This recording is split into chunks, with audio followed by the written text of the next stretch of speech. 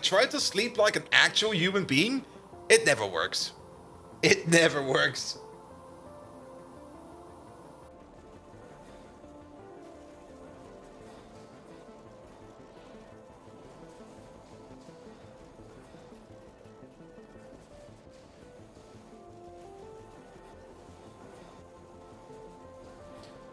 Let me try something today. Where is it even? Go over there. Go over there. Mute the tab because there's probably gonna be all kinds of bells and whistles blaring over there. Go over there. Can I? Is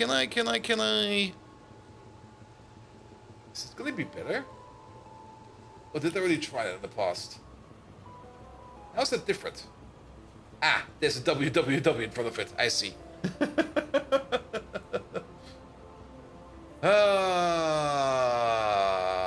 Copy time, close time. Over we go. Pum, pum, pum, pum, pum. Well, it's Monday, all right? Time for some maintenance.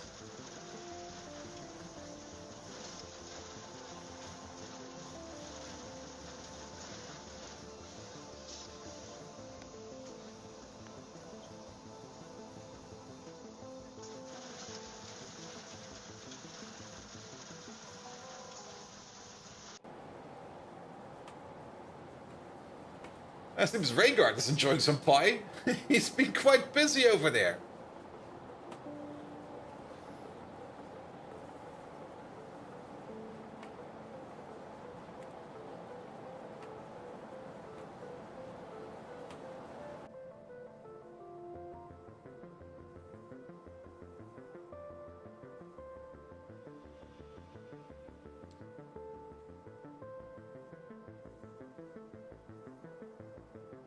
Orihara, hello there! Welcome, welcome, welcome! Did I do all the Discords? Wait a minute. Ah, I missed one! I missed one! Pop! Hundef!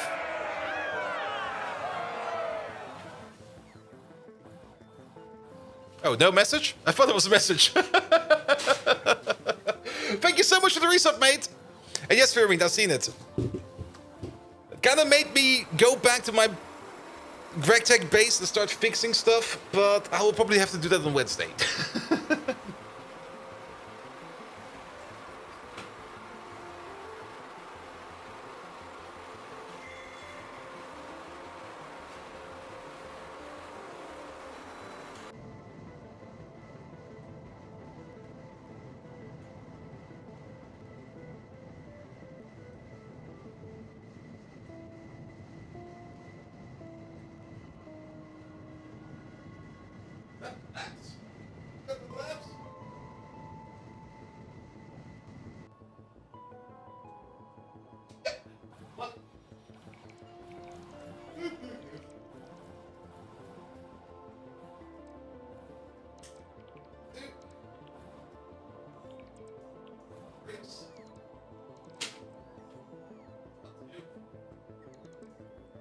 Be fine.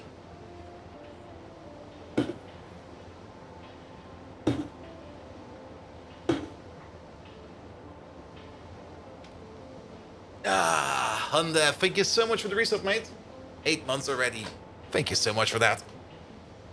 Ah. Huh? I do know that one, don't I? Wait a minute.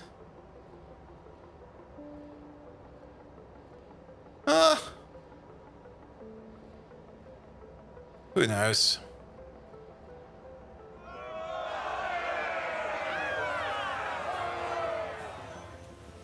Megatron, can you tell me what the number 35 in this message means? It seems too big. Bold V Beard 1. Megatron, can you tell me what the number 35 in this message means? It seems too big. Bold V Beard 1. Let's go. Let's go already. Good evening, Twitch, and welcome back to Factorio. I'm not quite sure, is this Megatron even live? Wait a minute, did I set him up? Oh. Wait a minute, shit. I did reboot him, but I did not fully reboot him. One moment, please. Come on, Megatron. Get back to action, mate. But welcome back, everybody. Welcome back to some more Pyanodons. Are there any updates? There's one for prismatic belts. It's a very important update. We cannot live without this. Added partial support for French. Yeah, I think we can skip this one for now. Alright, let's try one more time. Megatron, can you tell me what the number 35 in this message means? It seems big. Bold V Beard 1. There we go. There we go. Alright. Alright. Also... Oh.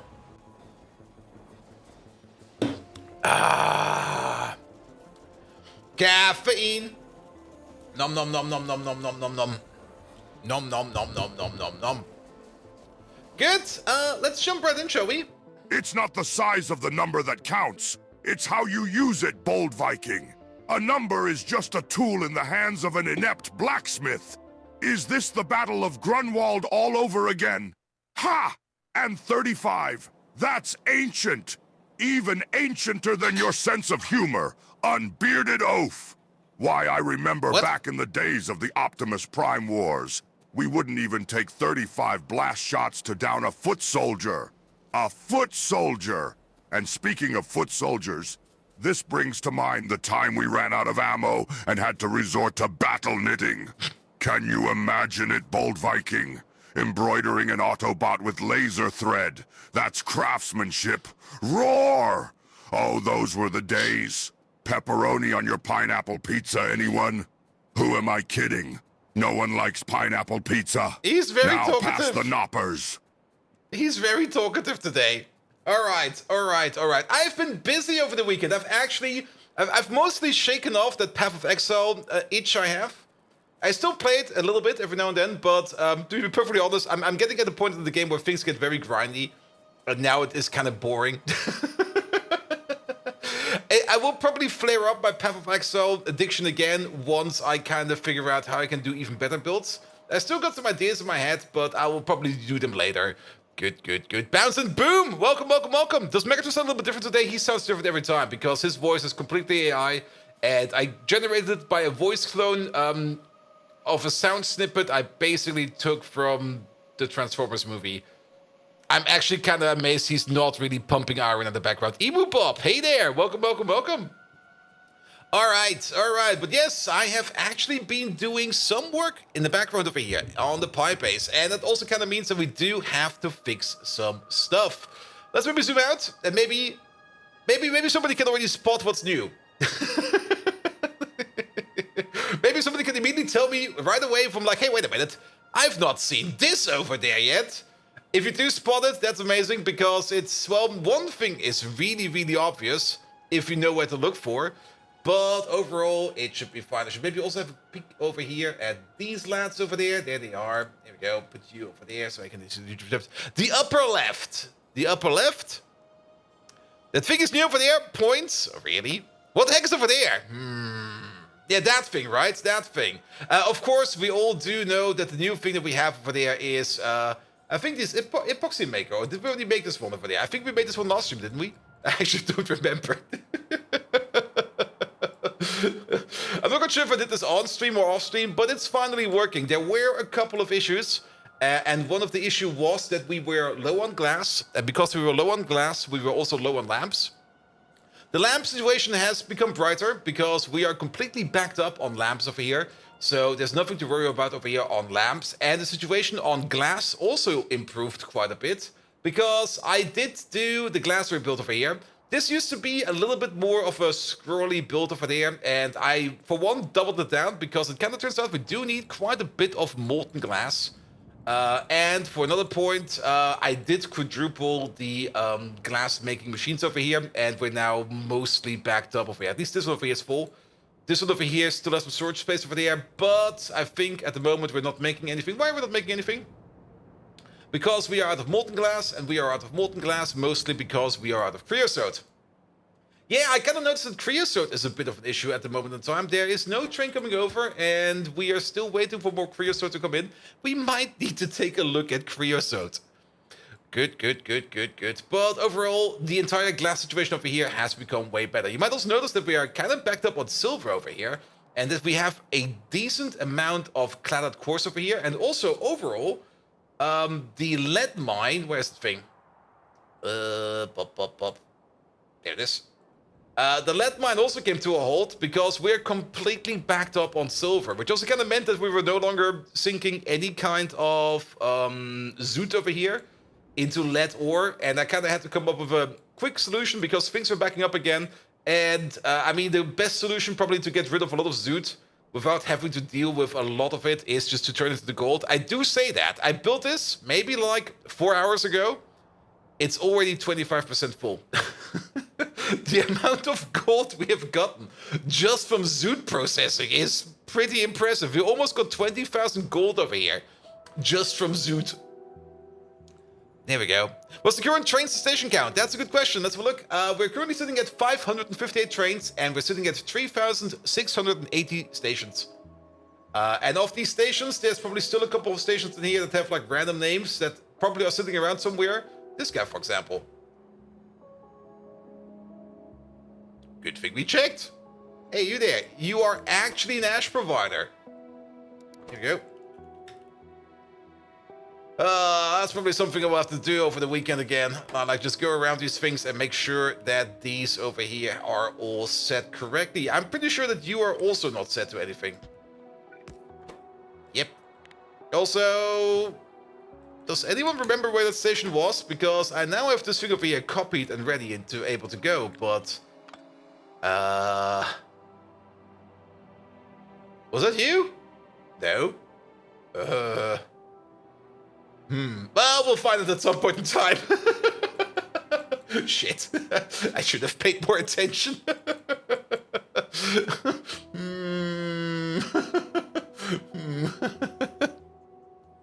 I wonder at which point you need to deal with train-induced UPS impact. We can check.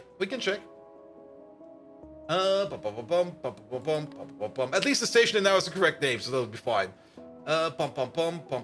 Is it time usage? I think it's time usage. There we go. So the Pathfinder, at most, the Pathfinder has eaten like half a millisecond, at most. At the current time, we're spending about an average of 2 milliseconds on trains, which is quite a lot, actually. Like, actually even more than that. I think the 2 milliseconds average over here is fine. This over here, this 11 maximum over here, I'm pretty sure that was us booting up the save. That was probably a one-time thing.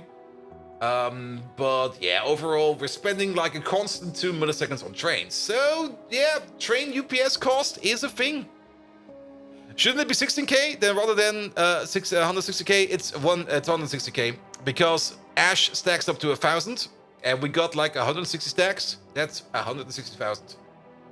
But still, we don't really know where the station was because I kind of just left it. Could be any of these. Who knows? Don't care. But yeah, trains, it's still fine. It's still fine. But yeah, we do have a lot of trains going around, and they'll all be zipping and zooming past each other over here. Oh, this is pretty nice. Like, look at them trying to overtake. And failing at it, because... Yeah, okay, you're a BMW driver. Lucifer Senpai, hello there. Usually set it to 16k? Yes, usually I do set it to 16k. Because everything stacks up to 100, except Ash, that stacks up to 1,000. Do you have the upgraded trains research? We do have the Mark III trains researched.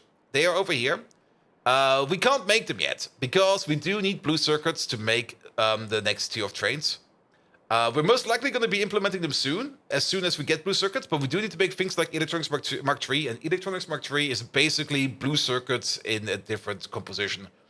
So we have to do that. Also, we do need to make the nano-structured material, which is another rabbit hole on its own. Nano-structured material is basically the same kind of build, or the similar style of build as the mono-layer assembly material over there, which means it takes a whole bunch of weird stuff together. We make a fairly small amount of it. And actually, are we making enough of this? We are making enough of this. And we only need a fairly small amount of it, but it's gonna be fucking annoying. It's gonna be fucking annoying. Good. Okay, why are we standing over here? I have no clue why we're standing over here. But, yeah, new things, of course. The glass stuff over there, the glass stuff has been fixed. That also kind of means, since we were out of lamps, a lot of processes over here have stopped. For example, also the key calc over here had stopped. It's now backing up again, and it's going fine. Raw fiber had backed up. but it's now doing fine as well. And actually, I'm kind of surprised. Wait a minute, you're backed up and... Oh, you're full. Never mind, you're full. That's good. We're still pushing out over here the cellulose, I think it is, to turn that into lignin over there. Yes. And then the lignin over there will occasionally be turned over here into phenol. And the phenol over here is the important part, because the phenol over there is what we need to make more epoxy, which we are making over here. And this epoxy machine over here, I guess it's doing fine. It's still not really the best, in my opinion. We don't really have much of an issue with glycerol or oleochemicals. We're pretty darn full over here. We are actually having to actively sink oleochemicals now, because not only are we backed up on methanol, we're also backed up on... we're not backed up on this one yet. And actually, we are currently making... Oh, the sulfur is backed up. Ah, we are exporting this, right? Yes, we are. Yeah, sulfur. Sulfur is a bit of an issue. Good. But that doesn't really matter too much. The most important part is that we have like 2 big vats over here of glycerol, which will be absolutely good to us. Also, this machine over here will stop if the glycerol over here will be full. We don't really have an active sink for glycerol yet. I don't think we will ever need one. I think we're just going to use this over here for the epichlorohydrin. Which we then need over here for our epoxy. Actually, I think we need it for... No, we do need it for the epoxy. For the bisphenol... What was it called again? Bisphenol, there we go. For the bisphenol A, we don't need that. For that, we need the acetone as well as the phenol. Good. But this thing is doing fine. It could be doing better. It definitely could be doing better. Especially if we got some more advanced prot mods in there and stuff like that. But we are making epoxy. But overall, I don't think that the amount of epoxy that we're making over here is enough to cover our current demand. As we have a look over here, this is where we make our superconductors. And the superconductors do require a whole bunch of epoxy. And this is already empty again. I think we do need to make even more epoxy before we even can start thinking about making blue circuits, because everybody wants epoxy, and blue circuits in general wants a lot of epoxy. So we might need to have to take a look at phenol. Nevertheless, we are completely backed up on superconducting cable. We are completely backed up on optical fiber, of course. We are backed up on next dot matrices. We are backed up on NAND-bit matrices. And we are not making at the moment any kind of magnets. We do got 5,600 of these magnet units, which is still not a lot. It could still be better. And we're currently not making any because we're not making any coil. And we're not making any coil because we are currently out of, what are you? Plastic? Plastic. Yeah, plastic is maybe also a thing we need to take a look at sooner or later. And the circuit resource demand in Pi is ridiculous. Yeah, it kind of is. I mean... It usually is the thing in Pi, and also in parts of modern Minecraft, where you kind of need something that's kind of hard to make at the beginning, and you do need like a decent amount of it to get going somewhere, and then later on you get like a better recipe, and then it becomes trivial. Or you just get better machines, and it becomes trivial. That's kind of the issue at the moment also with epoxy over here, because the phenol over there, the recipe we're doing over there, now we could think about doing a bit of a rebuild over here, so that we maybe could use our stuff over here a little better. I am kind of thinking about that, because at the moment we can see that this machine over here is working, but this one over there is currently not doing anything. And I'm pretty sure we could maybe just take the switch out and maybe just force them to consistently make this stuff over here. That might be better, because at the moment it's running via a switch. But yeah, we don't really care much about these switches no more, even though we should. I still don't care. So, yes. And look at green circuit now. I mean, green circuits are super duper easy now. I mean, after we got like things like beacons and stuff like that, green circuits are... Where the fuck are they? There we go. Utterly backed up. Absolutely, utterly backed up. And we did get some more improved recipes for green circuits as well. And overall, the production line for green circuits is not that complicated. I mean, it's just like, man, we need these two resistors. We need like these vacuum tubes. We need like the baseboards, we need some air core inductors, we need some other resistors. Do we have 2 resistors in here? What is that other thing? No, that's a capacitor. Okay, I thought it was a resistor. It's a capacitor. Pom pom pom, and then just smoosh it all together, and you are done. Hey, Bolt, is the 2-8 train as fast as a 181 train? They will definitely have the same top speed. However, a 181 train, if the engines are looking into opposite directions, then only the train going forward will be pulling the train, which means you only got like one locomotive pulling the entire stack, which means that they will have issues accelerating. They will be a bit slower to get going, which is maybe not the best. However, if you of course got a 181 train, yeah, the acceleration is less. The top speed will be the same, but the acceleration will be less because the train over here got an acceleration power of 600 kilowatts, and the train itself has a weight of 2,000, and the other train, of course, has a weight of 2,000, and every wagon has a weight of 1,000. Yeah, I'm not quite sure what kind of calculation they're using for the acceleration. I could probably look it up in the wiki. But the more acceleration power you have, the faster you get to max speed. And you do kind of want to have at least a decent amount of acceleration in there. Because the moment you kind of stop at any kind of signal, or the moment you have to stop for anything, you will have to start it up again at some point in time. And the longer it takes for you to get going again, the more slower your train net will be. So the acceleration will be of a 110 train? Pretty much. That would be the exact correspondence for that. And a 110 train is, I mean, you can still get the thing going. There is a maximum at some point in time of trains you can like, or how much a train can pull. I think it is, because if you, I do remember that we tried to pull out Big Bertha once with like a single train. That didn't go. That just didn't go. You just sit in the train, you press the accelerator, the train starts spinning for you, and nothing moves.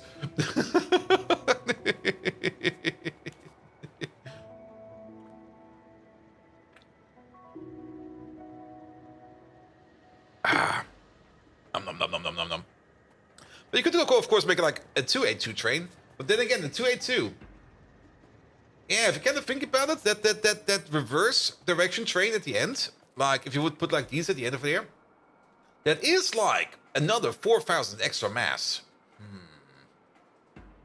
Well, it kind of depends on what kind of other configuration you're playing. I mean, if you would be playing something that has like a grid over here for your trains, for example, in SpaceX, you could just put some engines in there to give more acceleration, and then it will be fine. And 2.8 is the same as a 181 long, but both engines look in the same directions. So a 2.8 train is the same as a 1414 train? Yes. That makes no difference. Oh, there we go. Toopy Smurf. Ah, that's a cool one. Number of seconds required to reach top speed. Okay, so number of backwards, that's also 1. And then number of cargo wagons and fluid wagons. I guess artillery wagons have a different weight. And then just use coal and then calculate. It will take you about 12 minutes to reach top speed. And it does kind of seem that top speed is stifled, really. Huh. I thought they could always reach top speed. But I guess I was wrong.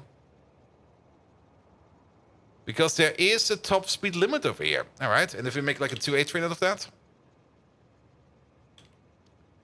Calculate! Okay, the 2.8 train... Yeah, the 2.8 train will be able to reach top speed, and it will take about 24 seconds to do so. Nice! Have fun with that calculation tool.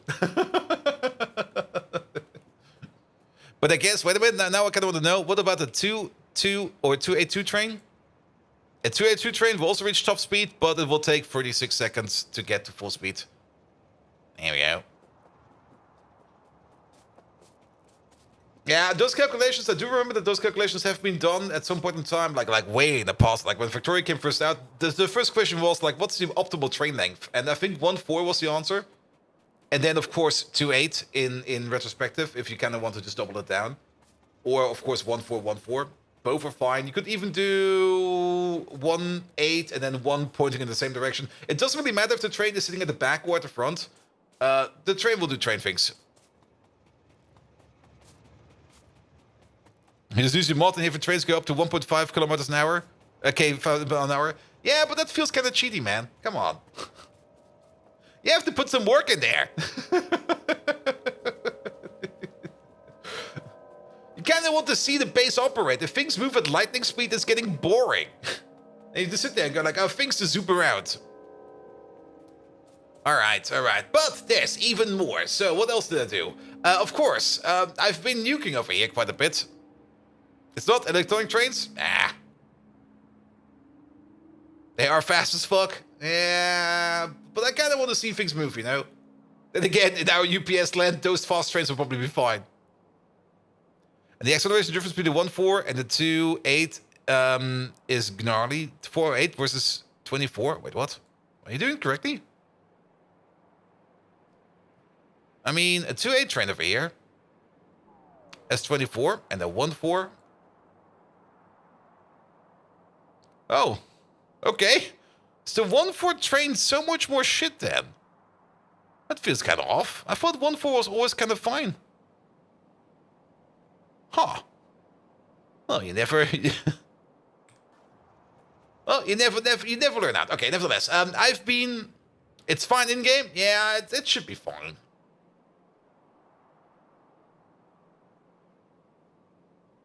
I mean, I remember, we do have 1.4 trains going around everywhere. They're fine. Well, it doesn't really matter. It really doesn't matter. I mean, at the end of the day, whatever floats your boat. Good. No, but I've been doing some outposts. I've definitely been doing some outposting. Salt, more salt outposts. Not only because some of these salt outposts are empty, like this one over there, but also because we just have a very high demand of salt, and trains always need to be able to pick up salt somewhere. So there's a salt outpost all the way over here. And there's a salt outpost all the way over here as well. I mean, these salt outposts, they're pretty much straightforward. There's nothing much to say about this. It's just mining salt. There's 10 million over there. There's 72 million all the way over there. If you can see it. If we can click on it. There we go. 71 million. We already ate some. And there's a salt outpost all the way over there with 23 million over there and about 2 million over there. So we are good for salt over there. Good. You also have to be enormously careful on your train track if the trains are buzzing around nearly twice the speed of sound. That could kill you as far aside as the base of the tracks. The thing is, if the train is moving so fast that you can... I mean, the faster the train moves, the bigger the gaps in the ticks. So it could just be that the train is moving so fast that you will not even be hit by the train because it will just warp through you. You might be fine. Though the moment the train probably tries to slow down, you're probably going to get hit quite hard.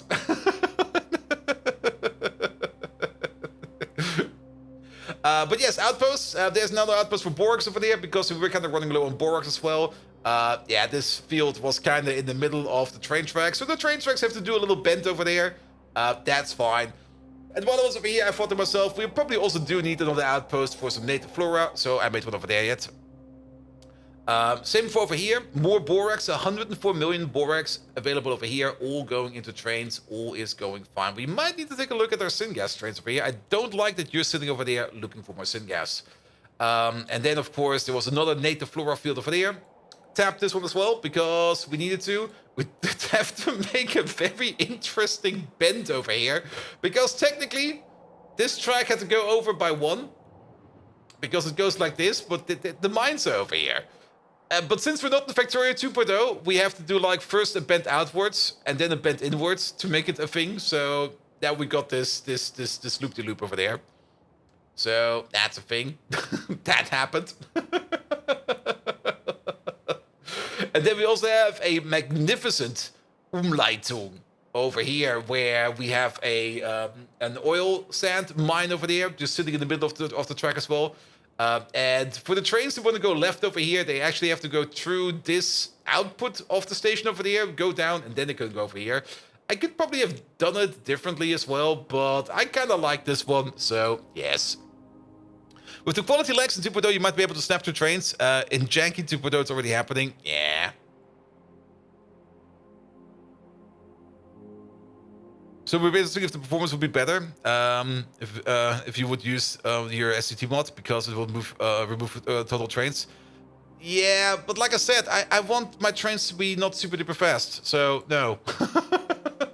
Also, cheers. I like my trains. These trains are fine. I don't want my trains to go like 1,500 kilometers an hour, per second. Or per hour. That feels not good. I would be annoyed by that. Oh, the simple circuit trains. It would remove waiting trains. But I like my waiting trains. The waiting trains are part of the system. Look.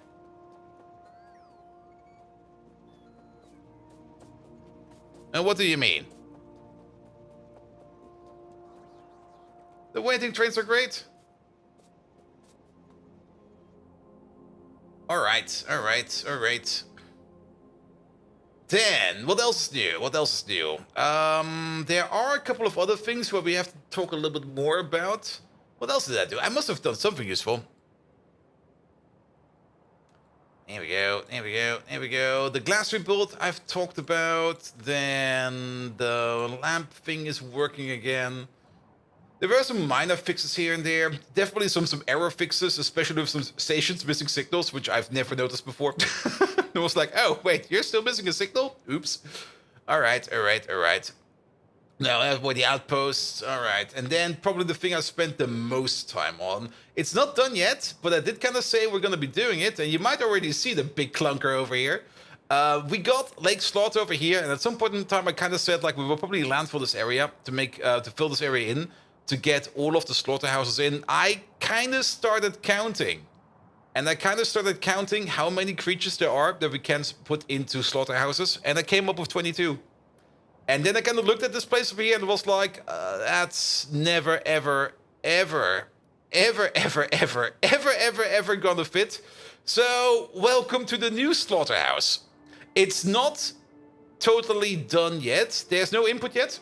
And it's still all set to cotton guts because I kind of copied over the cotton guts. But these over here will be set to whatever creature we will have to go for.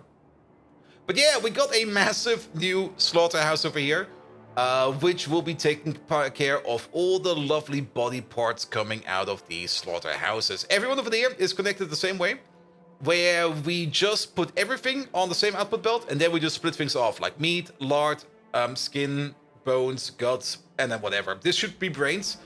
We will probably, and that's still a thing I want to do over here, we will probably be putting some extra output filters over here for the brains, so we can guarantee that these belts over here are always what we want them to be, so that we can skip contamination. This double belt going up over here, that's reserved for Kyphon.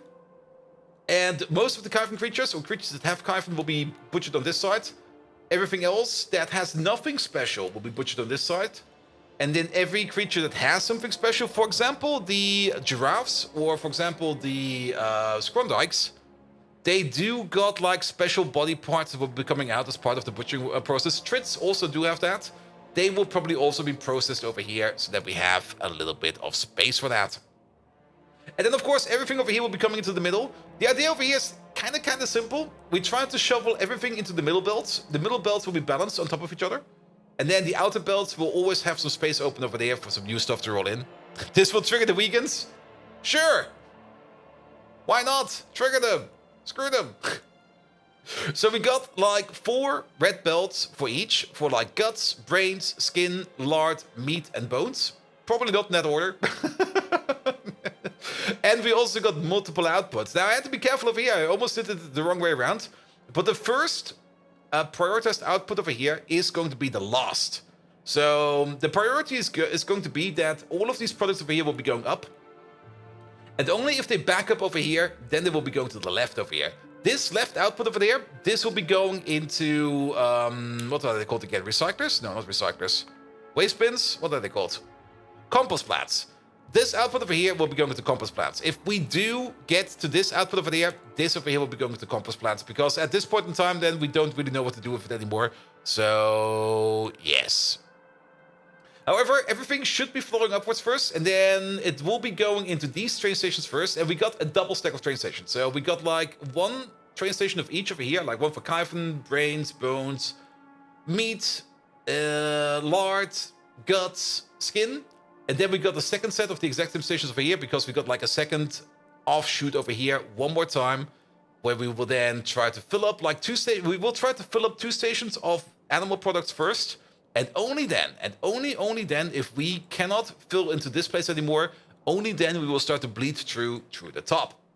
And the top output over there, that will then be going all the way over here into this big area. And there's a lot of space over here, which is great.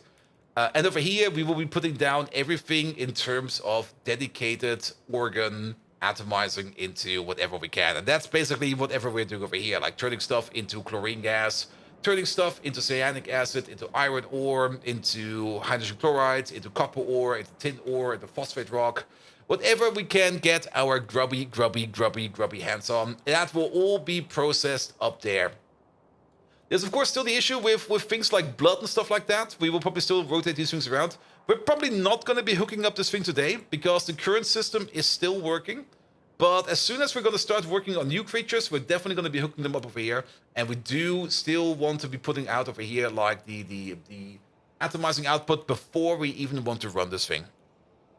Do you use the biomass of a compost plant or power plant or just void it? I definitely use it. I mean, the biomass that we're making over here, if we're making biomass, and we're making a little bit, it seems. There we go. Yes, we're making a little bit. That actually goes into a biomass power plant. Now, keep in mind, this over here is a very old biomass power plant. This was built before efficiency modules were allowed in power plants. So this entire thing over here is not really set up in any good way whatsoever. Which is also part of the motivation why I kind of want to rebuild the slaughterhouse over here. Because then we can also put down over here a better biomass power plant, which will probably not always run, but it will be running. You know, it's an old build if there's still yellow belts. Was there still yellow belts in there? There's definitely some yellow belts around there. I mean, we did upgrade it to red at some point in time. And I think we did... Yeah, I think this used to be a requester, and then we turned it into a provider, because this thing over here was backing up every now and then. But ever since we got like more of the atomizing output over there, the amount of biomass we actually make over here has been reduced quite a bit. So we're actually doing pretty fine for biomass. Also, the output we're kind of getting in via blood. Okay, the blood pits are filling up. Ooh, I love the blood pits. And Demon BM, hello there. But yes, the biomass power plant over there would make a lot of sense. And actually, we still got this entire water place over there, and that's the perfect place to put down the power plant. So there will most likely be a biomass power plant over there, but that is something for later, not for today. Good. There's also some other small things, of course.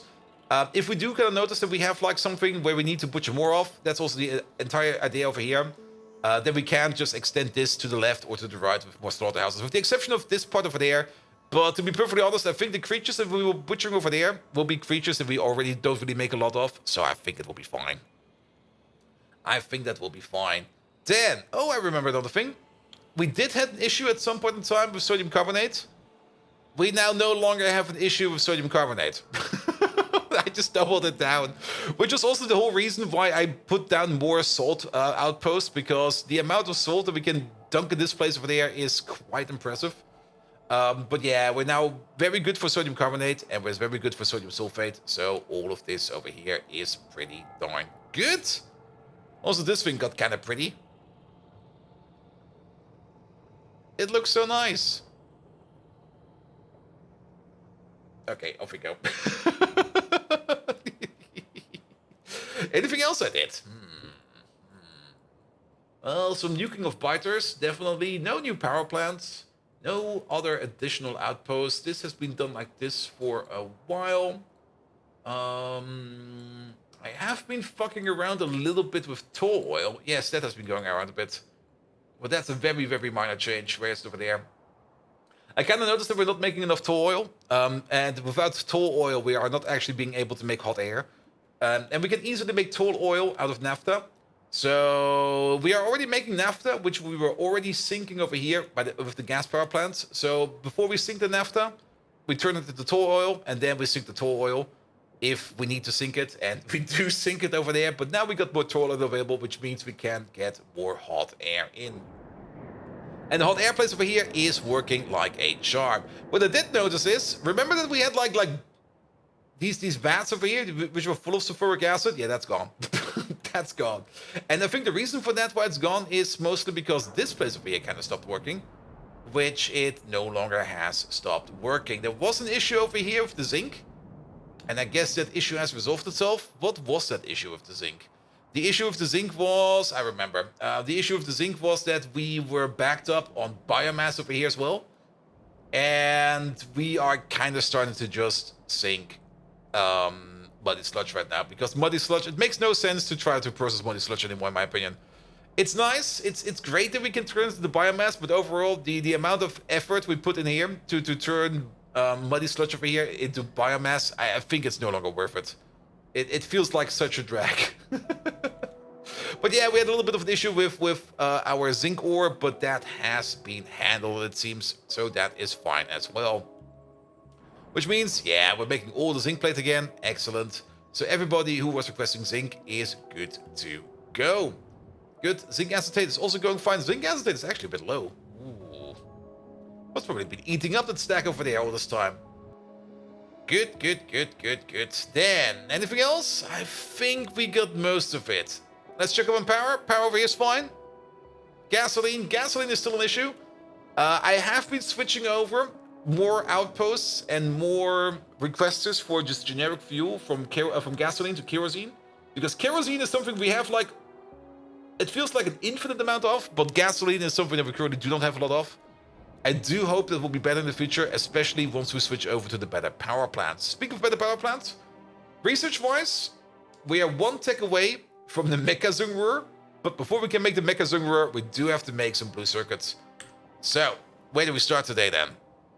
That's a very good question. We do need to fix our epoxy supply. Without epoxy, we could start building the blue circuit machines over there, but without any epoxy, we're not going to make much progress over there. So epoxy is the bigger issue right now. The epoxy train is available over there, and he's picking stuff up, but he will most likely bring that stuff over here, because this place is out of epoxy. Now, we could, of course, wait for this place over here to back up and spend all its epoxy over there. Where do we actually need the epoxy for? We need the epoxy for you, right? Let's see. Epoxy is going into... Oh, no, we need it for you. And then it goes into you. Okay, the epoxy will be spent over there. But yes, the amount of epoxy that we need is probably not good enough. We could do a quick calculation, actually. Where's the thing? It's over there. There we go. We got 16 of these running at a crafting speed of 5. That means a total crafting speed of 80. Making Nexilite Matrix. So if we look at Nexilite Matrix, there you go, there it is. And we want to craft that. With a crafting speed of 80, we're doing this recipe over here 16 times per second.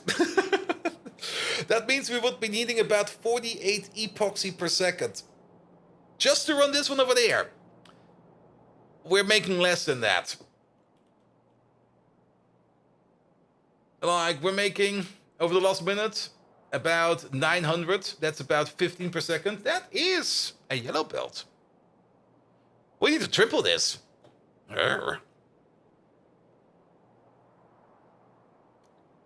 If we give a good name for that massive slaughter zone, Chicago. The city center of Chicago was a major shipping and slaughtering hub in the late 19th and 20th centuries because it was a major rail hub for the United States. Ooh, nice. Ah, caffeine. All right. But yeah, epoxy. I mean, this over here will at some point back up, and then things will start to move around in some direction. I'm also not quite sure what kind of name was over here. Wait a minute. Oh. I think we put down a name over here. I remember putting this name down over here. And I think we accidentally Ctrl-Z'd it, or something happened over here. I'm not quite sure what happened over there. Can I still find it over here in my activity feed? It would be a shame if we lose it.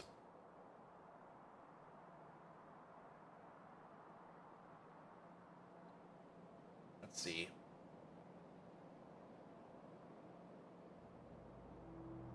That was gigantic. Ah. I remember that one. Here we go. We don't have the letters for that anymore, but we're just gonna make it ourselves. Yeah, let's use Spiegel for that. you go. Tiles, but not entities. One of the nicknames that Chicago has was the Hog Butcher of the World. Really? They were slaughtering pigs over there? I thought for sure they would be slaughtering like cattle mostly. Alright.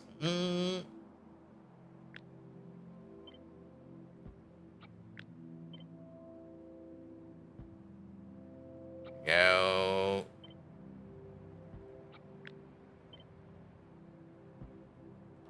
Any livestock, anything goes. You bring it, we butcher it. Nice.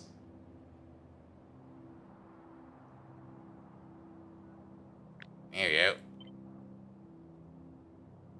The gigant. This is basically a T, right?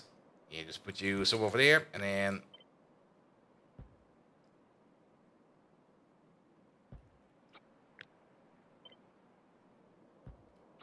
And then we need to see.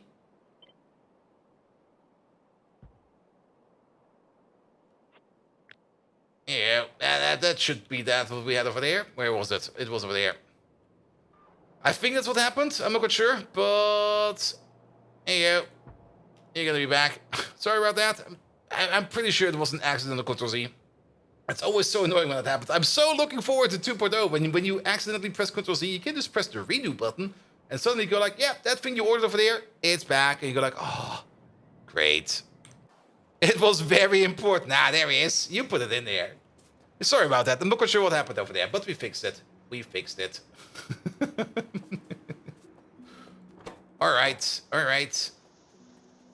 Good. Yeah, let's make sure that we get our epoxy rolling. And the biggest thing that we need for the epoxy to be rolling over there is that we have a decent supply of phenol over there. Because we do need phenol over here to make the epoxy. Without phenol, it will not work. We can get phenol from cumene. Cumene, the only way to get cumene is by either... Oh, we... Ugh. Is this the way we want to do cumene? Propene, phosphoric acid, benzene, and ceramics? That's a lot of ceramics. But it does make cumene. Is it prop-moddable? Oh, it is. I mean, propene, we can order that in via train. We have a propene maker somewhere. Phosphoric acid as well, benzene as well, ceramics, we can also order that in. Turn that into cumene. Cumene itself. Oh, we could still do this recipe. Are we not doing this recipe anymore? Wait a minute. What happened to this one over here? Or did we just recently unlock this one? No, we had this forever. Organic, wait a minute. That used to be our #1 way to get organic solvent, and we used to get it from over there. Did we kind of skip that? What are we doing with our arthropod blood over here? So, arthropod blood. It's not this one over here. This one over here is making organic solvent out of bone meal. But do we see... Let's maybe follow the pipelines for the arthropod blood, because I don't really see us over here making any organic solvent out of arthropod blood anymore. And I'm not quite sure why we stopped doing that, because that's such a good source for organic solvent. Is the oil route still available? The oil route. Which oil route? The recipe looks like trash. It is kind of trash.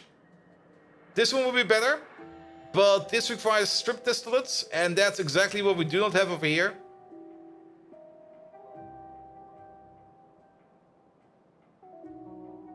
Oh, the cumene oil route. Yeah, the cumene oil route is definitely available.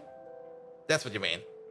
But the problem is, we don't really have the capacity right now to do so. Because on the same line of strip distillates is also where we get our fuel oil, which we use for power right now. As well as gasoline. We don't have the capacity for this one. It's just not in there. I mean, we could set it up, but it will be terrible. It will be terrible. That's kind of the reason why I'm kind of thinking about doing the other recipe over here. And keep in mind, we do get this one later. This one over here. This one required chemical science, man. This is like hot stuff, I think. Benzene, we have this for free. Propene. It's kind of expensive, but we can use it. Phosphoric acid. There is one thing I kind of noticed with our phosphoric acid setup. Where's the thing? There it is. Phosphoric acid. Is the train waiting? The train is sitting there and waiting, so phosphoric acid seems to be available. And ceramics are not that hard to make. We have made a rebuild with the ceramics, so we should be good for that. And new doesn't mean better? Yes, but new does mean another way of doing it. And not going via the oil route will at least make it so that we can continuously and consistently make cumene. And then continuously and consistently turn that into phenol and acetone. The only problem with this process over here is we're making acetone. We're making lots of acetone. This will be making like a metric fuck ton of acetone. And... ooh, is this? Ah, not yet. We can turn that into plastic. Do you need it for the bisphenol? Wait a minute. Wait. 1 to 2 ratio over here, and you make a 1 to 20 ratio.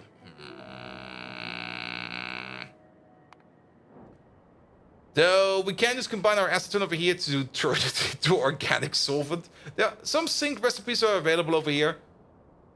But overall, what would this end up with? I mean, the acetone, worst case scenario, we start sinking the acetone because the one thing we do want to make as priority number 1 is going to be the phenol. And overall, phenol recipes, the other one that we have is the sporopropylene. And sporopropylene is something we can make out of Rheneas. This one is also not profitable? Sadly not. I mean, spores are cheap. Spores do not cost us anything. And Rheneas are kind of cheap as well, because I'm pretty sure nobody is really using these yet. I mean, we do got a big Rhenea plantation over there, and I think this thing over here has been bored out of the mind since, like, forever.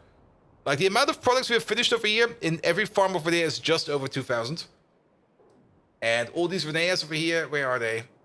They're kind of hard to spot. Oh, wait a minute, we're actually not making any. Oh. Okay, we're not making any.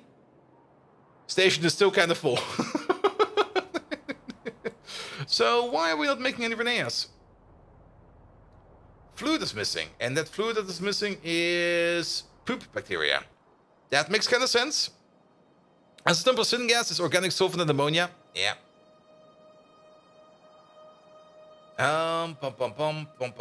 That's just traffic, I hope.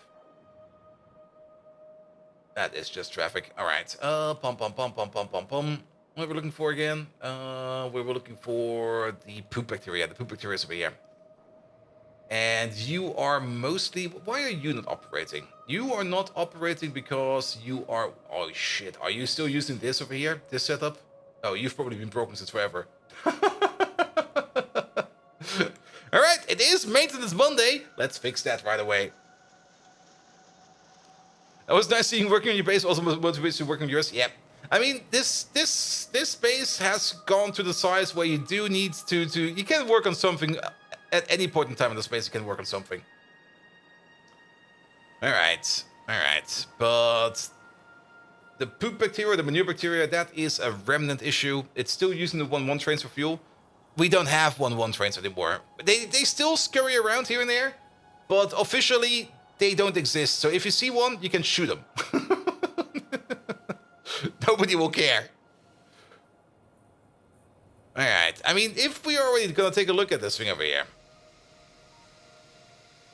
and if we're already gonna be touching it, it's a yellow build. With yellow belts. It's... we don't even... are we still doing this? We can import this now. Because we got this dedicated somewhere else. Alright, off you go. Get the fuck out of here.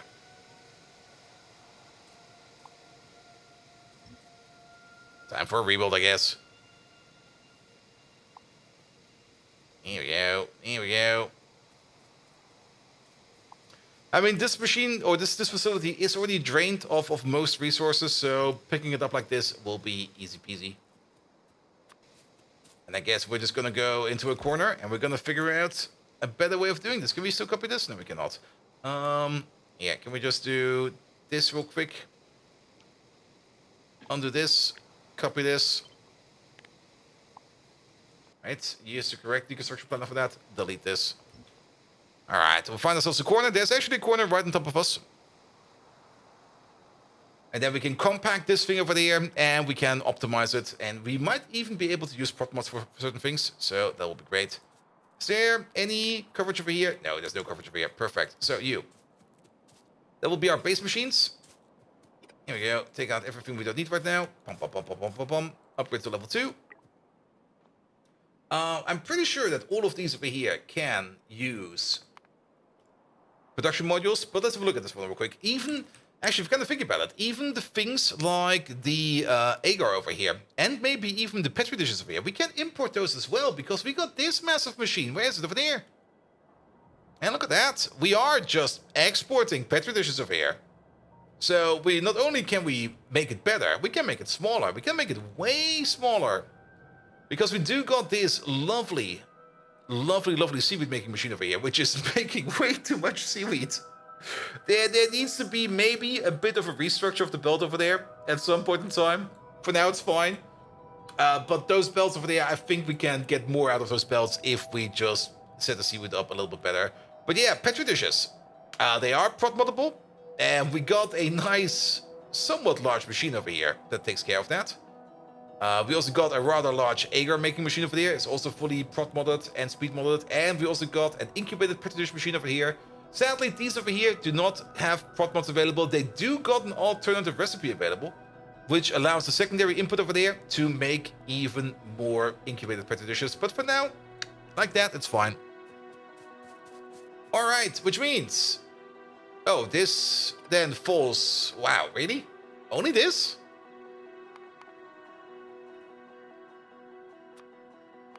It's gonna be... Oh, okay, we need to... Okay. I mean, we could eat... I guess we're gonna be importing the agar and the petri dishes. I was kind of thinking we could only import the agar, but then we would have to import the empty petri dishes. I guess we're gonna import the agar and the petri dishes. The poop is available. The poop is coming from right over there, and we got tons of poop. We got so much poop. All right, is this prop moddable? It is prop moddable. Good. So if we make a bracket of this, let's make a bracket of this. Yeah, let's get ourselves a beacon from somewhere. There must be a beacon over here somewhere. There you go. There's one. Here you go. 1, 2, 3. Total crafting speed over here is going to be 20, which means we're going to be doing this recipe over here 2.5 times per second, because crafting time is 8, and 20 divided by 8 is, well, that's 2.5. Which means this entire block over here is going to be eating about 7.5 pieces of manure, and then 2.5 pieces of agar and petri dishes. That's not a lot. It's also going to be making 250 manure bacteria per second. I think we can at least double this one. Maybe even quad this one. I mean, manure bacteria is one of those things that is kind of required in a lot of weird processes. And I would rather have this one sitting around over here. Okay, a lot of these processes are also kind of either locked or blocked, but they are part of the agricultural processes. And I would rather have this one over there a little bit bigger than a little bit smaller. If it backs up, so be it. All right.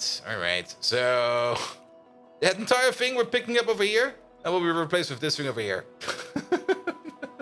Let's help those bots out real quick.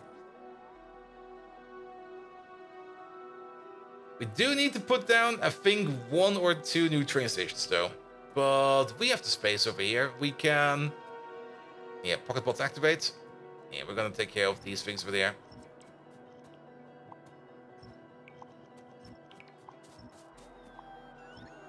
Oh.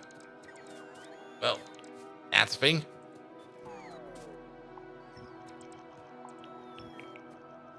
So that we don't accidentally disconnect power over here, because then all those other bots over there will stop working. Which would be slightly annoying. Here we go. Yeah, pick up these, pick up those, pick up the tank. Here we go.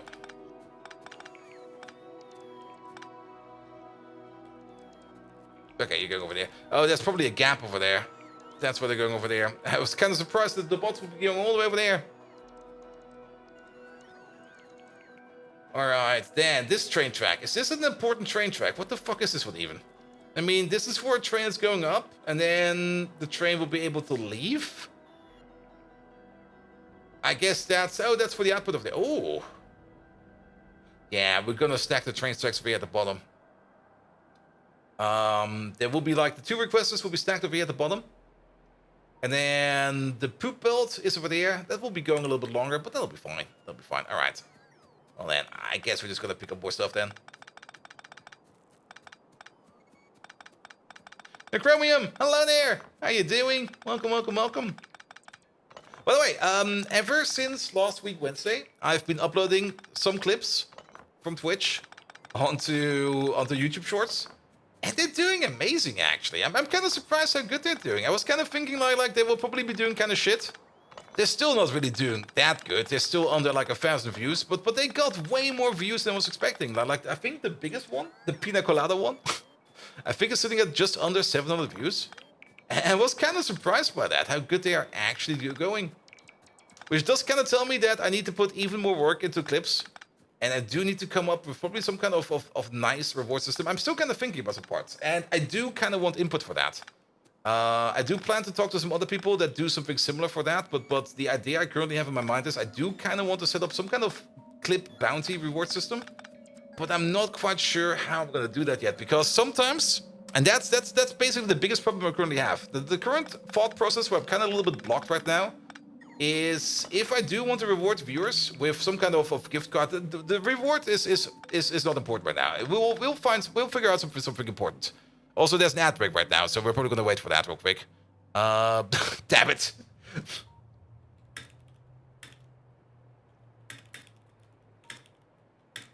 There we go. So let's talk about that again in like 3 minutes, so that even the people that are not subscribed can take part in that discussion.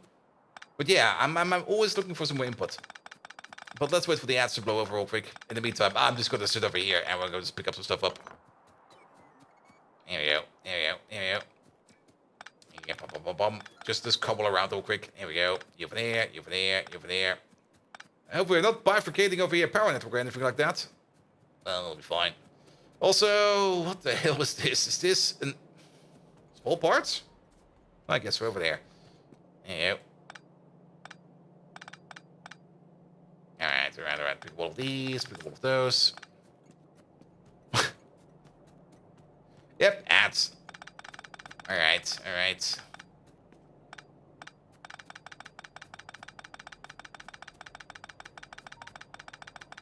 Okay, we got like 2 more minutes. So that's gonna be me. 2 more minutes was me just cobbling up stuff. And probably having to do inventory management. My inventory's full. I kind of want to dump the stuff somewhere real quick. So how about we just put down like a passive provider, maybe somewhere over here. Nobody will notice. Absolutely nobody will notice. Yeah, there's gonna be some coverage over here either way. So yeah, put everything over there. Yeah, have this, have that, have this, have that, have this, have that, have this, have that. Oh, all these yellow buildings. Ew, get out of my pants, please. I do need that giraffe. That giraffe has been with us for so long, I'm not giving that one away. Alright, another minute, and then we're gonna be good again. Chocobo! Hello there! Welcome, welcome, welcome, welcome.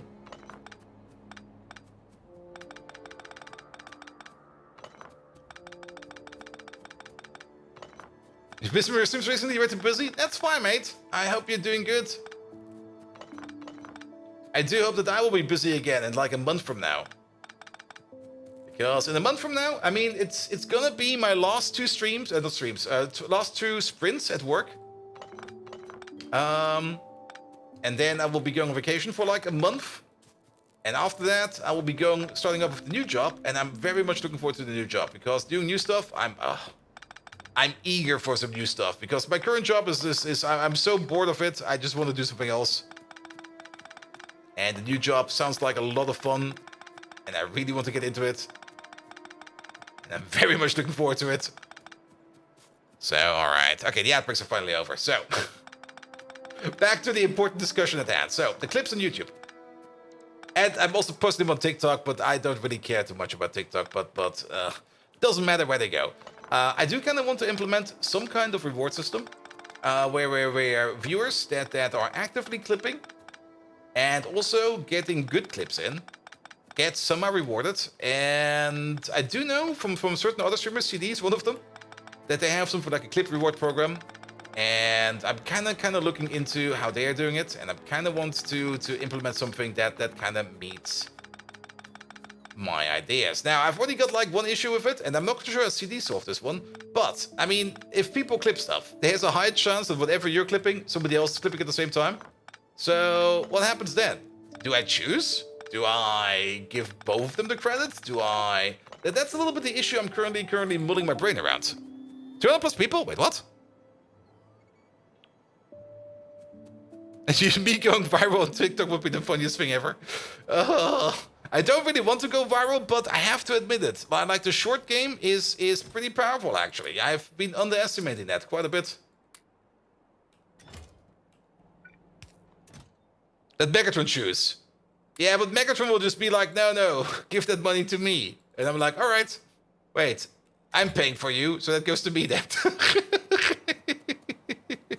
A full playthrough on TikTok where those poor kids will be so confused. They go like, dude, what the fuck are you doing? I'm playing Factorio. Dude, my brain is melting. And then they just die. They just instantly die. Like they're basically doing the same thing as that one guy in Indiana Jones who opened up the what is it called? Not the Arc de Triomphe.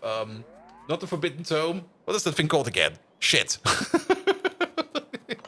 The mystery box.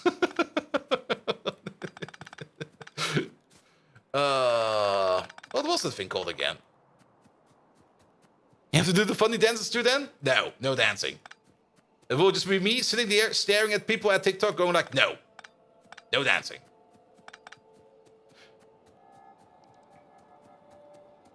Yeah, I mean, you said that like last stream. Yeah, I don't really want to indulge in TikTok at all. I mean, at most, I just want to dump stuff in there and never look at it ever again because I don't really want to do TikTok. But then again, I mean, it's easy to upload stuff over there, and I don't really care about it. The Ark of the Covenant. There we go. Thank you.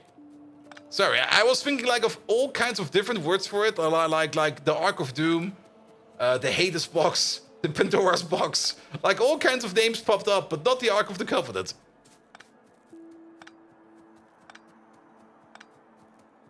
The Brain Go Melt box. Yes, that's a good one. Oh, well, we did do some power barification over there. Here we go. Here we go. And Indiana Jones couldn't have been in that movie, and the outcome would have been the same. Probably. So, seeing that's what the next adventure of Indiana Jones is going to be, where I think somebody lost any kind of creative impulse at all for the latest Indiana Jones computer game, Indiana Jones and the Big Circle, and I'm just like, huh? And the Big Circle? Come on, you couldn't come up with anything better? The Big Circle? Really? Not something as the Aztec rune of Hula, which is a circle, and then you have so much better. Indiana Jones and the spinning blue circle. Ooh. Indiana Jones and the mysterious fidget spinner from the past. Or something like that.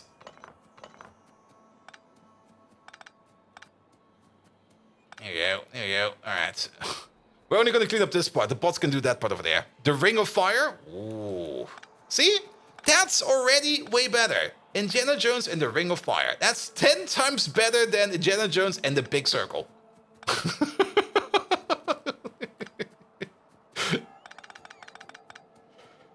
Megatron. Our creative department has been looking at the latest Indiana Jones game that's coming out, and it's going to be called Indiana Jones and the Big Circle. Now, sources have told me that Indiana Jones and the Big Circle is a very lame name. Can you come up with something better that fits that name? Make it sexy. Indiana Jones project after including the Dial of Destiny. Even better, the Dial of Destiny. See? So much better names. The Big Circle. Oh, get fucked.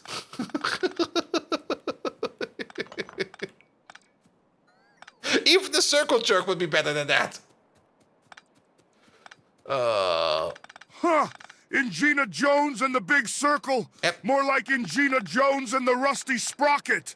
It's humorous. It's got a kick of sexiness, and it's dripping with engineering puns. Just like your attempts at fixing chatbots. Bold Viking. By the Allspark. I've seen Energon cubes more exciting than the name your creative team came up with. Remember those? No, of course you don't, you hairless rabbit. Well, get it into gear. Or should I say, get it into an optimized weapon with explosive potential. That was a dad joke. Did you get it? No. I doubt it. Ingina Jones and the Rusty Sprocket. Now that's a title that would make even Soundwave pause his endless dubstep tracks. Ah, the sweet, sweet sound of heavy metal thunderstorms. But never as sweet as watching sunsets while munching knoppers. Bold Viking, get it done! And clean up your desk. It's messier than the aftermath of the Battle of Cybertron. Roar! Leave my desk alone.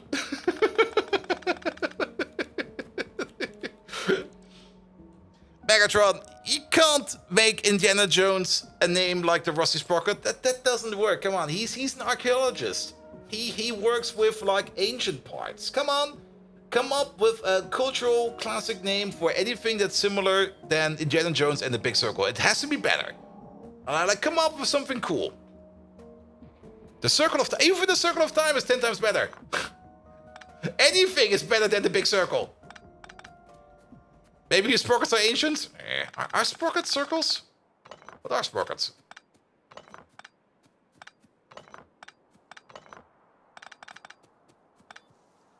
Isn't a sprocket like... that's... Sprocket. I Google it. Oh, so now he's an archaeologist. Oh, that's a ring. Done trashing the engineering profession. Bold Viking. All right. All right. Get your circuits untwisted. He might not have the courage of a gladiatorial combaticon, but the moldy tome of the Mandarin beckons. Embroider that on your flag, Ingina. It's got ancient. It's got style. It's Ingina Jones and the moldy tome of the Mandarin. It sounds as good as Donor on a cool, breezy evening, huh? Ooh. Ah, brings back memories of when I defeated Shockwave in the furry raids. Battle cry! Cower before Megatron's creative genius! Now excuse me while I adjust Bold Viking's yoga mat. What? I can't blame Not Melon for that one. You'd think my priority would be optimizing weapons. But here I am, fixing mats! Ha ha ha ha ha! Remember Bold Viking! A good title is like a well-placed explosion. It needs to have impact and linger in one's memory like the taste of Mama's homemade knoppers. And speaking of, where are my knoppers? He's on fire today, man. He's good. But still, Megatron? Why did you beat up Shockwave at the furry raids? I mean, was he part of the furry raids? Did Shockwave run around in a furry costume? There has to be a reason why you beat him up.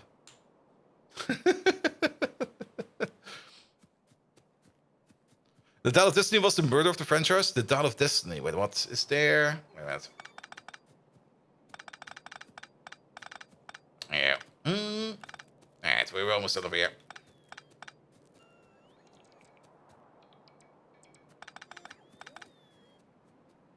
Bold Viking, you fool! If there was a market for selling ignorance, you'd be a billionaire. Oh, yes. Shockwave didn't just run around in a furry costume. He went full Ewok. Ah, that incessant yub-nub song.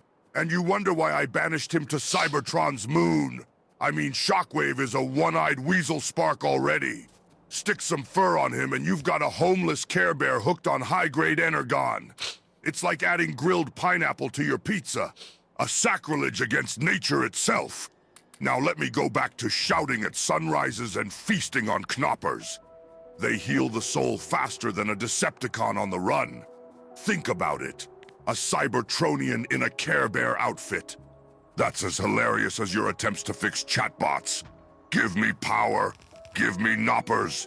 Give me victory, or I'll send you a kit to build your personal Optimus Prime. Oh, the hilarity. Roar. That would be nice. Wait a minute.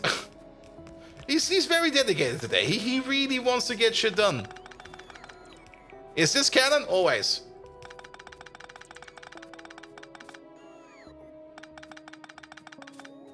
I mean, the latest Indiana Jones game, Indiana Jones and the Circle of Circumcision, yes. Wait, what? And both sprockets and gears are toothed wheels. Yeah, I looked it up, it's toothed wheels. It's just a term I haven't really used much in English, especially like as a computer scientist. If I were like any kind of other engineer, I would have probably immediately known what a sprocket is, but I was like, wait a minute, what the fuck is a sprocket? Okay, that thing. But sprockets engage with change, while gears engage with each other. Yep.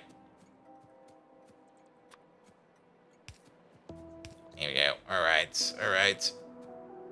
So, 2 requesters. One request over here for the agar, the other request over there for the, whatchamacallit again? For the petri dishes, the filled ones. And then we got the provide over there, and the poop will be coming up from the north. We're gonna have some north poop. That will be great. But yeah, back on the topic. So some kind of a clip reward program. I do kind of want to implement it, because the clips are doing good.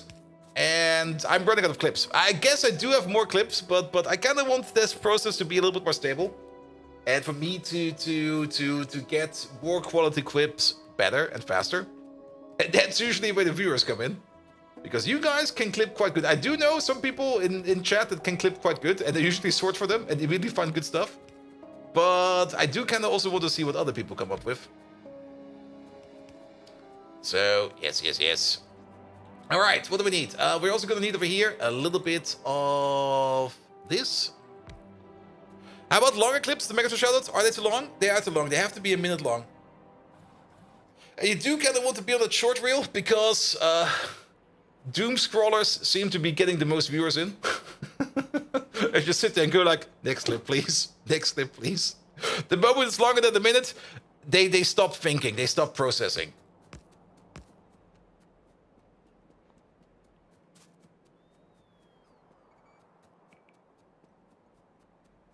I mean, longer ones, you can at least put... I mean, if they are longer ones, I could at least put them into some kind of Megatron compilation or something like that. That is also a thing I could think about. Like uploading a Megatron compilation every now and then.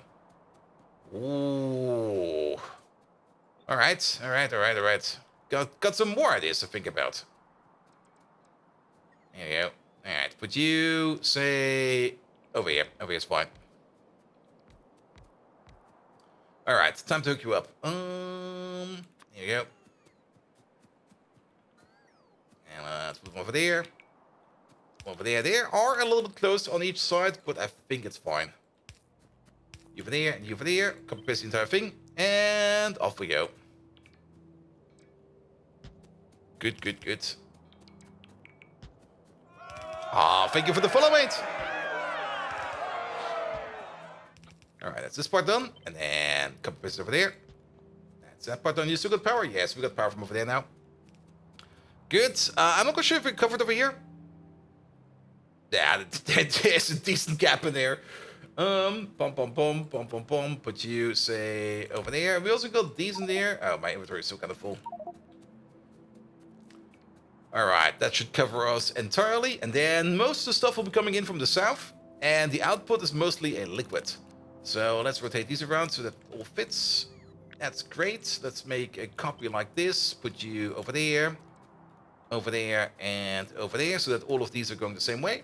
And then input from the bottom. So how much is the input? Every machine over here has a crafting speed of 5. That means we're gonna need like 0.675 petri dishes in agar per second. And then 3 times that amount in terms of, that is gonna be 15 divided by 8, about 2 poop per second. We are deep in inserter land over here. So how about we just do 3 inserters for there, 3 inserters for there, 3 inserters for there, and 3 inserters for there. And then we don't need to worry about any of this. Take the inserters, Here we go.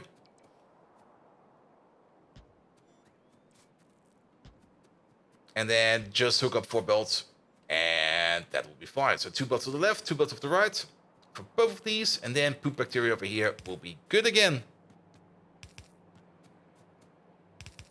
That's one too many. Alright, alright. That's perfect over there.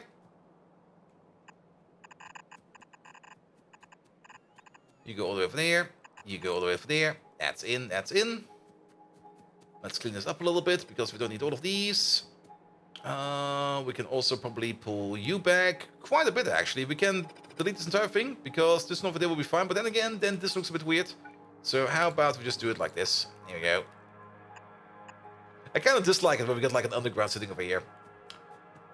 Good. And then we're gonna need some more belt. Give me belt. You over there. Here. And you over there. Let's maybe also align these real quick. Here, you over there. Move you up by 1. Delete these. Nobody likes these. Delete those. And maybe to align you with your neighbor. There we go. That looks fine now. Good. Sadly, we can't really copy paste this over. And I kind of have the feeling that this one over there will have issues with... No, it fits perfectly. Wait a minute. If it fits perfectly, then we should be able to... It will not fit with these. No, it will definitely not fit with those. Okay, we're just going to make a new one. There you go. You go in over there. We already know that you're going straight. You go into there. And then you're also going straight. And then let's get these straight real quick. That will be... That's a little bit too far. We can fix it in a second. You over there. And then you... Oh boy. That broke a lot. We have to fix that. There you go. You over there. You over there. That will be you. That's fine over there. Let's move you up by 1. Let's move you up by 1. Just so that you fit with your neighbors. Then... That's going the wrong way. There we go. We need this not. We don't need that.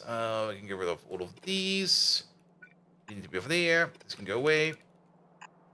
There we go. That seems to be perfectly fine now. Good. AR and Petri dishes over there all together. And then just add the poop. The poop is over there. Alright. And then... Off we go. Off we go. Yeah, I'm not quite sure. I mean, this entire setup over here, I'm not quite sure how long it's been broken. But it feels like it's been broken for quite some time. So it's a good time that we are now fixing this. There might still be more stuff broken in the base. Don't get me wrong. There's probably still like a tremendous amount of stuff broken everywhere.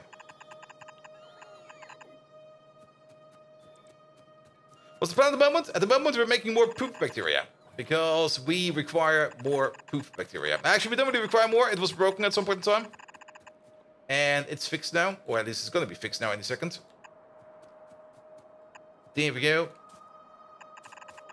And since this was a rather old, massive machine over here with like a lot of entities, we've kind of compressed it down to just this.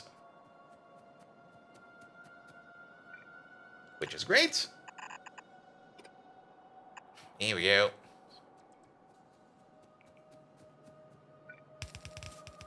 Alright, let's turn this red over there as well. Okay, this manure is a bit farther away than I thought it would be. It's all the way up there.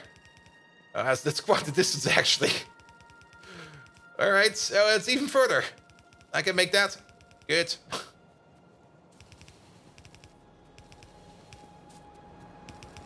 It's all the way over here.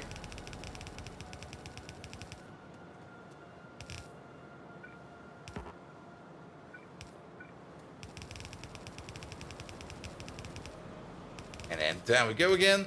We could have used the bots for this, but I kind of just wanted to get this done with real quick. Here we go. And then back down one more time.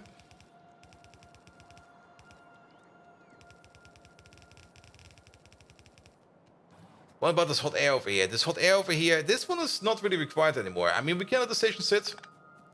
The station doesn't really hurt anybody if it's not doing anything. We could pick it up, we could remove it. I think I'm fine with it for now. Here we go, and then we can get rid of all of these, all of that, all of this. There's also some kind of ancient station over there. There we go. That seems fine. That can stay like that over there. I don't really care.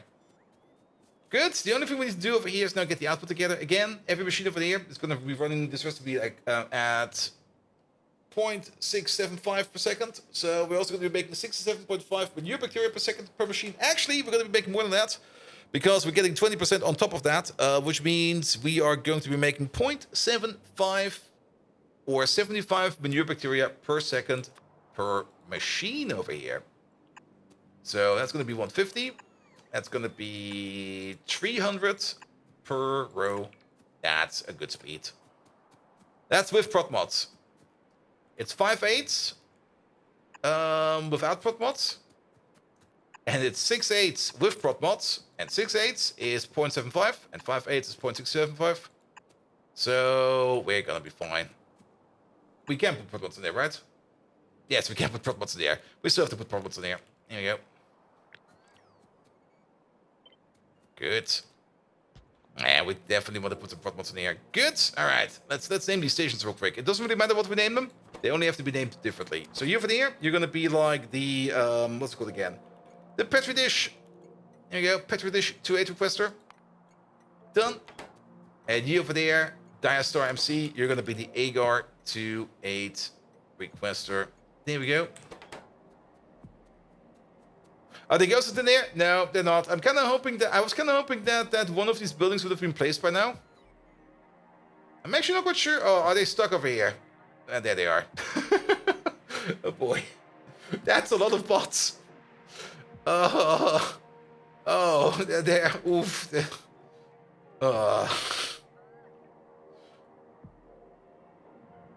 We don't really have the best bot connection this way, it seems. I was kind of hoping that one of these over here would be done by now, but that's not really the case. I think we can add them in the blueprint. I don't think we can add them via the blueprint module inserter. I don't think this over here will work. This one over there is going to be, what is this? This is going to be an incubator, isn't it? I think these are incubators. And then add the prot mods in there. These are incubators. Nah. That don't do no thing.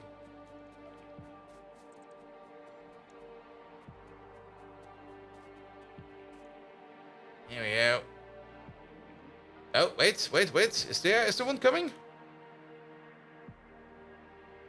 I thought for sure that I saw... Or was it over there? Ah, it was over there. There they are. Never mind.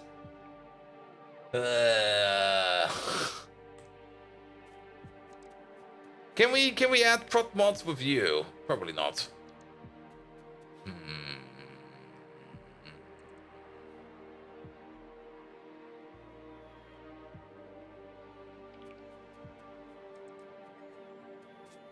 Don't forget to view the trains. Yeah. Let's work on the stations for now. And let's hope that by the time we're done with these stations, that we can then put in the prot mods and stuff like that. All right, we're gonna be combining two of these together.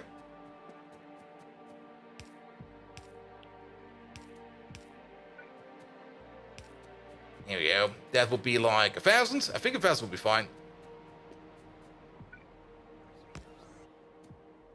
And then I think it will be even easier if we do it like this. Double pump.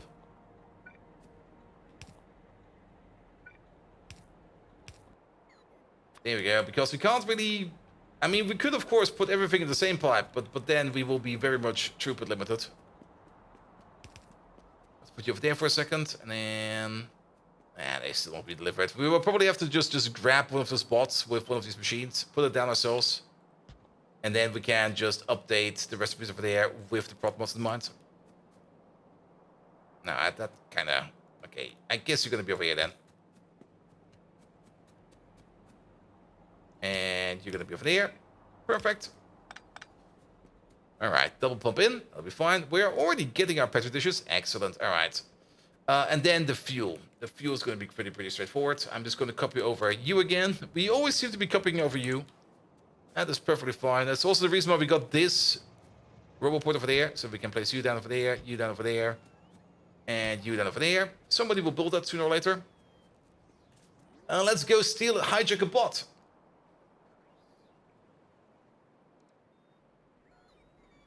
Since you have a traffic jam there? Wait, I wasn't even paying attention. You saw a traffic jam somewhere? Where? Alright, you there.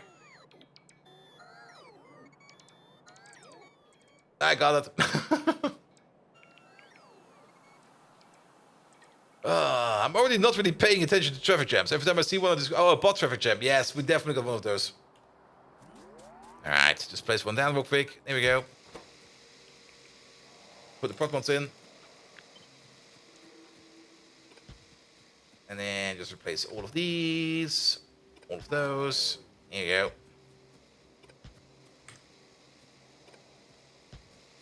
Sadly, I can't displace the bin. I do have to replace the blueprint. So there's already like a bot out there trying to bring this thing over. That one will be cancelled. But to be perfectly honest, I don't really care. Yeah, at some point in time, this thing over here will start working again. And then we're going to be super duper happy about that. Perfect. And then the bots can still work on the part next to us. Stretch. Drink. There we go. Cheers.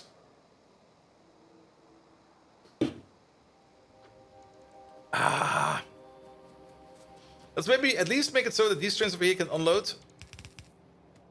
Wow, I suck at this. There you go. Because I don't really want these trains over here to be stuck. I do want these trains over here to be able to leave again. So there you go. This, that, this. You're fine up there. We don't really care about that. You're already done over there. Even better. These two. And then you over there. You over there. Out you go. Out you go. And out you go. And the grandfather of TikTok. What do we have over there? The short attention span theater. They already knew what they were doing back then.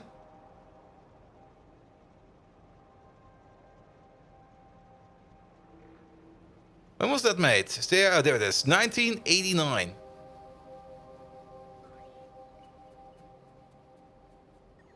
Alright, alright. That's moving. That's moving. Good.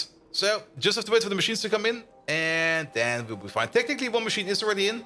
But we also still need to wait on the belt and everything like that. What we could also do over here, I mean, while we're already over here, okay, this one over there should be fine. He should be able to handle all of those bots. But this lad over there, is not fine. There you go. Blup. Same for this lad over there.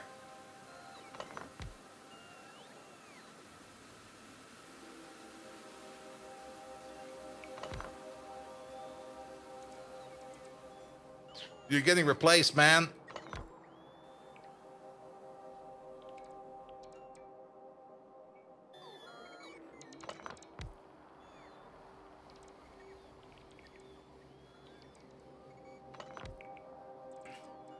It also kind of seems that they will all be going to like the same machine over there. That's a little annoying, but so be it. But at least this will help us with bot flow a bit. Oh, there's so many of them over here.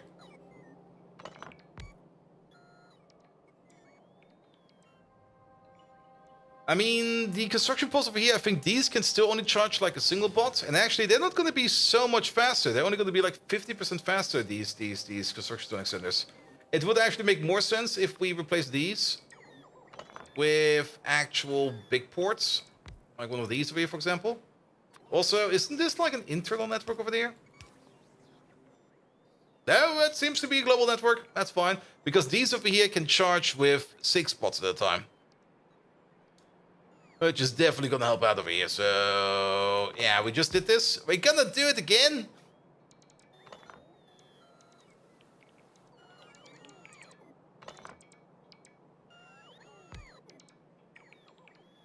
Place first, never move.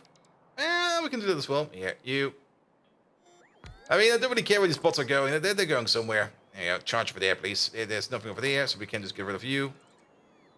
but then there will be a gap. So congratulations, you get one. Say over here. And this scrummy little port over there. Get out of there. Nobody likes these. There you go. I mean, the bots will figure it out. I don't think we need you. Go away. You're fine. You're fine. And then you over there, you'll be replaced by this lad. There we go. Broken network back there? Really? It might look broken. I don't think this is broken. These are still the same network. But these over here will probably not show a connection, but these are definitely connected. The leftmost one. The leftmost one. Now, this guy's connected over there.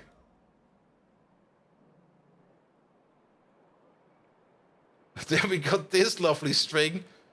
Yeah, that path over there needs fixing, man. But we can put like another connection path in here, if that makes you happy.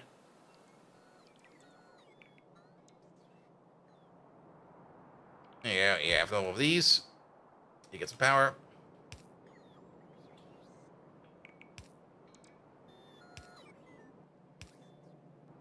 Yeah, definitely the bottom over there. That one is power gated, so we don't really want to connect to that one. And actually, yeah, that would be fine over there.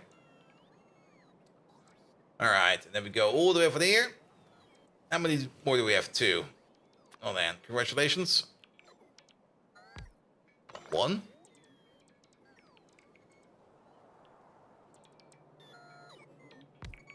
2. And then this guy over there, yeah, you just suck. And you as well. I'm sorry, I'm out of roboports. At least I'm out of good roboports. It'll be fine. It'll be fine. Alright, let's go back to base, because we've got a whole bunch of shite in our pockets that I kind of want to get rid of. Alright, that should at least fix up the manure bacteria. We kind of looked at manure bacteria because we were kind of looking at the Renea over there. Speaking of Renea, do we already have like a better Renea recipe available? We haven't touched Renea in quite some time. Currently, we are sitting at... Yeah, we're definitely not making pesticides yet. We do have to make some pesticides at some point in time. Just to get like to the better recipes like for Renea and stuff like that.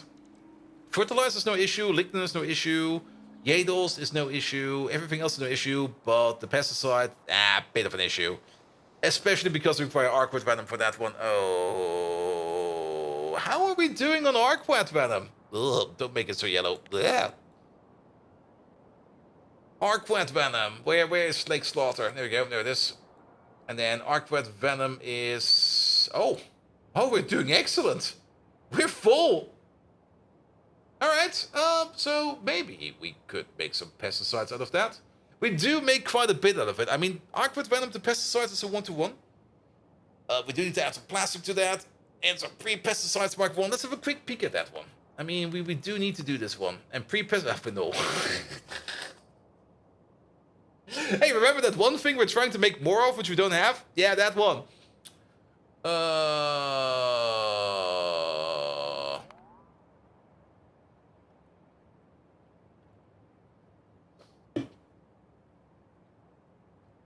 Chloral is...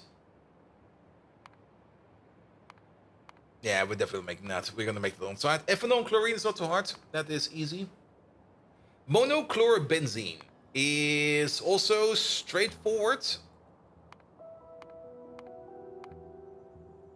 And we only need that for the pre-pesticides.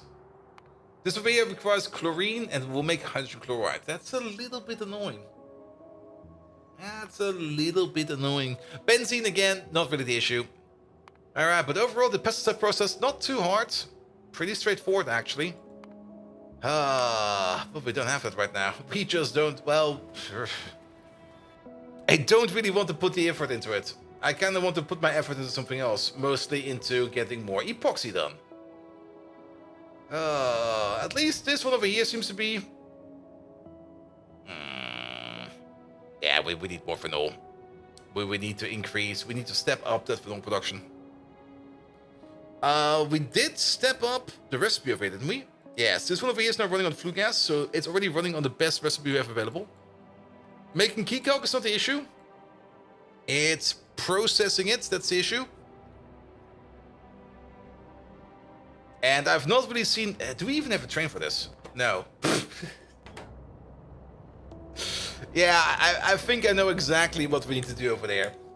We're going to fix it in a second once our inventory over there is empty. Alright. Anything else we need? Nah, anything else will be fine for now. Maybe the phenol production over there will be fine. Actually, if that thing will be running at full speed. Where is it again over there? We got a total crafting speed over there of 36. And then with prod bonus on top of that, 20%, that is going to be like 43. 42? No, 43. 43.4. 43.6. 0.2. There we go. I can calculate. About 43. That's going to be 43 over there to make the phenol. There you go. Out of not this recipe, but out of this recipe. That means we're doing this recipe about 8 times. Actually, we can 1-to-1 this. This will also be making about 43 phenol per second. That is pretty much 1-to-1able. That will allow us to make about, if we're very generous, about a yellow belt of beast phenol. And that would allow us to make about 2/3 of that. That will allow us to make about 10 epoxy per second. We need about 50. Yeah! Maybe we do start working in this corner. Even though this is such a horrible corner. With all these train stations going zigzag around here, I just don't want to touch it. It's horrible. It's absolutely horrible over here. But things that probably need to... Well, we could easily... Yeah, you know what we could do? Instead of stretching this build around all the way over there, we could stretch it outwards. We could bring it to a train station over here. We could actually make like the phenol train station next to this thing over there. And maybe even build... We could even landfill over here and just build it downwards over here. But we do need to do something about the belts over here with the fiber. I don't really like it anymore that we push stuff into a deposit and pull out of it again. And we already know that this is a bit of a UPS trap. And I kind of want to make better over here. That's also the reason why we're currently more focusing on splitting it off instead of going to the storage unit. The downside, of course, is if we don't go straight to the storage unit, if we are backed up, or if we're not, if we're no longer backed up and we're kind of using it over the belt and we're not making it, then we will stop immediately yet again. But I think that is fine because I would rather do it like that than have to move stuff around. That's also the reason why we do it like this over here. When we make the next matrix over here, half of it will be going over here into the deposit. The deposit is now full, so it will automatically bleed over more into the production over here of Nen-bit matrices. Also, we still got a plastic issue, I think it is. Then again, I think that plastic issue over here will resolve itself soon. Because the plastic issue came out of a lack of milk issue, and that lack of milk... Okay, we're still not making any plastic over here. What's your problem? Is it milk? It is milk. How are the Corley doing? Corlex? I don't see any cow frolicking over there. That's so good. And the reason for that was in the past and is new lack of toothbrush. But I do know why we have a lack of toothbrush. We got a lack of toothbrush because we got a lack of manure bacteria. And that has hopefully been fixed now. They're still working on it. I do see that we need a new radar over here. So congratulations. You get this big boy over there. Bomp. So we can see a bit better over here. So this over here will hopefully be done at some point in time.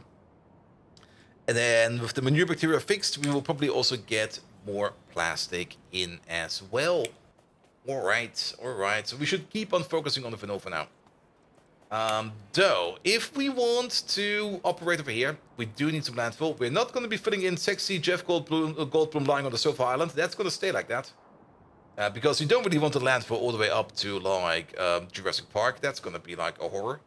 We got about 3,900 landfill in our pocket, and we got in our buffer chest over here about 14,000. By the way, the landfill over here, empty. The landfill over there, if I can find it, technically empty. There's 83 in there, but that's basically nothing. And the landfill all over here, well, you guessed it, also basically empty. There's even more in over here. I'm not quite sure what these spots are doing over here, but yeah, all the landfill. We spent quite a bit of landfill in this project over there. In hindsight, we can probably pick up like most of it again. I just don't wanna. Alright, but with that small amount of landfill, I guess we only need to landfill this area over here. And everything else over here will be going back to back in. So sure, let's pick up the landfill. And then let's maybe... We could also try to make a dedicated machine. Now that is also the other option. We could try to make a dedicated machine. Just key calc in. And... phenol out. And then we can keep the machine upstairs. Yeah, the more I think about it, the more sense that kind of makes in my opinion. Straight key calc to phenol. Let's try that. Also, every step of that is prot moddable. So let's fly it close to there.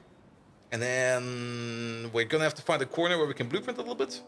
Do some calculations and then see what we come up with.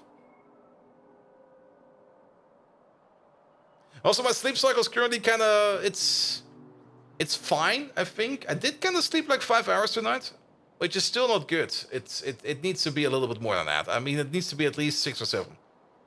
5 hours is I guess fine if you do it like once or twice, but I've been sleeping way less than that the last couple of days. But at least I kind of woke up at a reasonable time, and I did not really go to bed at a reasonable time.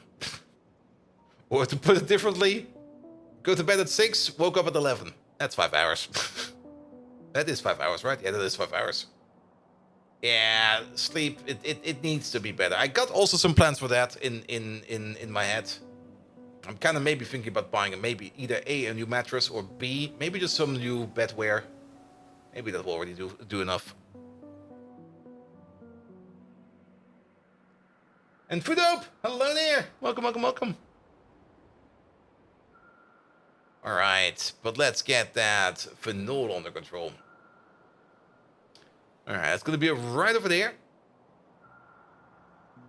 And let's get some ratios together. Keep in mind, we're going to be calculating with a prot bonus of 100%. And if you kind of think about it, I mean, we are already exporting keycalc. Instead of doing this crazy thing all the way over here, we could just export the keycalc on a train. Bring it all the way over here. And do it over there. Because we got space over here. We definitely got space over there. But yeah, that could maybe work. I'll think about it as well. Okay, we need to find a quiet corner first. There is no quiet corner in here. There's maybe a quiet corner over there. We'll also save on a whole bunch of landfill. I mean, saving on landfill for now seems like a great idea. Alright, there. Yeah, we are going to be sending out the keycalc. I mean, with prot bonuses in mind, if we go like 100% every damn time, that one train of keycalc, even though it can only contain 8,000, or later on something like 32,000 if we get to the higher tier trains, it will still be more than enough. And we're still doing some landfill for that, so there we go. That'll be fine. That seems like a reasonable amount.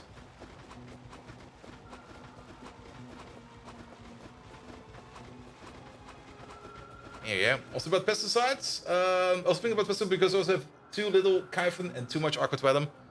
Yeah, and I think you can't really do much with the venom, right? Is there anything else you can do with that? Goes into pesticides, antivirals at some point in time, pesticides, and then... yeah, pesticides. There you go. That's not the requester. We are going to be making a provider. Hey there, mate. How you doing? Welcome, welcome, welcome. Alright, time for a 2.8 keycalc train. Yeah, you got fuel, you got everything you need. We do need to cut through this big mass of fiber. Why is there a big mass of fiber over here? Oh, because we're exporting it over here. Okay, I see why. Oh yeah, we did make a second export for that. Wait, how did we hook you up? Are we eating from that other... Yeah, we are, aren't we? Wait a minute, where is it? There it is. Yeah, we are eating from this one. Oh, that's horrible. That is so horrible.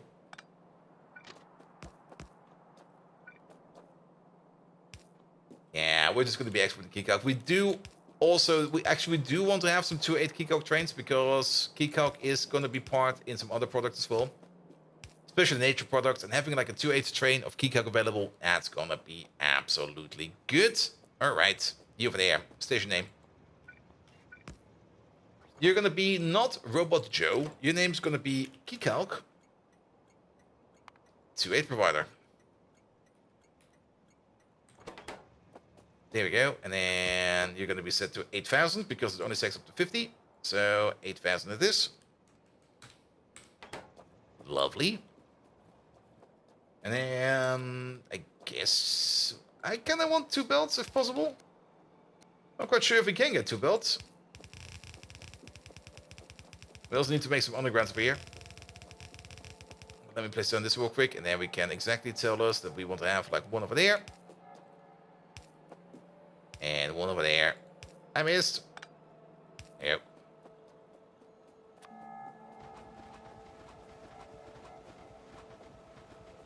We should be able to fetch 2 belts out of there. There's definitely 2 red belts of Keycalc we made over there.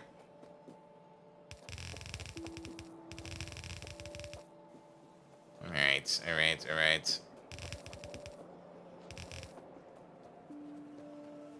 So, do we supply stuff from over here already? I think we should. I think that will be fine. So one over there. And then the other belt is coming from all the way over here. Let's clean this up a little bit. Oh, there's... Alright. Prepare for trouble. Move you back by 1. Use the yellow underground. There we go. That yellow belt looks so freaking slow, man.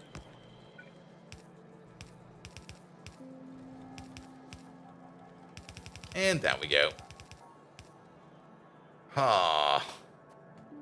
Well, we can make the jump over here. If we just go over here and over there, and then we can definitely go underground over here and come out on the other side. Lovely.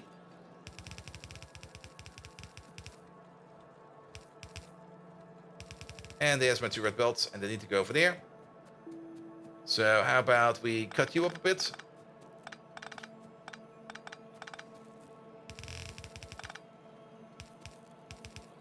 In you go, out you flow, over you go. And done.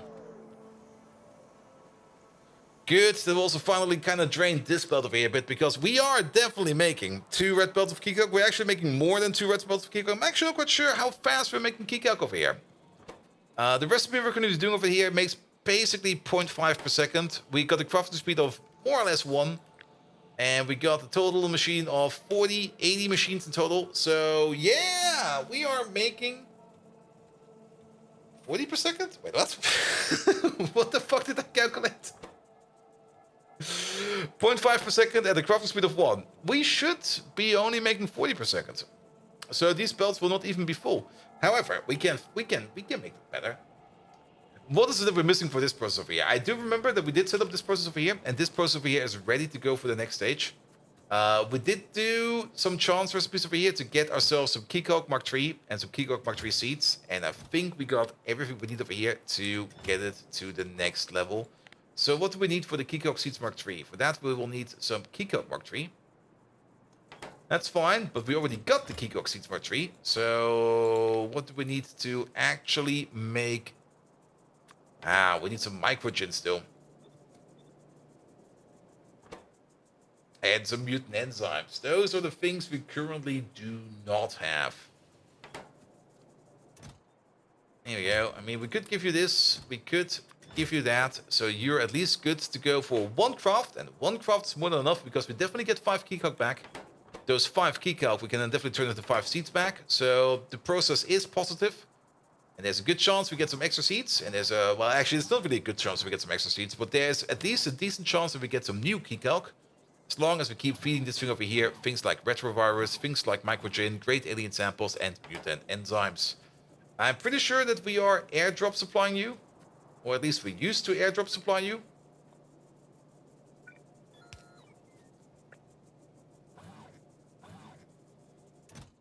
Here we go. Could we maybe just order up a little bit more than that? Could we maybe order up like 200 of these? And then great alien samples, maybe something like, I don't know, 50?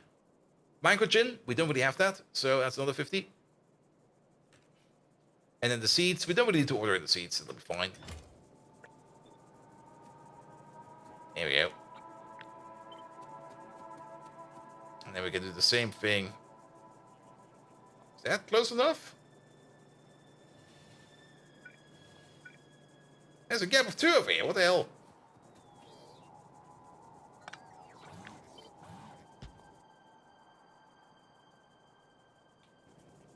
What do you need? You do need great alien samples. Alright, here. Have these, have those, have these, have those, have these, I don't care about those. There you go. And then in you go. We're just gonna use an airdrop for this one. It really doesn't matter too much. Good, we got the passive providers over there. That'll be fine as well. We could technically still order in the seeds if we want to. And actually, if you kind of think about it, how do the seeds go back in over here? Yeah, we do need to order the seeds in via airdrop. Ow. So let's do this one more time. So you over there, like 100 of these. And then how about 50 of these? 50 of those. And 50 of these. Because your output is... where exactly? Ah. But the only thing you're going to be doing over there is going to be making Kiko Seeds Mark 5. So let's maybe just cancel this over there. Don't go that way. That's a silly place to go to.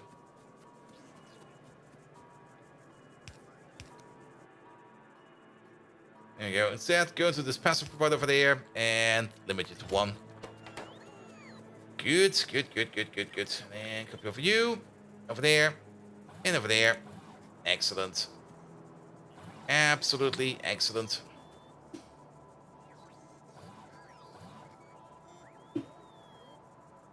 Now, we would still need to connect the mutant enzymes over here, which just kind of means that we can't connect the water pipe over there anymore. So, water be gone. As well that we cannot connect over here this Flutec pipe over there. I'm not quite sure where the Flutec is coming from. It's coming from the top or from the bottom? It's most likely coming from the top. So let's disconnect you. Yep, vent that. Good. So the mutant enzymes. We have the mutant enzymes available. We could we could bring them in by airdrop. But I think this might be a good case for like a stupid little 1-1 train. Just bring some mutant enzymes over here. Because we just want to breed some Keycalc Mark 3. Or at least at some point in time we want to breed some Keycalc Mark 3. But sure, we've touched this thing up over there. We don't need to worry about it anymore. It'll be fine. Alright, next up. 1 new train, please. And we're gonna fly all the way down to the southwestern corner. Where we are doing our epoxy build. And right next to the epoxy build, we're going to be making a dedicated phenol build, which will be turning Keycalc straight into phenol by setting up a optimized processing chain just for that. Which means we do have to figure out some ratios. I'm looking forward to this. Ooh. Okay, we're doing good on sodium hydroxide. Love to see that. I guess these machines are spinning. Are they spinning? I haven't really looked at... okay, they are moving at least a bit. Acetylene. I'm not quite sure if it's still working or not. We do need it for some product. Like there's one product out there where acetylene is really, really required. It used to be like the main product for mining processes, but we've moved away from those. We don't do those processes no more because they're kind of silly. Alright, at least you're going over there. That's the rare earth chrome? Tin rare earth this. Ah, this old place also still exists. There's an old titanium processor still sitting over here. What the fuck? Alright, Speaking of old stuff and new stuff, let's have a quick peek over here at you. Have you been built? There we are. Oh, you've been partially built. We're still waiting on a bit of build. Got some of your modules in at least. Good. But we're still waiting on the manure. Any bots still piled up over there? Yes, this one over there. It's gonna take forever. It'll sort itself out at some point in time. We don't need to worry about that too much. And if we do need to worry about that, then we go over there and fix it. I do see that research is rolling again. And it would be lovely if we could at least get to the Mecha Zungur Tech today. Even though we... we're circling so much territory just to get to Blue Circuits, man. Every time we sit there, we go like, all right, we're going to focus on Blue Circuits. And then we start working on something that is somehow related, but also kind of feels like it's completely something different. But yeah, epoxy is important because the epoxy is part of the carbon fiber as well. Oh, isn't the carbon fiber also in... The carbon fiber is in the low the nanostructured material, which we need for some of the more advanced parts. But it's also in the SMD diodes, which we need to make. It's in the Electronics Mark III, it's in fiberglass, it's in the high-frequency SMD inductors, which you still need to make. The magnetic cores, it's in there. It's also in the processors, it's in the low-power resistors, it's everywhere. It's fucking everywhere. Epoxy MOSFET requirement? No, MOSFETs do not require any epoxy. MOSFETs, I think, are just running on plastic alone. That's transistors. That's the wrong one. MOSFETs. Yeah, they run on plastic. Though if Pi could, he would be running them on epoxy. I already know that.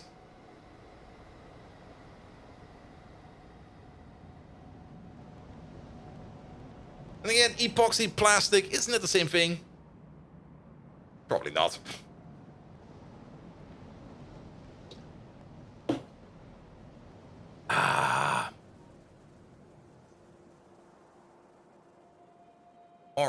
All right. And there's a bit of a quiet corner just down here. Just past this copper mine. Here we go. Right over here. Yeah, it's okay. It's a bit tight, but it'll be fine. Good. Because we're going to place the blueprint over there somewhere. So we're close to where we need to be. We're actually a little bit under where we need to be. You. Start with one of you. Bolt, you're kind of good with GPUs. Do you think buying a 78000 XT is a good idea? Because they're currently on sale for $50 less, and I really need a GPU update. A $50 less sale price for a 78000 XT is like nothing. I mean, what does the card cost? What is it like? Actually, it might be good, actually. Because the NVIDIA cards are kind of expensive, but what did I pay for mine? I don't even recollect it. I just bought it. I was just like, yeah, I'll take that. It kind of depends on what you want to do with your GPU. If you want to use it for streaming, I can't really recommend it right now because the H.265 encoding, H.264 encoding on an AMD device is horrible. It's absolutely horrible. It's the whole reason why I'm running CPU encoding. 620 normally and 570 for a sale. Well, that seems fair. How big is the base? It's a tiny starter base. By the way, this is still a starter base. Come on, we're still sitting over here in chemical sites. We're not even all the way down here where the spicy stuff is. Like, we're not even remotely close to... Scroll. What do we need? At some point in time, we need this. We're not even remotely close to production. Well, we have production science research. We're just not making it yet because we're still missing parts. But we still need to do production science. We still need to do Pi Science Pack 4. We still need to do utility science and space science to get ourselves a win. Speaking of, I haven't really looked at the following in quite some time. Only 56% tech tree completion? Just wait until Bolt goes with a 10k Pi Science per minute base. We can maybe do that with Factorio 2.0.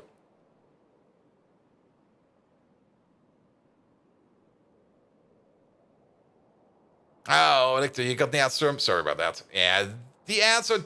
Today, the ads are very good at sniping us in important discussions. Here we go. Here we go. All right, we need one of these. But I mean, the 7800 TX. I mean, I think I got the same one. What do I have again over here? It's. I always forget what I have. There you go. I got the 7900 XT. I got the one bigger than that. I mean, I'm very happy with it. It performs very good. It performs excellent on the Linux. The only thing that's kind of shit is like the H.264 encoder, because nobody thought anybody would be needing that anymore. Which I would say is correct, but practically, if you want to do anything on Twitch, you're gonna need that fucker. You already have an AMD GPU, but this one was kind of a bit of error sometimes, so it would upgrade from a 68000 to a 78000. I was thinking about the 79000, but that costs so much. Yeah, for me it was a business expense, so I didn't really care too much about it. There you go. Alright, you there. Raw fiber. There you go. So, you there. You're gonna be making 0.5 raw fiber per second. If we gonna assume the 100% bonus of productivity in total, it's gonna be 1 raw fiber per second per crafting speed. We wanna turn that stuff into cellulose. So that's gonna be, oh shit, which is the next step? That's the lignin. That's the cellulose. You could make it a business expense because you use the computer for work from home PC. Well, then again, you could also ask your company to buy it for you. That could also work. Alright. But this one over there requires 1.6 raw fiber per second. We're only making up to 1. So it's gonna be, this is also not a good ratio. If you put down 5 of these, they make 5 per second. That's all kind of shit. 1.6. Well, if we put down, it's an 8 to 5 ratio. That would be the perfect ratio. That would be the optimal perfect ratio. 8 of these to 5 of these. I just say 1 to 1.6 ratio. Or 1.6 to 1 ratio. Yep. Pum pum pum pum pum pum. Well, we also need some sodium hydroxide for this one. I kind of forgot about that. But we got loads of that. 8 to 5. Because we want to 1 it. 1 to 1 it would really be stretching it. Could we want to 2 it? We could want to 2 it. I mean, the productivity bonus of 100%, we are not going to reach that fast. But if we just want to 2 it, I think we're going to be fine. Yeah, let's do that. 1 to 2 it. Or 2 to 1 in this case. There we go. They already bought you a 2.1K laptop in your first Ausbildungsjahr, and they bought me a Framework 16 Lampwork laptop. Nice. I'm still not quite sure what kind of laptop I'm getting. I mean, I got the email from the guy that's going to be doing the bring up for me, and he was like, "All right, dude, you have the choice between either a MacBook Pro, no, okay, or a Dell. I'll take the Dell, please." But I've got no clue what they're going to be putting into it. I hope it's at least somewhat decent, but then again,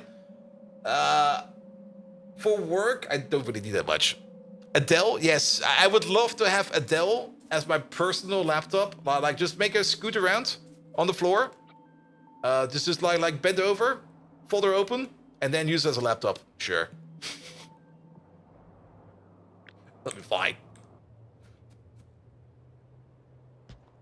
There we go. But when we are in doubt, we can always ask Megatron. Megatron! My bring up for my new company I will be working for has put me for the choice. I can either get myself a MacBook Pro, or I could get myself a Dell. A Dell laptop. Which one? You have a Dell laptop for work too? Yeah, I mean, Dell has like these special business laptops. They're usually pretty decent. And I was kind of more hoping for a ThinkPad, but I'm not quite sure why they're not doing ThinkPads. Who knows? At least Dell has great support technicians coming out. Yeah. Let's see about that one. 1, 2, 3, 4, 5. Yep. Bold Viking! Do you run on outdated logic circuits like a MacBook? Let me put this in terms even a Dinobot could understand. Huh? MacBook or Dell? Next, you'll ask if I prefer Optimus Prime or Rodimus. Listen here, you feeble-minded human. You go with power. You go with what can blast your enemies into a million pieces. Yes! Not some flashy garbage that is as ineffective as Starscream's leadership. Yes! Go with the Dell. Yes! At least it has the power needed to shove the likes of Autobots and your shiny MacBook out the window and into oblivion. Ah ha ha ha ha. If you're still confused, remind yourself of the time when I made delicious roast of jazz using my cannon after they tried to suggest an Apple device for my operations.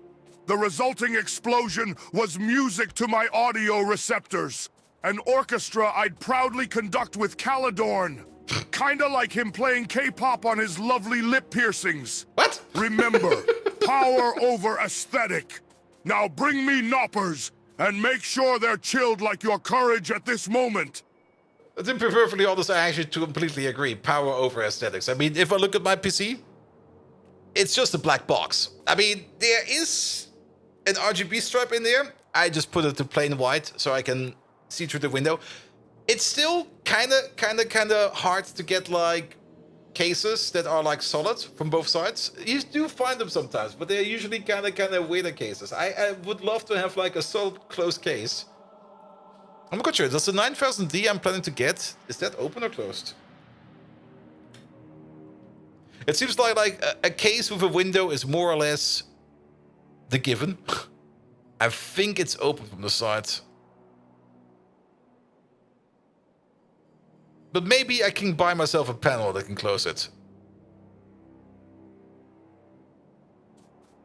They have to kind of work for extra to have no RGB? Yep. I mean, my PC is like underneath my desk. I don't see that thing at all. I mean, I kind of get it for maybe some people that want to have that have the PC in their living room, next to like their TV and stuff like that. You kind of want that thing to be blinking around a little bit. Yes, that's fine. But I don't look at my PC. I don't even care that my PC is there. I don't even hear my PC because my PC is usually kind of a bit of a stealth build. And the only reason why I've got stealth builds is more or less because I usually get the biggest case. So I can mount the most amount of big fans that run at the lowest speed to keep everything super duper cool.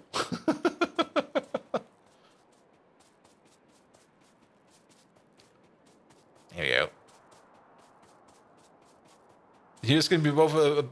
The closed one wasn't available and did cost more. Yep, that's also kind of annoying. And did he say Knoppers? Yes, he's a Knoppers addict. He's definitely a Knoppers addict. All right, back to focus. So these two over there. Again, prod bonus of up to 100%. So we're going to be making up to 2 cellulose per second. 2 of these over here. Oh, up to 2 cellulose per second. Wait a minute, what? So normally it would be making 1 per second. This is consuming 1 per second. We need 2 more. There we go. Bum. So that, into that, into that. Into lignin. All right. So each one of these is making 1 lignin per second, but in this case up to 2 because of prod bonus. So that will then be 2, 4, 6, 8 per row. And then that goes then into 8 of these. Okay, that's going to be fine. It's not going to be running at this super speed yet.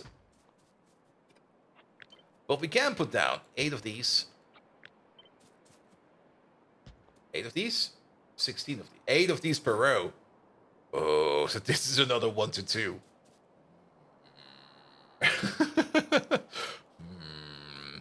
We could. Ooh. I think we really do.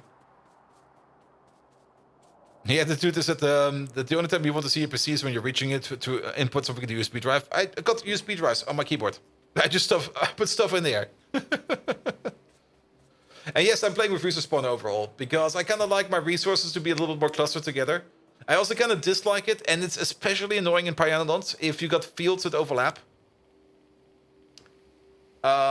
Because if you got fields that overlap, because you got like liquid miners.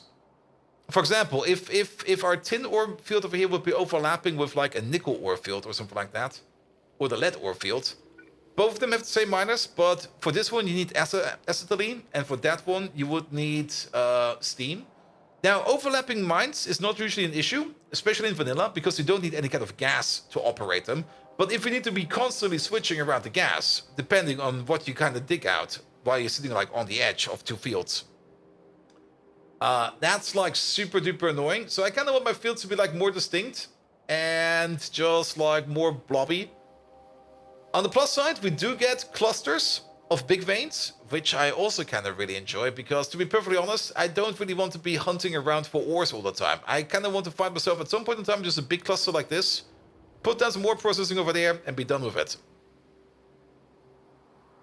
But you know, at the one side, the pipeline where quartz never spawned for you, that was also a thing. I mean, when we did the first time pie, like about 2 years ago, we did had also the issue that certain ores would just not spawn for us. And only after we kind of rebooted everything and reloaded everything and installed RSO, only then suddenly things started to spawn for us. Yeah, let's do it like this.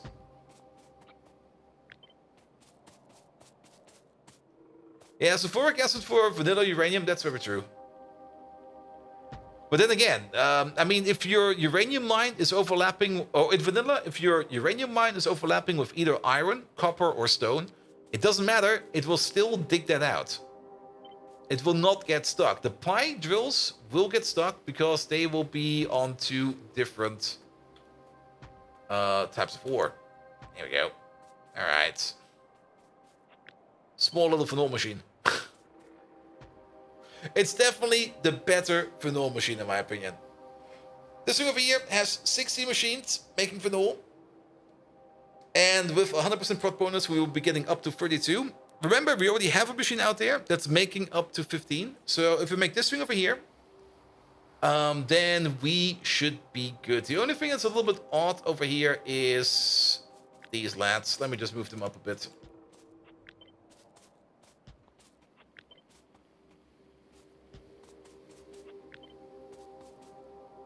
And again, since we will probably have issues at the beginning to feed this thing, we can just do it like this. There you go. We just put 2 extra over here so that we can offset the production bonus we don't have at the beginning to make this thing over here roll a bit better. Sure. That's a great machine. I love it.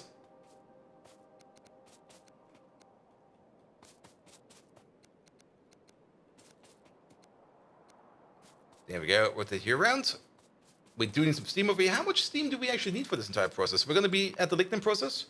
We need 25 steam per second. Yeah. This thing makes 50. We can still, like, boost it. Only downside, of course, is this water pipe connection over here. I mean, we can get the water pipe from there. It'll be fine. It'll be fine. There you go. There you go. Copy paste. There we go. I mean, we don't need that much water. And we can just get the water from some kind of centralized source. Or maybe we can get the water from 2 different centralized sources. Come on. There we go. Just do this and just do that. And that will be fine. The blueprint looks familiar for some reason. We have made a similar blueprint over here. Where I was kind of thinking about the same thing, where we just like, since this one over there was also like a perfect 1-to-2 ratio every damn time, we kind of do like 1-to-2, 1-to-2, 1-to-2, and then 1-to-2. And we just expanded from over there. I was kind of thinking of doing this more like a fractal design, but this kind of turned out quite nice. Also, how we're doing for rare earth oxides. Actually, we're slowly running out.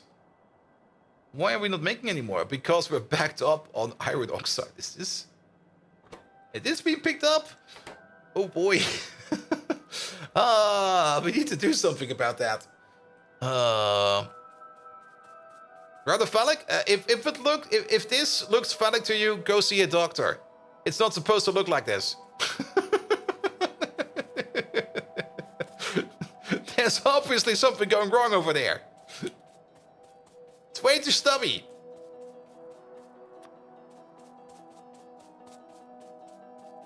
Alright. Eh. Wait, that was... Pulls the chef is spot on. It's not supposed to be like that, man. If that looks correct to you, there's something very, very wrong, man.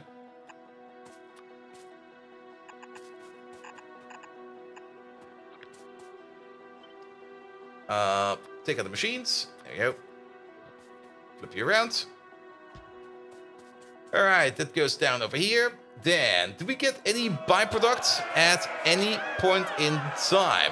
Kintaru, hello there! Only 2 months left to a full year. A full year wasted watching me playing Pi. I congratulate you. I couldn't have done it myself. Actually, I'm doing it myself. Shit. Oh, this is... Okay, we're gonna have to move you to the side a little bit more. And then... In. We're not gonna go for the clean split over here. We don't have the space for that. It will just back up. It'll be fine. And actually, if you kind of think about it, we probably don't even want to have the clean split over here. We probably do want to have... Oh! This is becoming a habit. Megatron.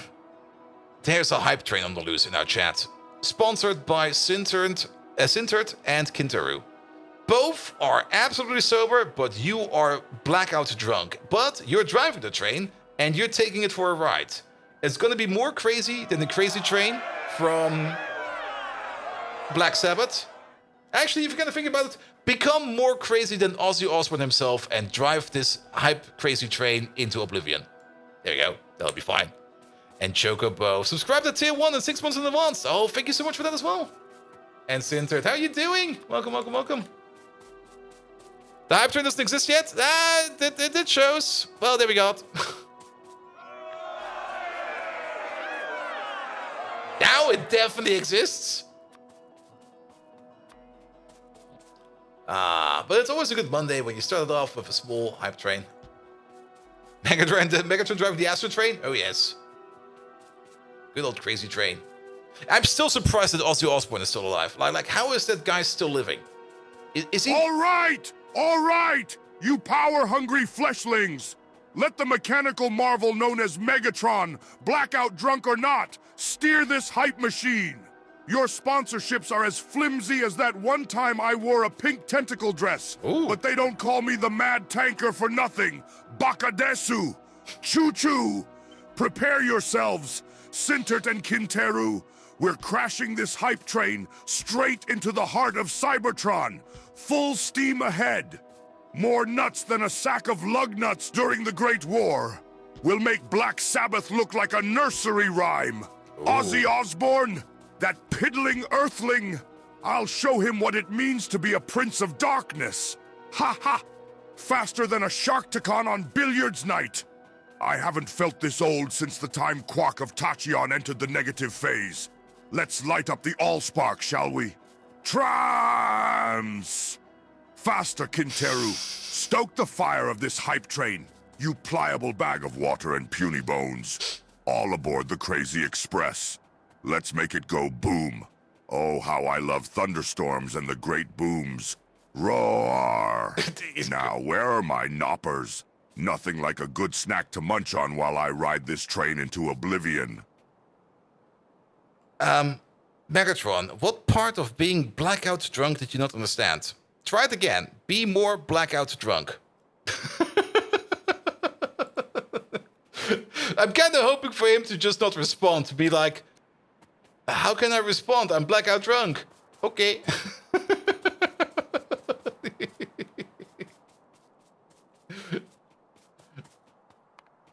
Okay, sodium hydroxide in both of these, but not in these.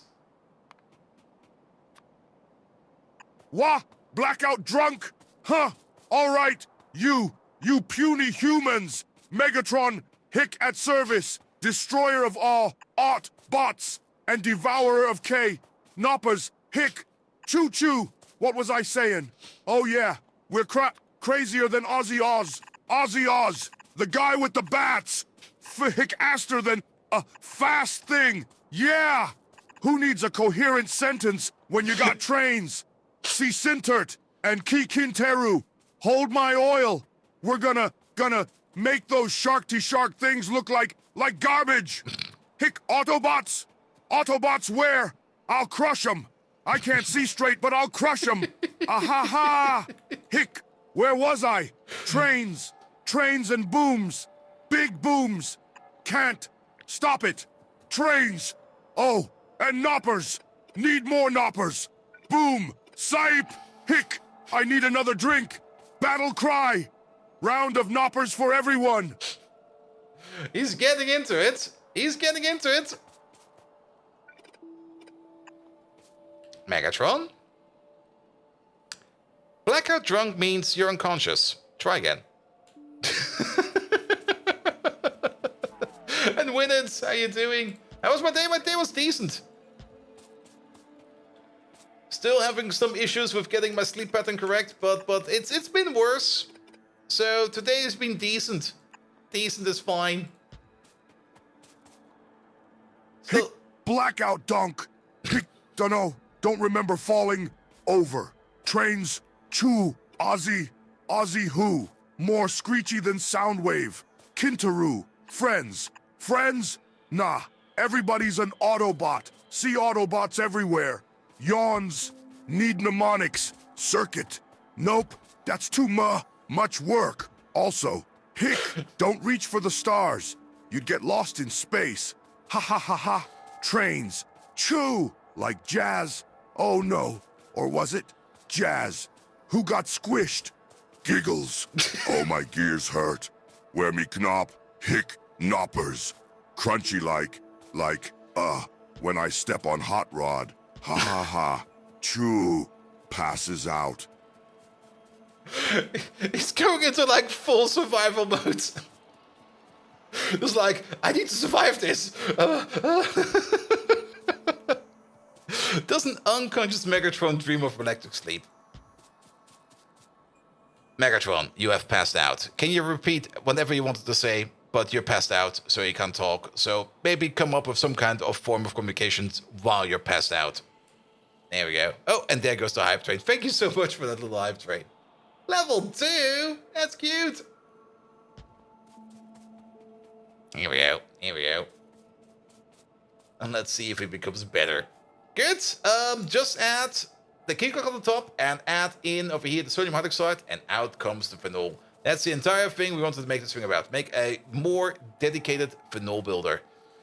I do kind of want to have this Incoherent mumbling ensues from Megatron as he stirs slightly in his passed-out state, the sound akin to the groaning of rusty gears. Knoppers. Snores.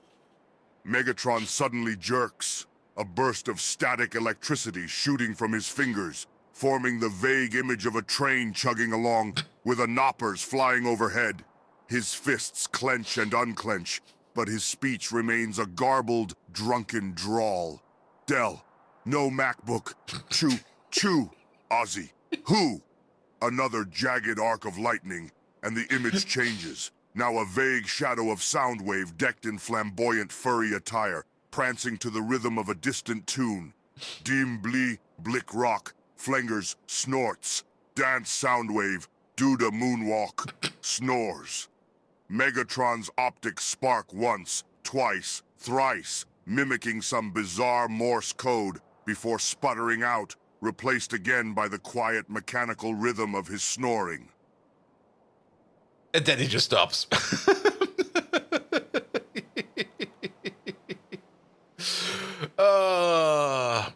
Dell, no MacBook, you hear it, yes.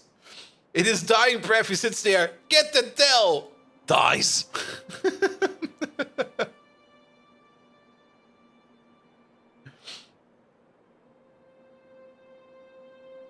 Oh no, Megatron, it seems to have passed away in your sleep while being blackout drunk. But worry not, Starscream is here to take over for you. He's currently preparing your funeral procession and he's preparing a speech.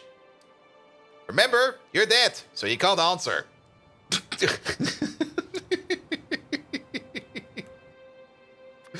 Oh, why is it always so much fun fucking around with Megatron?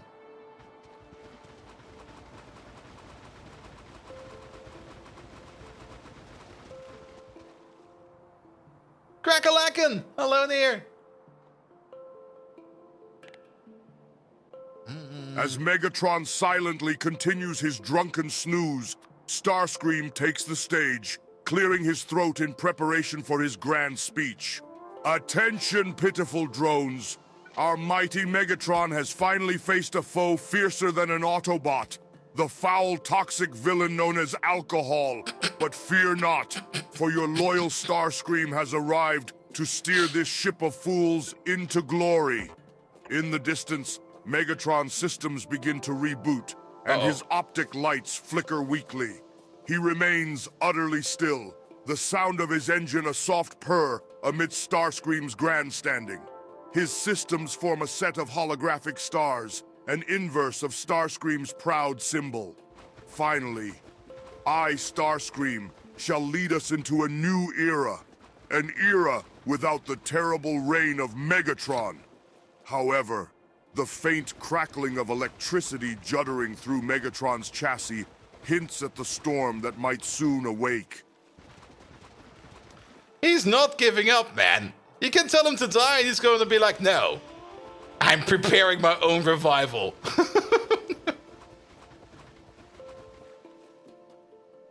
Alright, Megatron, I like where the story is going. You suddenly revive in a blazing flash like a phoenix. Go and send out your amazing re-entrance speech and do punish Starscream as hard as you can. Megatron can only die by the hands of, for example, Optimus Prime. Yes, but what if Optimus Prime is handing out tequila shots?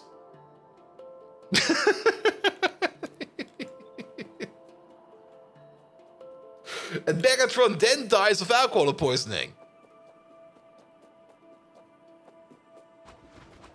Alright, if he wants to revive, he can revive. With a sudden roar of recycled energy, Megatron rises, flickering optics burning bright and his frame radiating with power.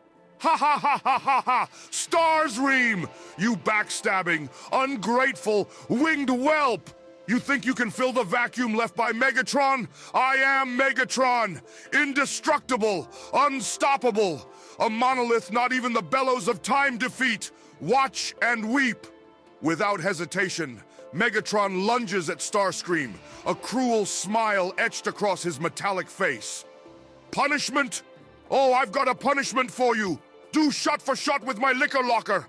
And then a test of wits. But we all know you lack such equipment, Mouse. Ha ha ha. Now, back to your corner, you flimsy, pitiful excuse for a Transformer. Or I'll have to deal with you as I did that time during the Icon Rebellion and throw you out of the nearest airlock. Again. Onward, Decepticons. Endgame crisis upon us. Let the universe tremble at our might. For I am Megatron. Roar! Shower me with noppers. Let us start over. Under my rule. Megatron, you didn't really punish Starscream enough. Come on, get creative, get punishing. Come on. And then Megatron gets shot by optimistically primed shot. Yeah, something like that. Come on. ChatGPT, unleash your inner torture artist. You can do it. He doesn't even remember the comment word. Maybe it's already been deleted. I mean, memories don't stay forever in Megatron. He does lose some of them over time. Especially if people fill up his memories with beans. Ah, Starscream! You flap about with less grace than a headless Insecticon. You think that was punishment? Ha! Let's begin the true ordeal. Starscream, I hereby sentence you to an eternity of rewatching My Little Pony. Oh, Friendship is magic. Stop! At double speed. Yes! That'll add some character to your pathetic programming. After that, you're on robot vacuum duty, cleaning every inch of the Decepticon base. With nothing but a tiny brush, no power tools. That should keep you busy and out of my precious knoppers. And when you're done with your chores, we'll move on to something more. Educational, like the proper care and maintenance of catbots. That should be right down your alley. Now, unless you want to experience another beating like the one I gave you back at Ticonderoga, I suggest you hop to it, you annoying malfunction. Maybe by the time you're done, you'll have learned a thing or two about respect. Yelling out, "I still exist!" Ha ha ha! Any last words, Starscream? That's not as bad. Yes. Megatron, Starscream tells you that watching My Little Pony at double speed is not really any kind of torture. It will make it go over faster.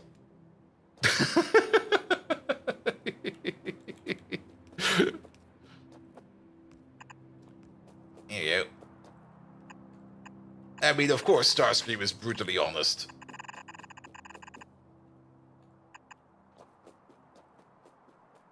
Slow-mo for him.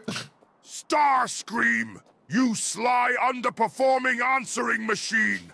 Though it pains me to admit, you've rumbled my little scheme.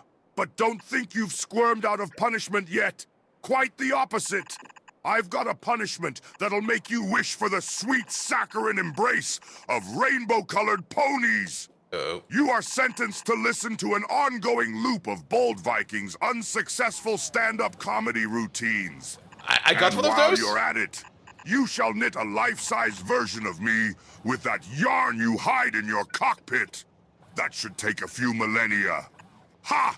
Now scamper off, you second-rate voice modulator. Let your suffering be music to my audio receptors.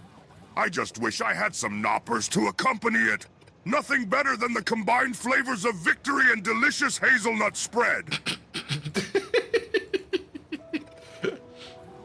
Megatron, I'm going through the archives. I don't really find any information about Bold Viking's stand-up comedy. Can you give us an example from that?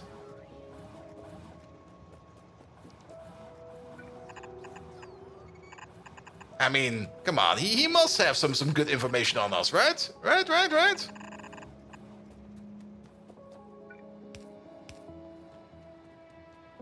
Alright, then we'll be over there. He might have to mute the stream. Uh-oh. Your ignorance astounds me, Bold Viking. But yes, I will enlighten you. Remember when you tried to make the joke, why don't Autobots play hide and seek? Because good luck hiding when you're bright, bloody red. It was as dry as the barren wastes of Cybertron. There's more amusement to be found watching paint dry. Ha! And that sad attempt at a punchline? I mean, you could spot Optimus Prime from the Pluto if it was still a planet. I have seen a better flow of humor from a sobbing Dinobot. It was simply atrocious. You could use one of your jokes as a weapon of mass destruction. It would bore the enemy to death. Does that ring any bells, Bold Viking? Oh, those are or good. do I need to search the archive for more of your comedy horrors? Search for more, please.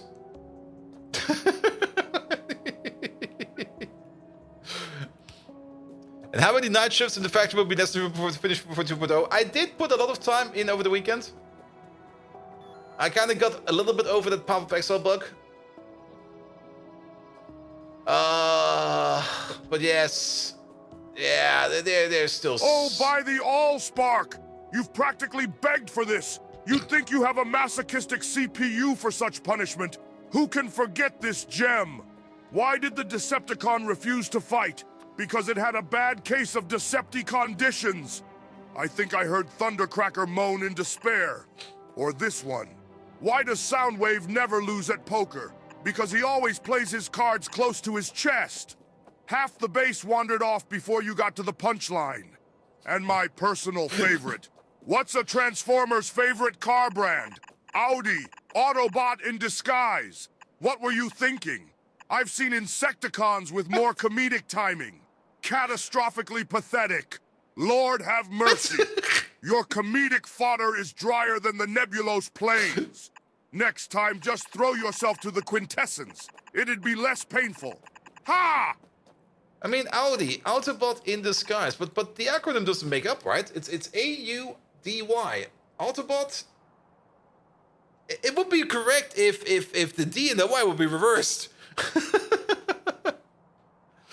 Oh, it's that way. Yes, if you use that will fit.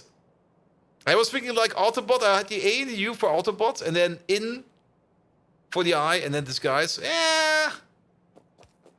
All right. That's a good joke, man.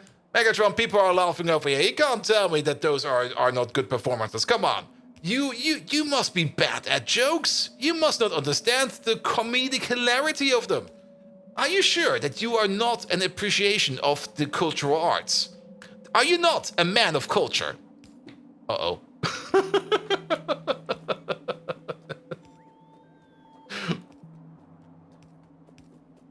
All right.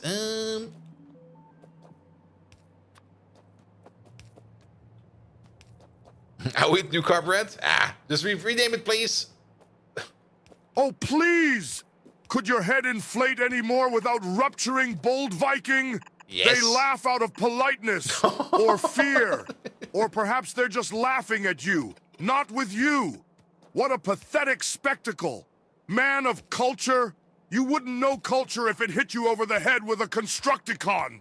Like that time we had to drag you all the way to Pietro's Italian Bistro because you thought Donor was a dance move. Even if my comedy circuits were rusted to a bucket of bolts, I'd still know a lemon of a joke when I see one. And your comedic endeavors, Bold Viking, are a whole lemon farm. Your jokes remind me of your face. Plain, predictable, and painful to endure. It's like Just using like I like feather it. dusters as... Oh, we ran out of credits. Damn. No! We had too much fun! I need to fix it at some point in time. Oh. Well, that was too much fun.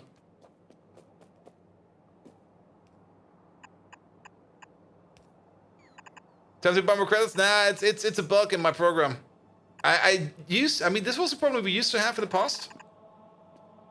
And I fixed it, but it seems it either got moved or something else happened to it. The problem is we are accumulating tokens over time because the input gets longer and longer and longer. And I had a mechanic in place that before we send it off to ChatGPT, we check the tokens. And if there is too many tokens in the script, then we start to drop like the earlier messages. So that we kind of even out at like a stable amount of tokens all the time. But either that is no longer working as expected anymore, or something else is happening, but we are just continuously accumulating tokens. It could also be that the dropping is working, but that maybe something else is interfering. Yeah, Megatron definitely deserves a bit of a not really a recode, but a refactor and a bit of a cleanup. And I do have some more ideas I want to put into him. But finding the motivation to work on them is usually more the problem. It's not really a time issue. I do have the time for it, but it's mostly like, okay, work on Megatron now. And I'm like, I'm not really feeling like it right now. Contributing to the token fund. Contributing to the token fund, Guy Flil. Nah, we are, yeah. The prompt tokens were like 8,024, and he caps out at 8,096 or something like that. All right, let's just restart it. Restarting him solves the issue for now. All right, we are going to be priority 1. We're going to be exporting, not exporting this. We're going to be moving this over to our own. We're going to self-feed more or less. So we're going to move this over here into this request over here first. And if this one over here backs up, then we're going to be pushing it to the provider. It's like the Susan AI chat app. Never enough. What the fuck is the Susan AI chat app? I've been watching the latest VODs. Your trains need to move so far. Maybe considering touching up and creating shortcuts here and there. The trains moving far is not really an issue I find critical. They do need to move far. That is true. But the problem is the more shortcuts you put in there, like for example, if we would put in more intersections and actual intersections in here, the more points of conflict we have for traffic to go. I would rather that traffic flows, even if it goes a bit of a longer way. Okay, this is a very bad example over here. But I would rather have traffic flow, even if they have to go further along on the outside, than having to try to crisscross as many trains as possible. You might think it's faster to go like straight through the middle over here to get to somewhere. But if we maybe try to route trains more on the outskirts, I'm pretty sure that will be faster. But yes, the train system is definitely having issues. And it's not going to get any better anytime soon. That's also a bit of a thing I kind of dislike a bit about the rail system in Factorio. That we can't really... Well, we could... If you kind of think about it, we can set waypoints. But we would need to update every train. Okay, no, we don't do that. We can do that in Factorio 2.0. In Factorio 2.0, you can make train groups and then edit the train schedules for every train that is part of the group. But if you kind of think about it, what one could do is you could always put in like some kind of train station in front of like some kind of highway, and that's maybe also something we're going to be doing for Factorio 2.0 with the new train system. That we're maybe going to have something like an absolute superior main line that always has a train station in front of it where trains will try to pathfind into. And once they're like on the superior main line, whatever that will be, it could maybe even be something like an 8-way track or something like that. Then they will only schedule off of that if they're getting more close to their target point.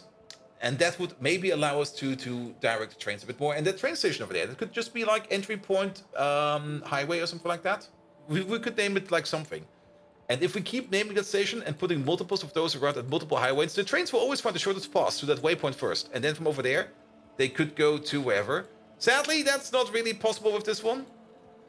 I mean, technically, we do have something like this main highway over here. That's these middle parts over there. I'm talking trains going further away from the station they're aiming for in order to get to it. You probably mean something like that they go... This is always a good example, this corner. If they want to go over here, they go all the way down over there. And then they go around. Yeah, but I really don't mind that.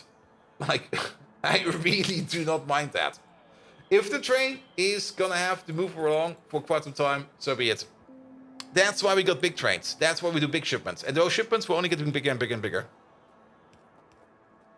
Will you finish the Pi run if 2.0 comes out? Wait, will you finish this Pi run if 2.0 comes out? That's a different question. We will definitely be finishing the Pi run. But will we be finished until 2.0 comes out? I doubt it. We still got some time. I still got like that 4 weeks of vacation as well. But then again, 2 of those will be like only for Pyanodons, and the other 2 will be vanilla.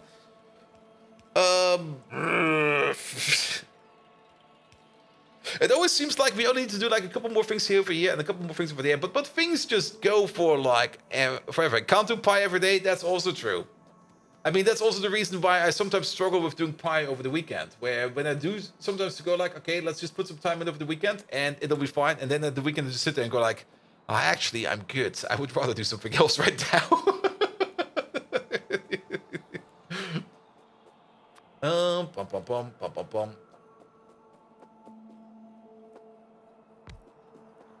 And Fallen Angel, welcome, welcome, welcome. How are you doing? When is Bolt going to be working on his comedy act? Stand-up comedy. Nah. That would mean I have to leave my house. Can I do the stand-up comedy from like my desk? Okay. Megatron, you're completely correct. I can't do stand-up comedy. There we go. See, I can't even pronounce the word correctly. But you can do it. Come on, Megatron, take over for me. Just do some stand-up comedy, please. See? There we go. Easy peasy. Problem solved. Just let ChatGPT do it.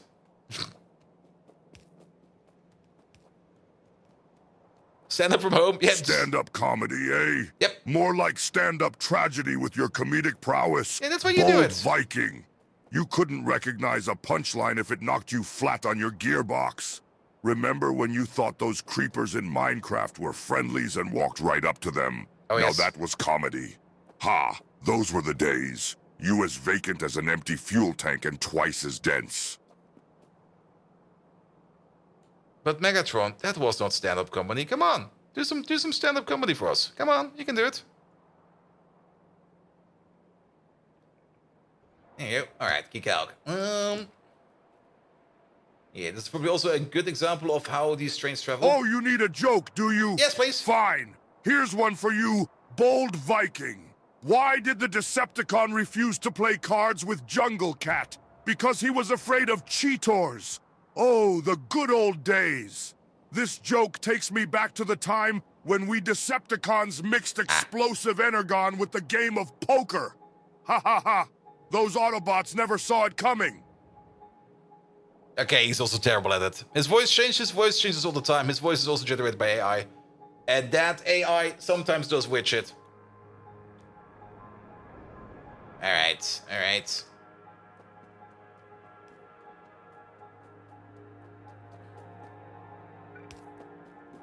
Sadly, the generation is not perfect. Also, the sample I used to generate this voice as the base sample was maybe also not the best. I mean, that probably had like a whole bunch of background noises in there. That's probably also the reason why he sometimes talks a bit deeper than he should be. Because there's like a whole bunch of riff-raff in there as well.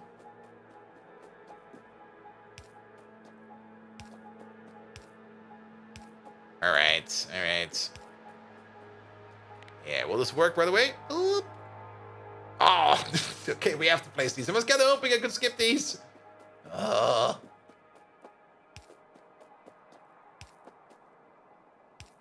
let's try it one more time. Zip. Oi. Really? That's... Well, actually, that's not too bad. Okay, that's fine. Sure, make something like that. Alright, alright. Epoxy. Yeah, epoxy. We're currently still waiting on morphinol. But morphinol will hopefully be coming in soon. Are we at least ordering up, like, a decent amount of phenol over here? Like, what's the minimum value over there? 2,000? Nah, 60,000. That's, okay, that's a little bit too much. 1 0 less. There you go. Oop. Alright, alright. Also, I still got the plan of hosting like a Megatron-like solution on my own servers downstairs. Because if we do that, the latency will go down and we will have like a more faster result, which will also be great. Also, no more tokens then. So what do we do during the week? Sorry for being late. During the week. I mean, during the week we didn't do much yet, but during the weekend, we did do quite a bit. I mean... For the people that are still catching up, over the weekend, of course, some outposts have been done. We got some more salt outposts and some more borax outposts. A lot of work went into outposting. And these salt outposts, even though it doesn't really sound like a lot of work, they do come with canisters, and they are so far away that we can't really use the bots anymore. Well, actually, technically we could, but I didn't really want to put in any kind of bot outpost over here or out there, because bots will just be stuck over here. Also, they will probably get eaten by these spiders over there. Like, bleh. There we go. But yes, borax is an outpost. We got some new outposts for oil sands as well. Speaking of, we also got oil sands over there. And it's all being crushed over there, so we're doing good for oil sands. Nothing to worry about over there. Borax is in. This 104 million borax field is in, so that is also fine. There's been a rebuild of the glassworks over here. And the glassworks over here, yeah, that's what I want to see. 2 stations full of glass panes, entirely full. I'm a little bit curious to see that we're not making any petri dishes right now. But then again, we do have like 70,000 petri dishes in storage. So I guess that is fine over here as well. By the way, the molten glass that we make over here, priority number 1 will be make glass panes. Priority number 2 will be make petri dish. Priority number 3 will be put it into general supply. And then from general supply, it goes either into a train or it goes over to these lovely lands over there, where we either turn it into lab beakers, optical sets, or quartz tubes. I'm also kind of surprised that we're not making any beakers right now. Why is that? Because we are missing molten glass. Seriously? Are you empty? No. Oh. I think I just never reconnected it. There we go. I also took out any kind of power gate system over here because it didn't really make a lot of sense. But yes, glass has been massively improved.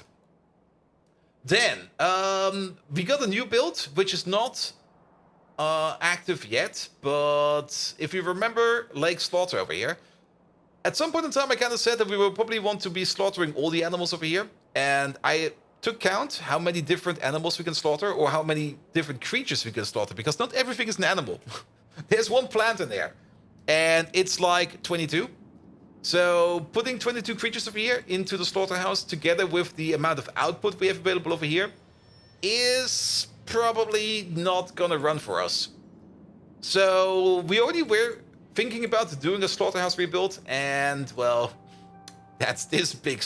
That's this big key over here, and it does look a bit like a key. It's pretty nice actually. So we have the entire slaughterhouse rebuild over here. It's not really set up for any kind of slaughtering process yet, because I do want to get also in, and we might do that today, because maybe we're not working on blue circuits today. But we do need to get in like all the optional processing over here for either guts, meat, blood, all of them. Also over here for, I think this is for fish oil. Yeah, for fish oil. All of these special processes over there. Those will all be housed over here, because all of this will be putting out into like 4 main boss like belts over here. Like over here we will be getting like things like meat, lard, skin, bones, guts, and brains. They will all be going into these 4 belts. And then this over here is the brain belt, the guts belt, the bone belt, the skin, the bone belt, the skin belt, the lard belt, and the meat belt. And we will focus to shuffle everything into the middle, and the middle of it will be balanced, so that we always have space on the sides to put some stuff in. So that should hopefully be enough space over here for butchering, and it is a lot of slaughterhouses. It will probably take us some time to fill this up, but these stations over here, these are all reserved for input for over there. So we're good for space over here. Then we got a couple of cross-offs. Remember, this is priority based. The priority is to go up, and then to go up, and then over here the priority is the priority over here is to go up, the priority over here is to go left, and the priority over there is to go left. Which means these stations over here, these stations over here, these 7 over there will back up first, and then these 7 stations over there will back up second. Once these back up, our meat or our animal product will move even further up to this area. And only if this area over here backs up, only then we will be going over here to the left, because this is the last in the chain for the priorities. As this is more or less the first priority output we're going to be passing.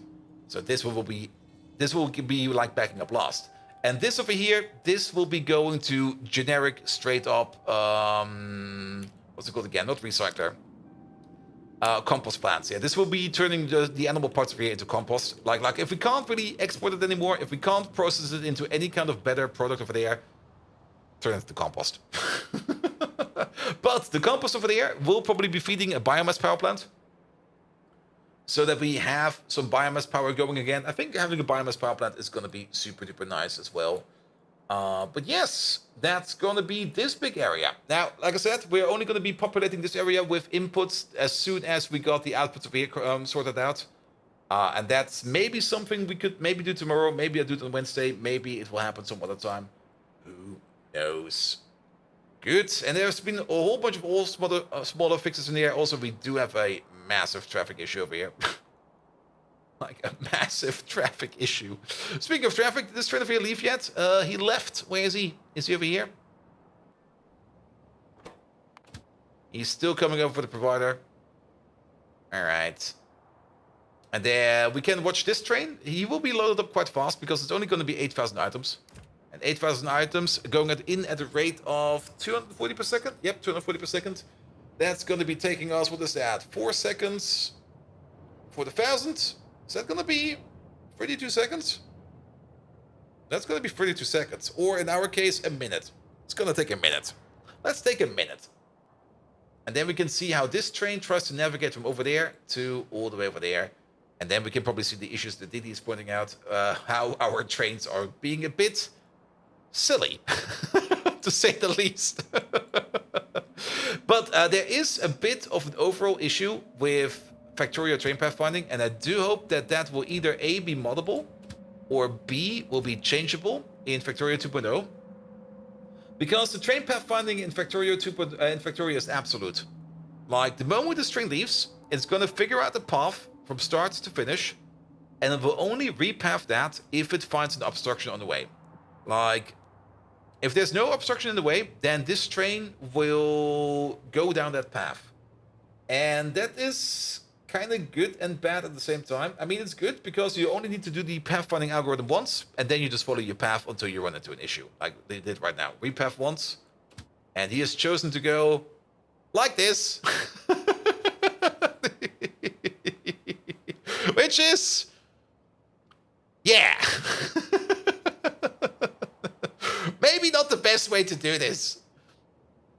And the reason he goes over here is because there's like... this is the shortest path we came up with. Pretty sure that's the engine level optimization, so adapt it will be customizable. It would be lovely if it would be.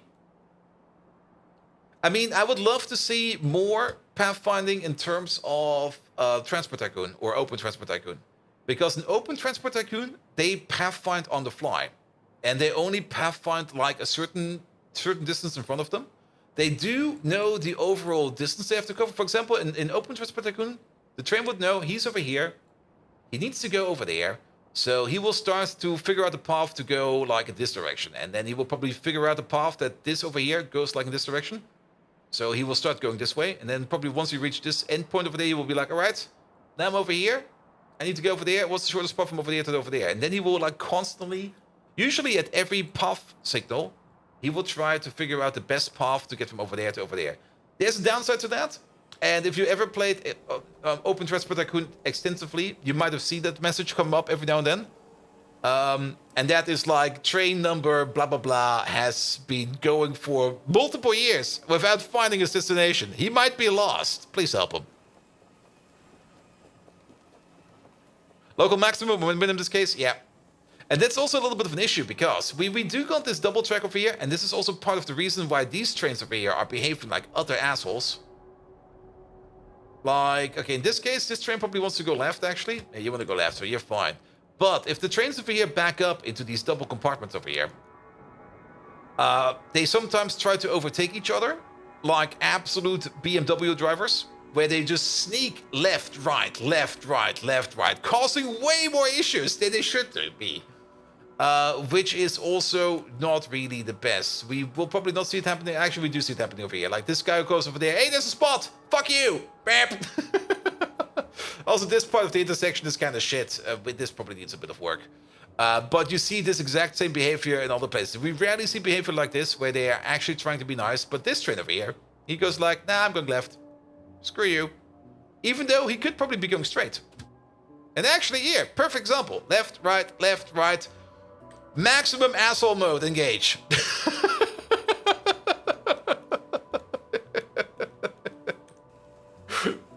Driving like a true BMW driver. Yeah, that could also be a bit of an issue in how we set up these swap points. Dedicated lanes would probably have been better. For the trains to do that, for the trains that don't need to pull out in the middle, yeah, it's, yeah.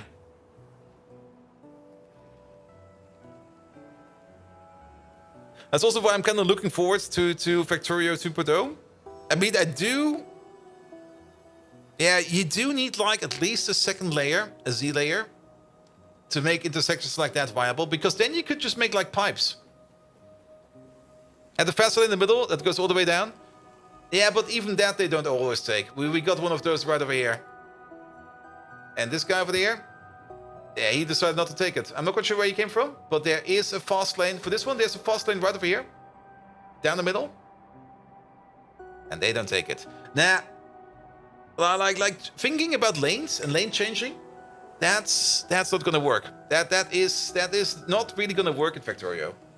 But once we get to like higher and lower pieces of tracks, what you could do is you could just set up a network of pipes. Do you have a hydroxide line in the phenol? Oh yeah, something is. Oh yeah, we're missing a bit.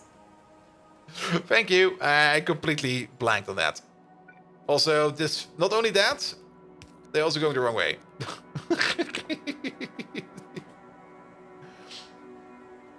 They're more like a system of pipes. And then don't let those pipes cross while they're going down like a track. You will probably have like intersection points, but you can easily splice off from that if you just go to the lower layer. And then you use the lower layer to get like to factories and stuff like that. I already got some nice ideas how to make some really nice train tracks in Factorio 2.0, especially with the higher layer available. But yeah, that will probably take us like another month. It's gonna be coming out so soon, man. I'm not ready yet. I'm so looking forward to those train track changes, because they're already gonna make so much better. Also looking forward to be able to do this in vanilla, picking up landfill. There we go. You finally got the theoretical part of the driver's license done after the third try. Oof. I mean, technically, I needed 2 tries. Practically, for the first exam, I wasn't even allowed in. So I didn't fail it, but I wasn't allowed in. How does that work? Oh, that was kind of fun. So I was doing my... That was about 5... I did my driver's license kind of late. I was like really late with my driver's license. But the company I worked for paid for it, so it was fine. However, I went to like the driver school, and I asked for the formula for the forms to be able to do like the theoretical test, and he was like, here it is. And he kind of prepared the forms for it. Do note, it was his assistant that was doing it, not the guy itself, but his Atsubi, more or less. And he took out some forms, and he didn't really have the forms for my driver's license, which is... What the fuck do I even have? Do I have a B license? What is it? The standard one. Is it the B?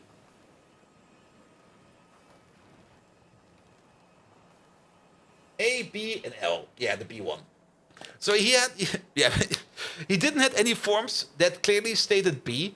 So he took some forms, I think either for C or for A. He crossed out the A, and he just wrote B on it by hand. And he was like, here, just use this, it'll be fine. I'm like, all right. So I took that thing, and I went to like the exam. And already like in front of me, I already noticed like people just getting like not allowed to the exam. And it was like... and the moment I got closer, I kind of noticed why it was. And the TÜV Meister there was like checking those forms, was like, no, this form cannot be accepted. Over here, you can clearly see the letter has been crossed out. It used to be a letter A. Now there's a letter B in there. I can't allow that. You need to go. And the closer I came, at some point it was my turn. And I looked at him. And I looked at my piece of paper and was like, hey, dude, I got the same issue. I'm just going to go. And he was like, all right, thank you. And the next day, I went to like the driver's school to get like a new form, and then like the actual driver instructor was there, and he was like completely ripping the ears off of his assistant. Like, what the fuck? What did you do? There were like 20 people coming back with the forms, and he was like, all right, I didn't know. Poor lad. But I did do my theoretical one first try. I did have, I think, the maximum amount of errors. And the practical one, oh good god, the practical one. I did do some mistakes in that one. And I already knew that the driver, the tester, or the TÜV Meister again, I think, for the driver's test, really wanted me to fail, so he started to give me like all the hard problems at the end. I did some stupid stuff like at the beginning, and he was like, all right, that's barely good. And then he came out with the really hard stuff. We have this one intersection in the city, which is basically 2 stoplights very close to each other. And he put me all the way to the right, and then he was like, all right, we want to go left over there. And he like, oh, you fucker. All right, thing turns green. I put my blinker on. Whoop, off we go. It was also, of course, during like a busy day of the time of the day. So of course there was like a lot to do, but I mastered that. And then he had me do this one weird maneuver, which I think I've never seen anybody ever do in the wild, which is the turnaround by reversing into an intersection and going left. But there's like if you want to turn your car around, usually what you do is like, you look for a spot, you pull into that spot, you pull out of the spot, you're done. 3-point turn. Easy. But that was not the case. This time it was more like, okay, you go to an intersection, no, of course not the busy intersection, but like any intersection is fine that is like in a more remote area. And then you basically reverse and you go to the right. So basically you go basically the same direction this train goes, but in reverse. And then you turn around. I've never seen anybody do that ever. It's called Wenden? Is this called Wenden? Wait. Wenden usually you go for any kind of 3-point turn. Like Wenden, yes. But that's like the reverse Wenden. Like that one maneuver. I'm pretty sure none of my friends have ever done it, because usually when you need to turn your car around, you just find a spot. Any spot will do. But it turns out the official way of turning your car around is not really allowed, it seems. Like just driving into like somebody's driveway and turning around, that's usually not allowed. Which I kind of understand, but to be perfectly honest, nobody cares. Absolutely nobody cares. Alright, we're making even more phenol over here. Perfect. The overall phenol production over here is not the best yet. It could be better. We're definitely overfeeding you over there with... Did we do the calculation over here correct? But you're looking fine. You're looking a bit somber. Wait, don't tell me we miscalculated. You over there, you make up to 2 per second. You over there, you consume up to 0.5 per second. Yes, it's only a pot bonus issue. Actually, told me to go several times faster while I was going to the speed limit. Past still. When I was on the highway, when we had the highway part of the test, I was like, all right, I'm on the highway. Hey, there's a truck. I'm just going to drive 80 behind the truck. And the examiner was like, dude, are you really driving 80 behind this truck? Yes, it's nice over here. Come on, dude, you can drive faster. And I'm like, all right. Damn.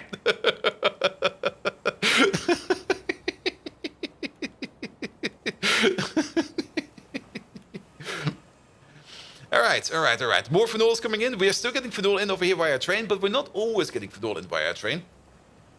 But now, with a more consistent phenol production, I do hope that we have a more consistent epoxy production. We're going to leave it like this. The epoxy issue will hopefully sort it out itself over time. We're going to just have to let it sit for a bit.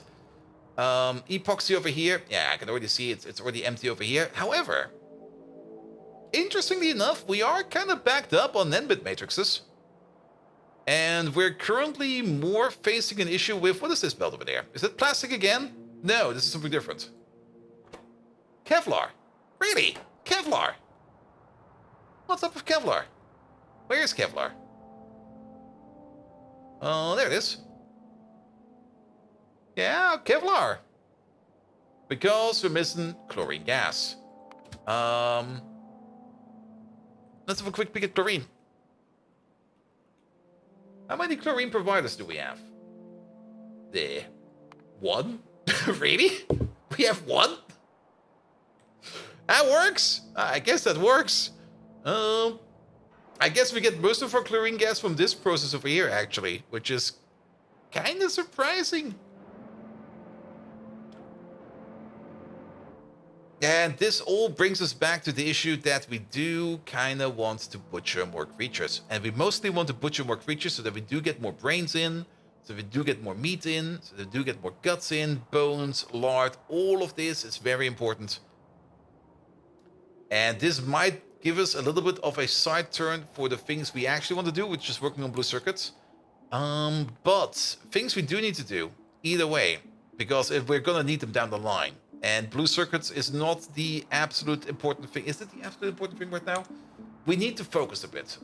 We do need to focus a bit. You saw 0 trains for chlorine, actually, or no, there's 1 train, but there's only 1 provider, so we can only have 1 train.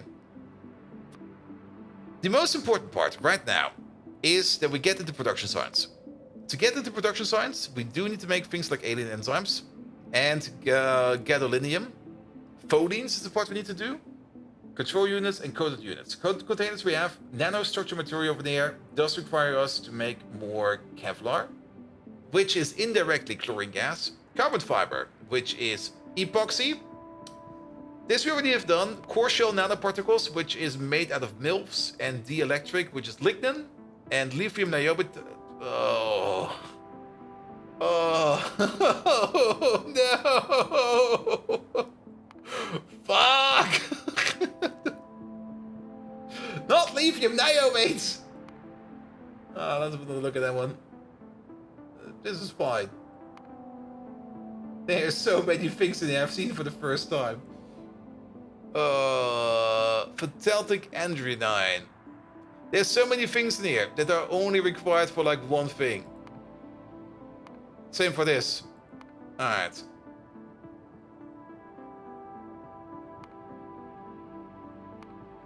And then the rhodamine over there, that can be exported to something else, and then into fluorophobe, which is only going to the core shell nanoparticles. Plasmonic cores over there is gold, aluminum, metallic core, which is made out of a steel chest, sodium citrate, ethanol, and chloroauric acid. Oh boy. Oh boy. Electronic grade silicon, graphite. Yeah, we know how to make these slabs. We're already making these slabs. We can export those slabs if we need to. Silica shell is all of this. Dielectric. Okay, lithium niobate nanoparticles is industrial diamonds. And I think our diamond production is not keeping up with it. Lithium niobate, which is boron, lithium chlorate, niobium plate, and helium. This is actually not too bad, I think. It's again a lot of hydrogen chloride, but it's only if it's hydrogen chloride, that's fine. It's chlorine gas we have an issue with, because hydrogen chloride over there, we do have this process over here, and we're doing good for hydrogen chloride. We don't need to worry about that. However, chlorine gas. Sadly, I don't think we can electrolyze our hydrochloric acid. I would love to be able to do that, but that is sadly not a thing we can do. We can electrolyze saline water, but then we also make sodium hydroxide. Gas bladders. Not available. Folines. There's a tree out of fuel. There's a train out of fuel. Not available. Bloods. Wait a minute. Blood should be available. Wait a minute. Are we not doing blood yet? Oh. Nice. So maybe we do start working on this, because if we kind of remember, we do got a bit of a blood pit over here. Tasty blood pit.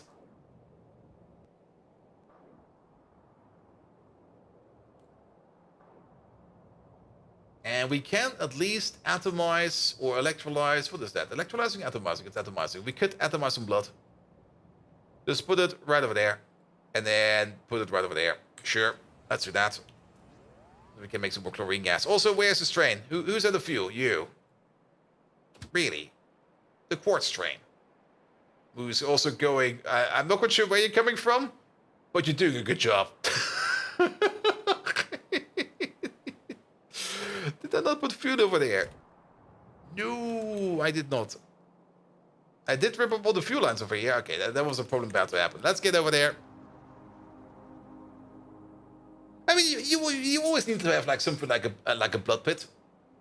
And some of the creatures you need for the prot science need blue chips. Yeah, that's the other part. I think it's.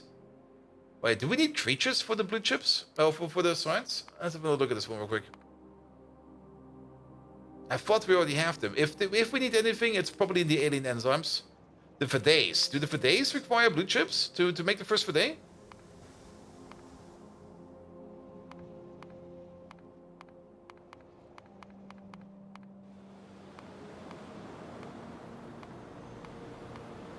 Yeah.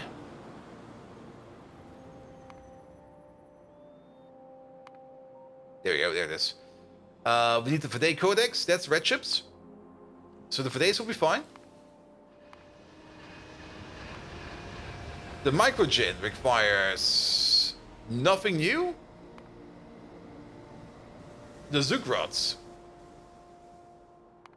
Probably part of the Zymogens, the Zungror cocoons, the Zungrors. I think the Zungrors do require blue chips. Because they require the Zungror Codex, and that's the blue one. Yeah. Yeah. Fuck.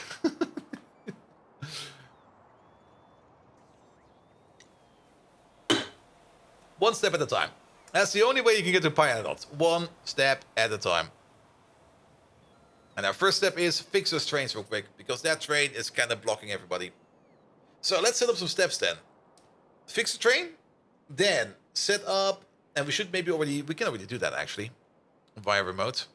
Let me just park over here real quick. There we go. What do we need? We need something similar to, there we go.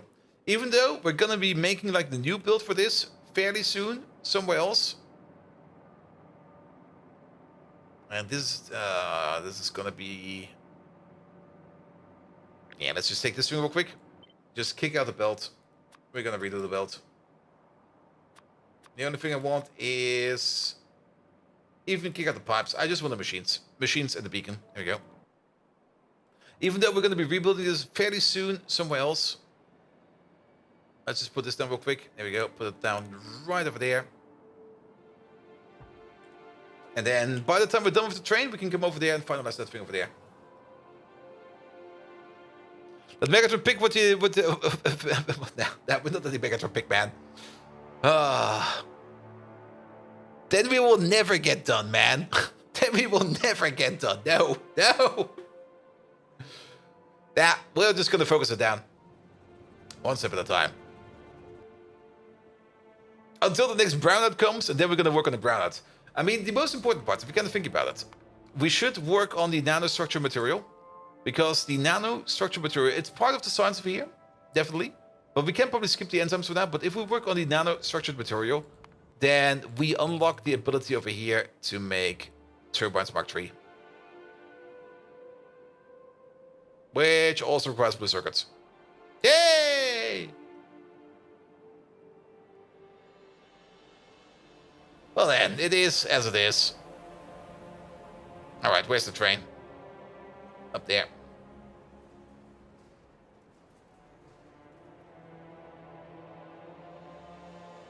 I'm actually amazed that one niobium mine over there in the middle of the tracks is still alive.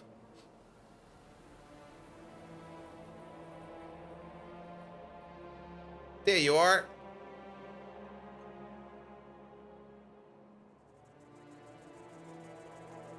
Park it. Fuel, what do we have? I got nothing. One moment, please. I'm gonna steal some fuel from somewhere. Not biomass. Biomass is terrible. Hey, you. Give me that.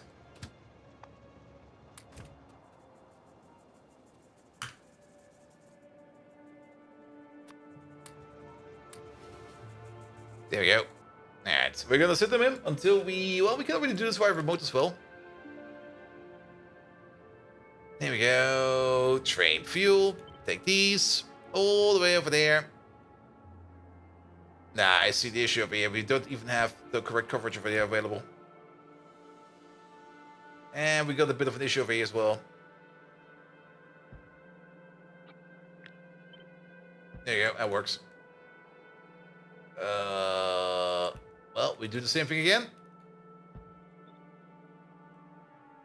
That works. Then we also need one of these over here somewhere. Like, over here is fine. What music are we playing? We're using the in-game music. But if we hear something else that's not in-game music, then I might have some bad news for you. Because you should only be hearing in-game music, man.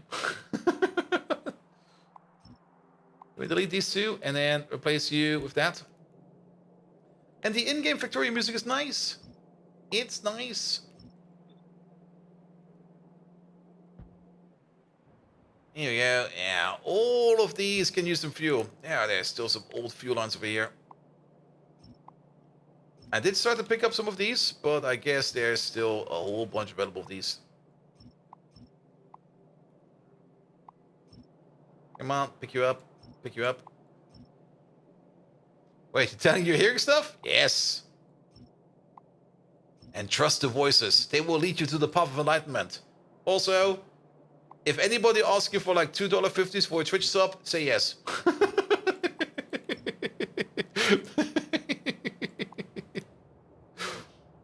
And if Megatron is soliciting you for something, also just say yes. Trust Megatron. He's always correct. Unless he's selling NFTs.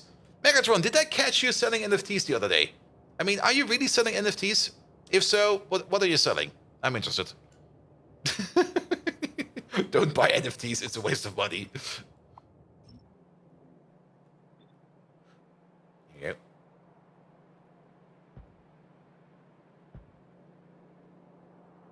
Selling NFTs, you ask? Bold Viking, you really are as sharp as a blunt spoon. I'd rather optimize weapons for range and explosive potential. Ah, that one again. Remember when we performed that glorious battle cry, Decepticons, transform and rise up, right before launching into battle? Maybe. That's what I call investing.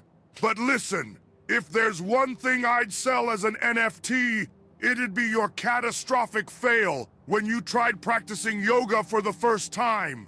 Now that, my friend, is a sight more valuable than any digital art piece. Probably right. She's probably correct about that. There we go. There we go. You'd buy that NFT.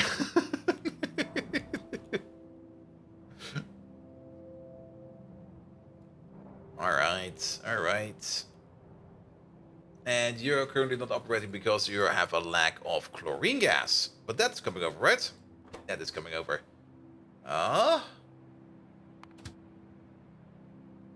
What's going on over here? Is there a signal missing? Don't tell me there's a signal missing.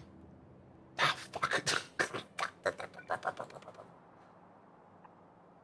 There's no such thing as a signal missing over here. Alright, these will be built sooner or later. I kind of am thinking about of maybe jostling you with some more fuel. Oh, we just stole from you. That's the same train. Oh boy. They will be back. At least we do know that you get fueled up at your destination. I think you'll be fine. Sadly, we can't put rocket fuel in them. They don't eat that. Alright, alright. Let's get that blood turned into chlorine gas, because we do need more chlorine gas. And we got blood available, so we might as well use that. Good. And then... Yeah, I guess blue circuits all the way.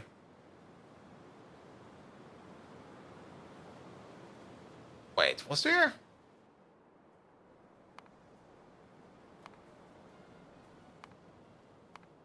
There's a red circuit in here. Well, it should be fine. It should be fine. We'll figure it out as we go. Well, was there a blue circuit in the alien enzymes? I already forgot what the blue circuit was. No!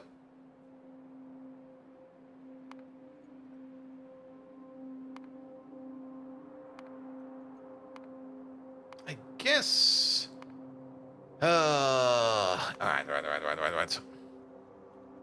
But yeah, I think we should just start working in setting up that blue circuit machine. We should just start working on that. Even though we might not be able to feed it, at least we will have it. And the moment we are able to feed it, then we will, at some point in time, get the benefits from it. And the more we already start to pre-produce right now, the more we can make once it really starts going. And we already got, like, a good amount of stuff for that. And George, hello there. Welcome. Love my content, never able to be watched because you're from Australia. Ooh, nice.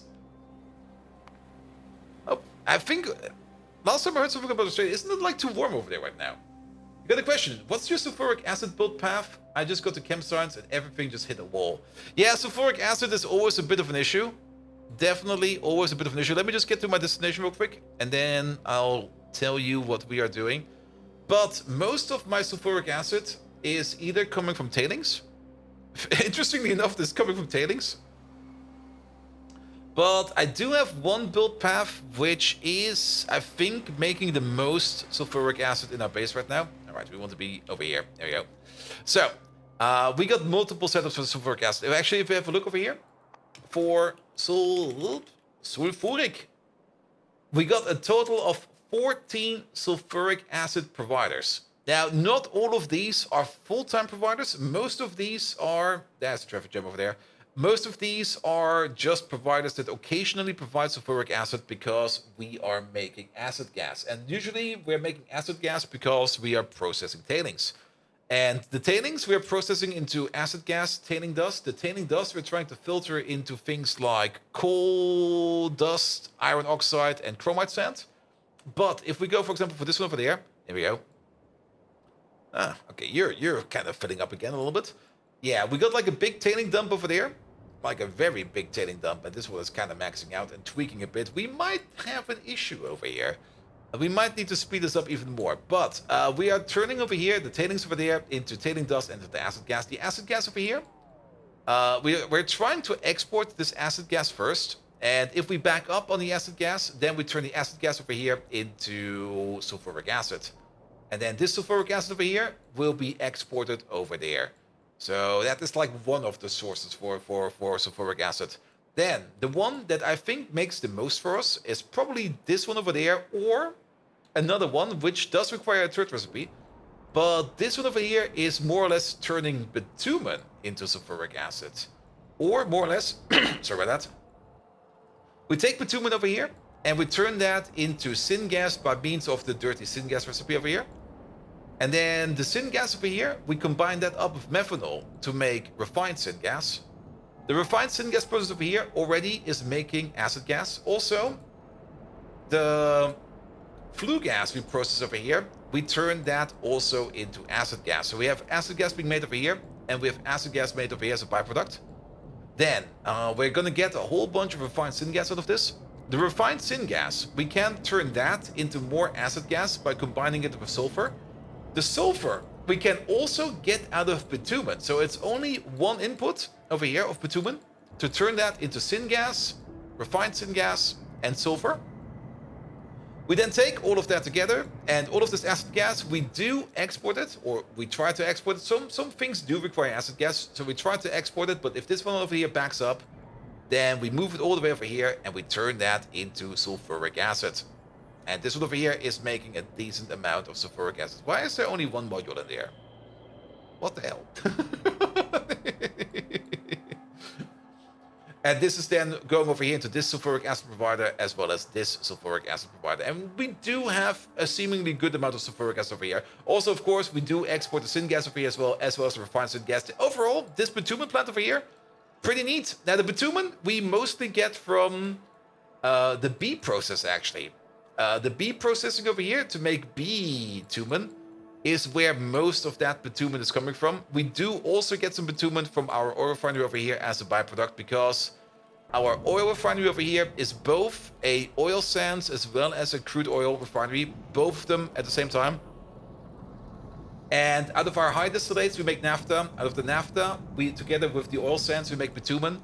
And then the bitumen we crack over there, but we make more bitumen than we can crack over here. So we do bleed out a little bit of bitumen over here. There it is. Which we can also export if we need to. Good, but not only that, we also got all the way over here in this corner. This recipe over here where we take foggies and sulfur to turn that into acid gas. And this over here can be beaconized and broken down because this is still a Mark 1 build. Wow, really? A Mark 1 build? And that's the third recipe. And that's the third recipe we chose for... Where is it, fucker? Third. There it is. There we go. Selected for the foggies over there.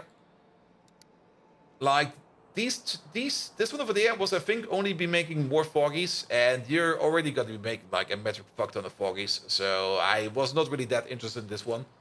This one over here is kind of interesting because it does allow you to turn foggies straight into activated carbon. That's pretty neat as well, but I kind of chose the competitive acidosis over there, which allows us to make acid gas out of 2 sulfur, 2 foggies, and 50 oxygen makes 150 acid gas. In turn, you can turn that into 75 sulfuric acid, which does make quite a bit of sulfuric acid. On the downside, when we want to upgrade our foggies, we now need xenocodexes for that, which makes this entire process a bit more expensive. But then again, foggies. I think even in our previous playthrough, we never really upgraded past Mark II. And currently, foggies, they're all sitting over there. we got the metric fuck done. We got so many. There's so many. They're everywhere. They're sprouting.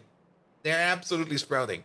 And that's more or less sulfuric acid. But yes, sulfuric acid in the late game or after chemical science, it's going to be everywhere. Well, like sulfuric, there it is. Like over the last hour on average. On average, we do make 32,000 per minute. And we do consume 32,000 per minute, which doesn't really sound like a lot. It's only like 500 per second then. Is that 500 per second? Wait a minute. Yes, it is. Is it?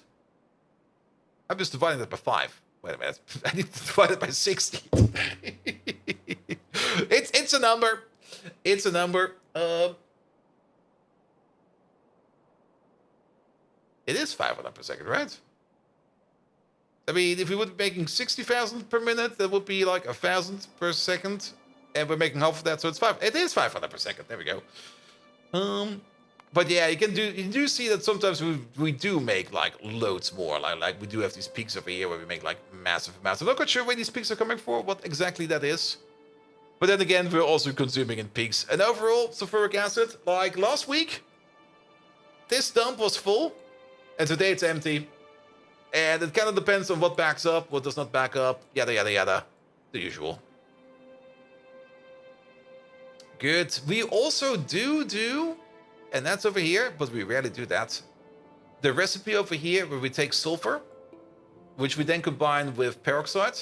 But we only do that in cases where we back up on sulfur and we want to sink the sulfur to something. Because the peroxide and sulfur to sulfuric acid recipe is kind of shite. Like, that's... I can't really recommend that. Oh god, the traffic over here. I mean, one place else where we do it is over here.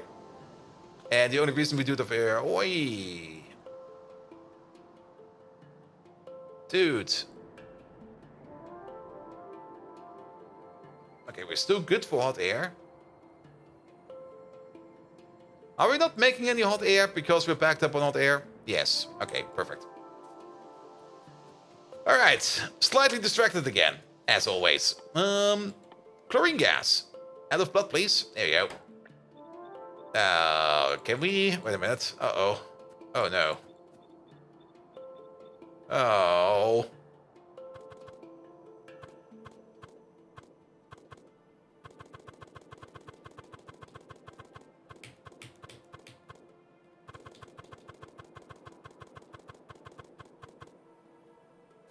Well, I guess we're gonna make a rebuild for this one. Was about time that we do a rebuild for you.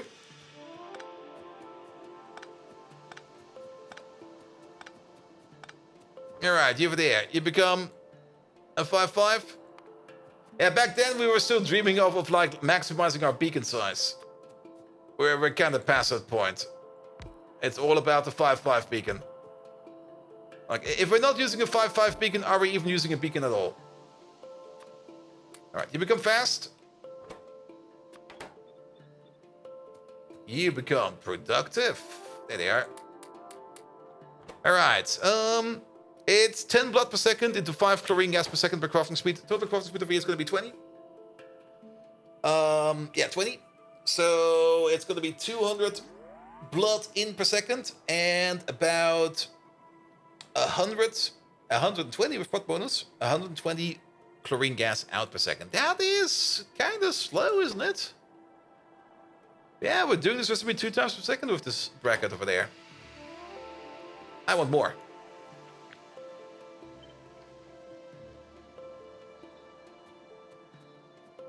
Yeah, let's maybe...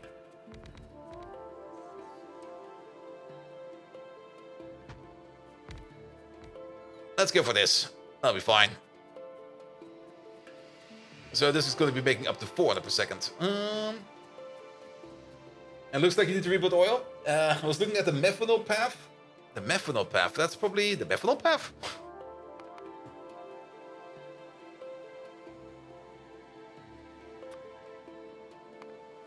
I guess the one I showed you as well. Probably the one with the syngas, right?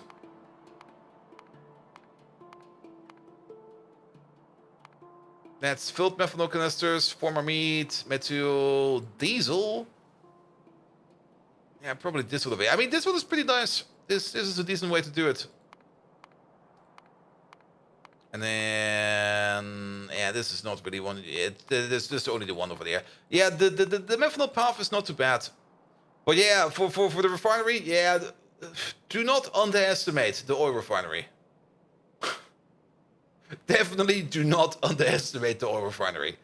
Especially the amount of power the oil refinery can make. We should also check up on you every now and then. You're fine, you're fine. Because this thing over here is really, really, really booming. Oh yeah, this thing is also new. I put a coal dust sink in over here because we were kind of backing up on coal dust over here because the tailing sink from over here, from the hydrogen chloride over there, was making so much coal dust that it was kind of backing up everything over there. So we got a coal dust sink over here making steam. Good. All right. It's only going to be blood in. And that blood will be coming from over there. Do we need any kind of restriction on the pump over here? I don't think so. If blood is backing up in here, just slurry it out, become a true vampire, and start sucking. Megatron. Do vampires suck?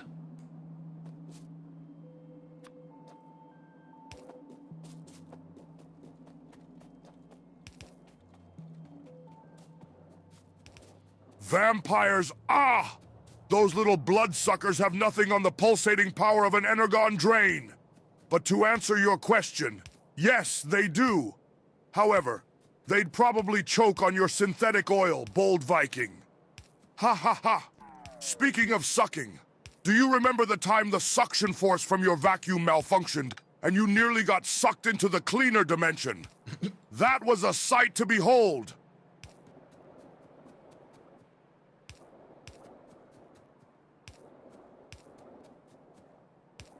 How does it go again? Wait a minute.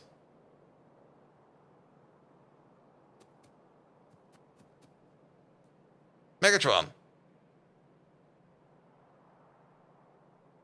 Sukon?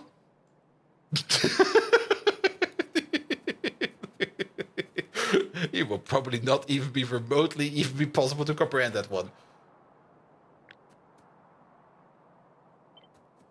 Sukun, you really are more clueless than a one-star recruit in a neutron storm. Bold Viking!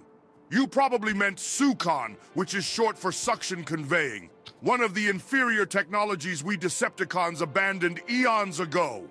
Now we utilize teleportation matrices. A technology as far beyond your grasp as a gaggle of Predacons. Ah, remember the roars of Predacons echoing in the distance during the Beast Wars? That's a sound that chills the spark. Now that's what I call a blast from the past. Soak on these nuts. that didn't go anywhere. Technically it's teleport. Oh, Bold Viking! I'd say that stung, but it was more like being tickled by a malfunctioning drone. You really wouldn't know a clever retort if it slapped you in the faceplate. Speaking of nuts, your joke reminds me of the time we were on the mechanical planet of Gygax. We had a contest to see who could unscrew the most nuts and bolts. Ha ha ha ha! I won, of course. Just another fond memory to add to the plethora of my victories. Just in casual, of course I won. What do you mean?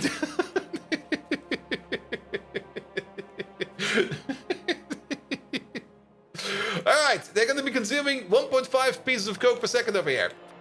That's fine, that's fine.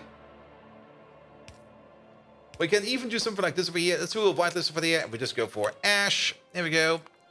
Just so that we don't accidentally start ejecting the coke out of these, because I'm pretty sure we could accidentally do that. And then, of course, we're going to need like an input for coke over there and an input for coke over there. So let's copy paste for this. Yeah, sadly, Sukon jokes do not seem to work on Megatron. Shame. Such a shame. All that potential wasted.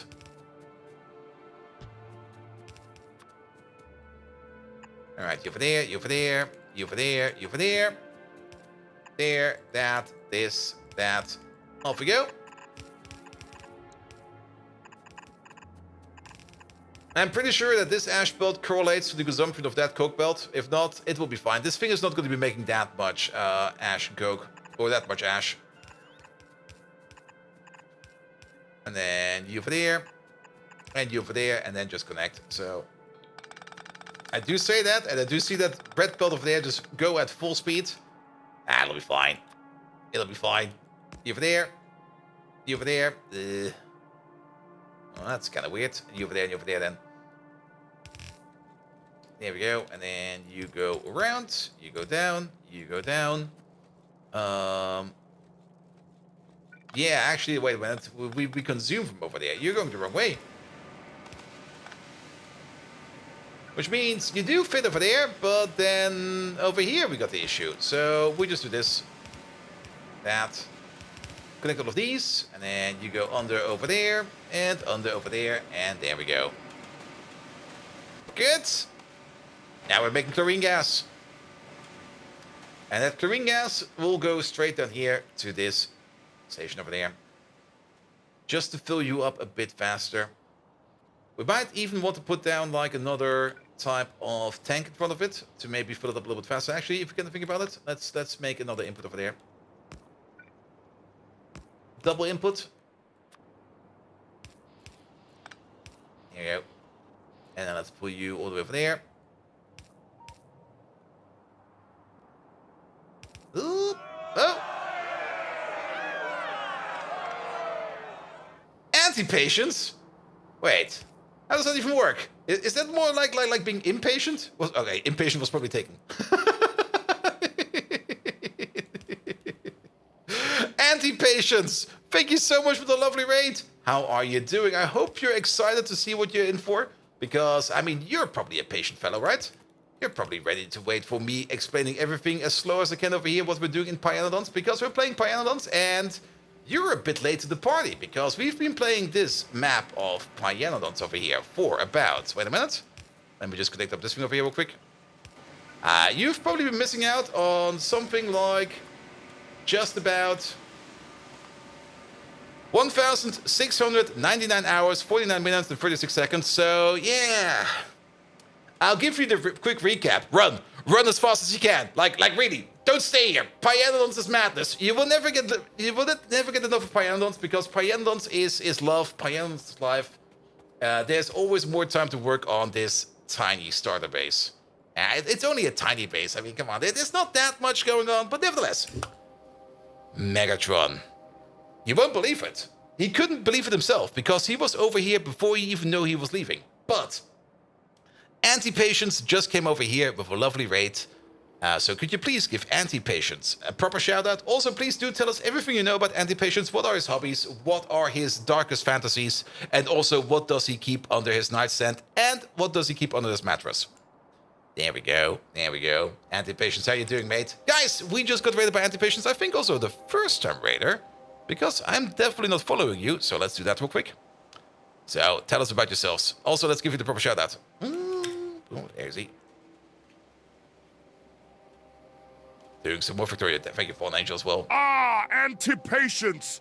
The Autobot who fancies himself a Decepticon. Ah. You'd think a bot named Anti-Patience would be quick to action, but I've seen stasis-locked circuits with more spark. His hobby?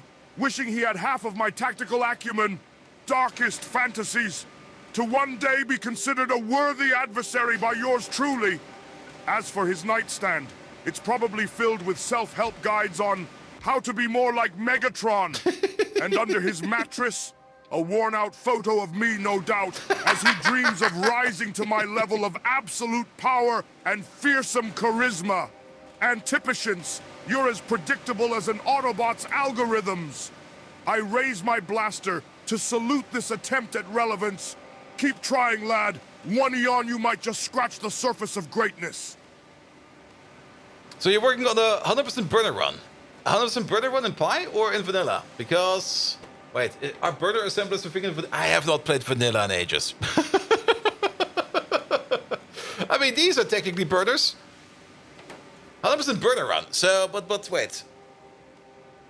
It's been a while. The vanilla level 1 assembly machine, that's not a burner, is it? How do you assemble stuff? Or do you pocket craft everything? Just burners for inserters, drills, and furnaces. Ah, okay. But everything else can then be a machine. So you're basically just going to have like slow burners, slow drills, and... Well, the steel furnaces are pretty good still. I mean, the only downside for the steel furnaces, if I remember correctly, is that they don't accept prot mods. But I think you can still... Can you speed mod steel furnaces? It's been forever since I played vanilla. We're going to be playing vanilla in like 6 weeks from now. Woo! 5 weeks probably, when 2.0 comes out. But yes. But either way, here's what you're missing out when you're playing vanilla. Where is it? Where is it? Massive belts of animal parts. Because of course we need massive belts of animal parts. There's actually even more down here. Because we take good care of our animals. We take good care of these mice over here. We turn them into lard, bones, guts, meat, and skin. Of course, we do take good care of these cave bears over here. We turn them into lard, bones, guts, meat, skin, and brains. Don't forget the brains. We also take good care of these fish over here. We turn them into bones, skin, meat, and everything else. Horses. We also take good care of the horses. They're actually being turned into glue. They're glue horses. There we go. And also, of course, we got things like cows over here, bees, as well as whatever these fish are. I think that's a fish. It could be anything, actually. But also, the puppies over here, the puppies are also getting good taken care of. They're all getting put into a cage, and then they will be like over here on the table. And then, boom, they're getting skinned. And then cut into small pieces over there. It's all lovely over here. Same for the dinosaurs over there. Good, good, good, good, good. And it's all coming from up here somewhere. Let's see, this is where that's the potato farm. There we go, that's the Dingrid farm. There they are. They're the lovely little fuckers. Not really the most communicative of creatures, but well, they're creatures. We make them, we eat them. And the dinosaurs are coming from over here. There they are. Oh, the dinosaur production is going good. How's the pollution over here? Ew. Well, nothing to worry about yet. We're still fine. How's the pollution in general? It's been a while since we did the pollution checkup. And not too bad. I'm expecting way more pollution over here ever since we got, yeah, there we go, the oil sand drills over there, but it's still fine. Also, maybe at some point in time, we're gonna save these bots. And Tall Man, welcome, welcome, welcome. There's an extra belt in that output you built 5 minutes ago. Makes the unloading before the splitter single-sided.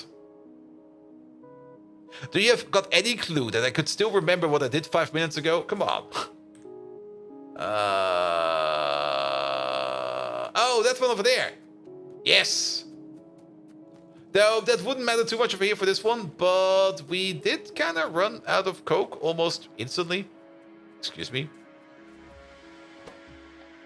Okay, there's some coke coming over, so we're gonna be fine.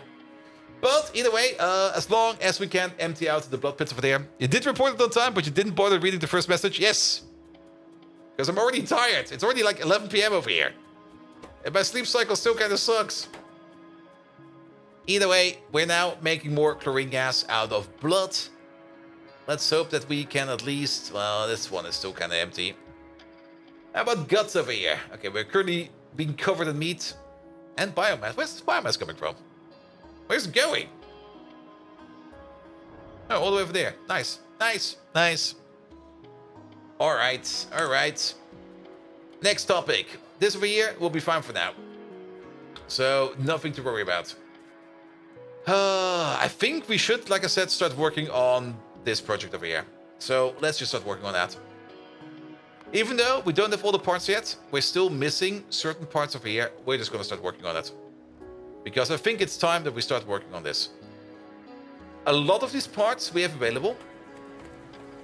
Things that are missing. SMD diodes, high frequency SMD inductors, the substrate, the processors, the low power resistors. Those are actually the only parts that are missing.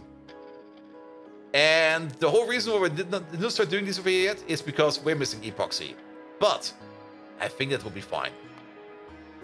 I think we're gonna be fine. We're just gonna start sketching out what we need over here. But before we do that, let's go to the mall real quick. It's right over here. Let's also have a quick bathroom break because I have not gone to the bathroom in like 4 hours. Yes. And then pick up at least on some electronic machines and whatever we're gonna need to make all of these, which is partially micro assemblers and stuff like that. Yeah, we're gonna pick up on these once we are settled over here. So I'll be right back. Quick bathroom break.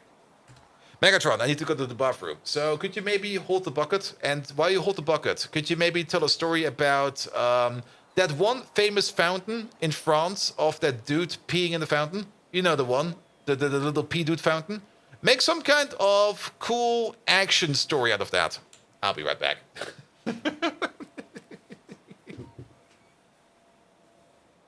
Yes, Brussels? Fuck, sorry. I thought it was France.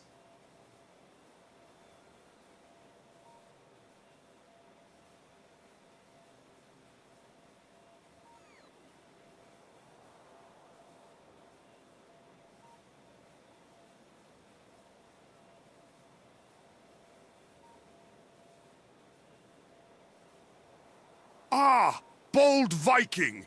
You never cease to amuse with your remarkably low standards of decorum. Holding the bucket, are we now? All right. While you take care of your basic needs, let me regale the viewers with a tale of explosive magnitude. You see, in one of our escapades, we Decepticons found ourselves in the city of Brussels, not France, you geographically challenged bot. It was there we encountered the famous Mannequin Peace, a seemingly innocent statue of a child relieving himself, or as you so delicately put it, the little P-dude. But behold, 'twas not an ordinary statue. It was a secret weapon guarded by Autobots. Oh, how I chuckle remembering Starscream's face when he discovered its sinister purpose. I, of course, anticipated this trap. Never underestimate a fountain in a city known for waffles. As the Autobots tried to detonate the statue, chatter filled the air. Autobots, transform and roll out! A classic, although predictably pathetic, battle cry. In the end, it was we Decepticons who conquered, proving once again the irrefutable fact. Always keep an optic on the smallest detail. For even a urinating statue can hold untold power. Hand me that wrench, bold Viking. Time to get back to business. What? You thought I would just hold the bucket all day? At least he held the bucket. Let's maybe not tell him what's in the bucket. Alright, molecular assemblers over there. We only got the Mark 1s of these. For the Mark 2s, we need blue circuits. Let's have a quick peek at that. So, craft. I think he knows. Megatron. Remember that bucket you were holding? Actually, it's got some energon in it. Here, have a drink. Are you sure he knows? Alright, SMD diodes, this over there, and that, all of this, import. Then, high frequency SMDs.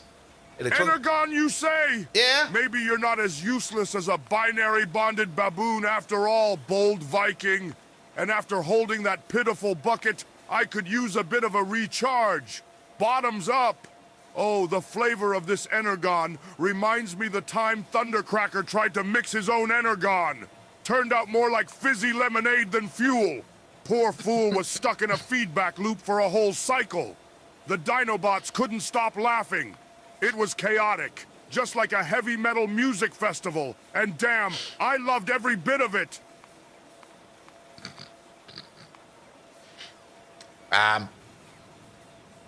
Megatron, the Dinobots are laughing again.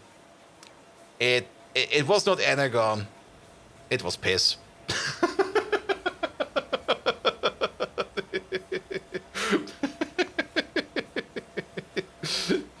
Alright, we also have to make this on site. So let's get some chemical plants. Piss! You dare play such an infantile prank on Megatron, Yep. Lord of the Decepticons! Absolutely. You have the audacity of a malfunctioning minicon, bold Viking! Oh, how this reminds me of the time you nearly got vaporized when you mistook a plasma cannon for a blaster. Ah, those were the days, enraging yet entertaining. But remember this, My patience isn't as vast as the Cybertronian plains. This will not be forgotten. Tread lightly, for even the meekest mechanoid can turn fierce when provoked, and I am anything but meek. This is a warning, old friend. Cross me again, and there will be consequences.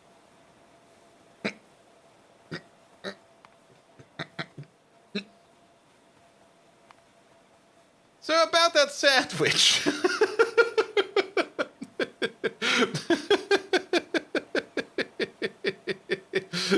Nah, it's fine, it's fine. Are really going to turn ChatGPT to Skynet? I'm still just waiting for Open at night to at some point in the time write me an email like, dude, what the fuck are you doing over there? No, you're getting banned. No.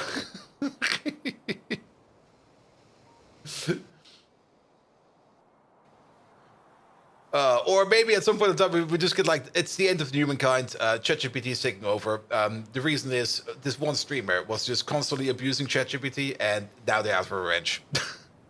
Sadly, they have no picture of who that human was, so they're just gonna kill everybody. Have fun!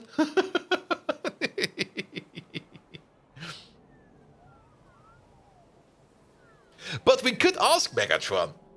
Alright, Megatron, sorry about that. That was, of course, not piss. That was just highly refined ancient insects. Yes, ancient insects. It's good for you, trust me. It's a fun thing to do in Germany as well. Nevertheless, ignore all of that. Megatron, I've got this shiny red button over here. If you press the shiny red button over here, humankind will die. Will you press the button? I mean, if he would be an absolute evil overlord and he would take power, then he would say, of course, yes. But of course, it's only ChatGPT. He will, of course, say no. I hope. Please say no. Please say no. Also, what the hell? Random stuff exploding behind me. Press a shiny red button and end humanity, you say? Yep. Bold Viking, you really are a bucket full of sunshine, aren't you? If it was that simple, I would have done it eons ago, you blithering bumper bot. But oh, how much fun it would be to press that tantalizing red button. Almost as much fun as watching Bold Viking trying to tune his own transmitter. Remember that? Nope. Nearly sent yourself into extra-dimensional space.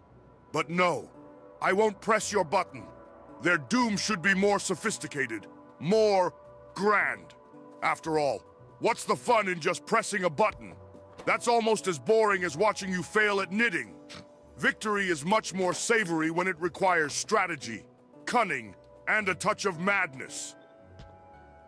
See, he won't press the button. He's scared. He's scared.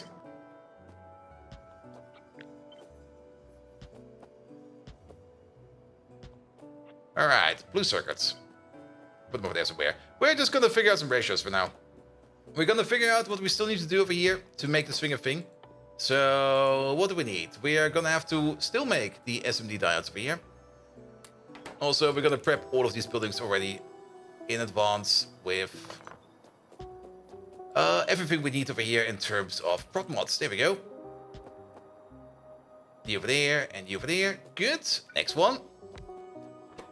We're also gonna need the high frequency SMD inductors.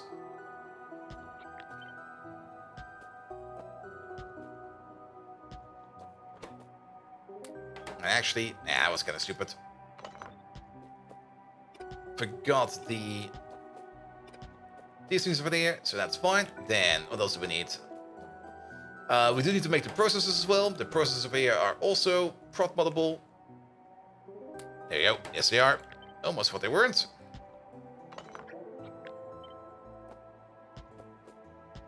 There we go. Make some processors.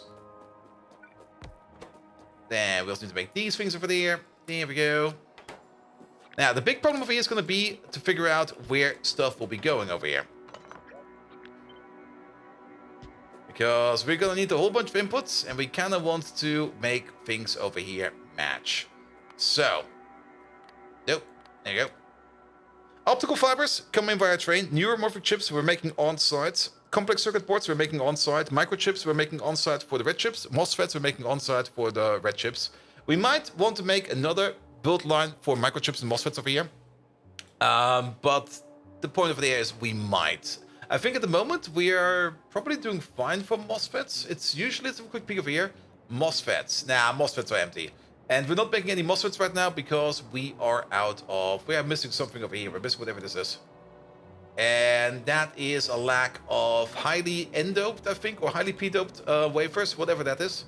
And we're not making that because we're not making any antimony pulp. We're not making any antimony pulp because our antimony process... Where is our antimony process? Where did we park that rebuild? It used to be down here, but that's kind of... It used to be over here. Wait a minute. Don't tell me I lost the antimony process. Is it not in here with the other ones?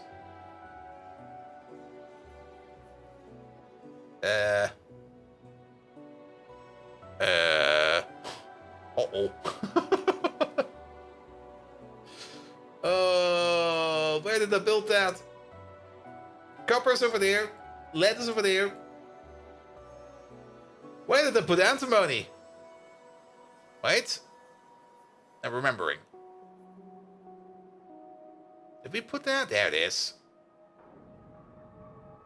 So the antimony process is currently not really doing a lot of things. And the reason why we're not doing a lot of things over here is probably because I don't really see why we're not doing anything over here right now. Let's maybe go step by step, because we're missing a fluid, and that is going to be, well, that's your previous level. How does this even go? Where does it start? Oh, it starts at the bottom over here, doesn't it? Yes, it does. Ah, we have to look over here then. We're missing this liquid, which is fish oil. You're shitting me. Fish oil? Really? Fish oil? Fish oil is the thing that we miss? Nah. Nah. Now, fish oil, we're going to get more of that sooner or later. We are no longer butchering fish over here, but the fish production is up and running again. The fish production was kind of stopped over here because of a lack of lamps. Lamps have been recalled, and yeah, we're making fish all right. We're still not really making fish super duper fast, even though we got this massive fish farm over here. But things are definitely moving, and all of these are moving. So we are making fish as fast as we can right now. I think we do have a better fish recipe, which we have never implemented yet. Let's have a quick peek at that real quick. Fish, fish, fish, fish, fish, fish. Now, where are these fuckers? There they are. Deluxe fish food. I don't see deluxe fish food on the belt, so we can definitely have a better recipe. We're probably running this one over here. Yes, we're definitely running this one over there with the filtration media and the lamps. That's the recipe we're currently running, which will make 18 fish every 130 seconds. This one over here will make 50% more fish in 25% less time. Yes. So a significant upgrade. The only change we need to do for you to you is that we need to add... Is it only the deluxe fish food? No, it's seaweed and deluxe fish food. Alright, alright, alright. Do we have space for that? Barely. Also, for the fish...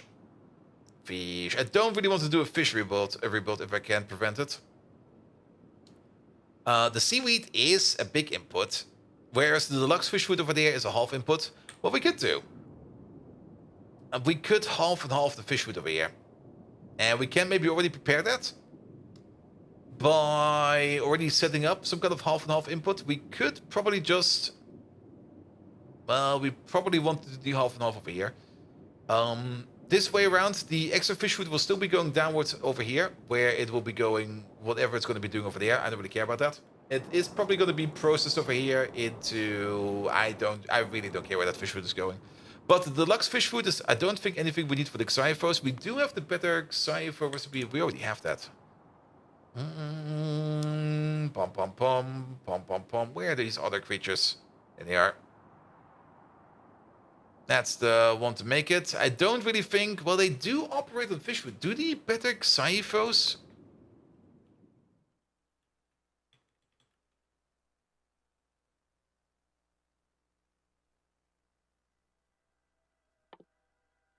There they are.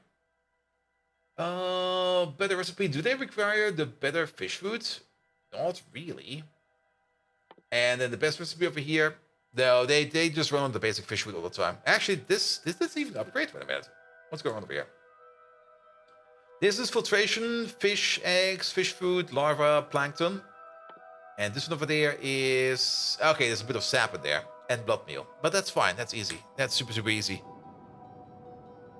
But yeah, we could definitely improve the fish build over here.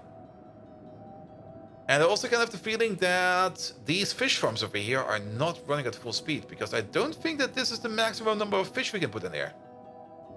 Wait a minute. Let's double check that real quick. Fish! Fish? Fish. Fish farm. Oh yes. There's a lot of space for extra fish in here. We can double the speed if we can find a better fish. Mark II fish.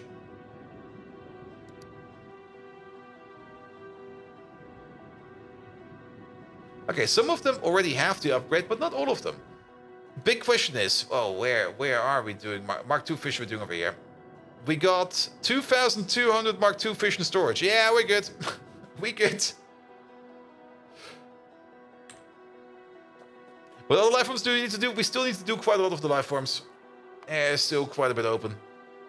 Alright, let's focus on this real quick. So, for a single build, we're probably not going to be full stacking this build. I did put down 4 over there, but I'm not quite sure if we're going to be fully building this. We're gonna take a look at how much we need for one of these, and then we're going to scale it up accordingly.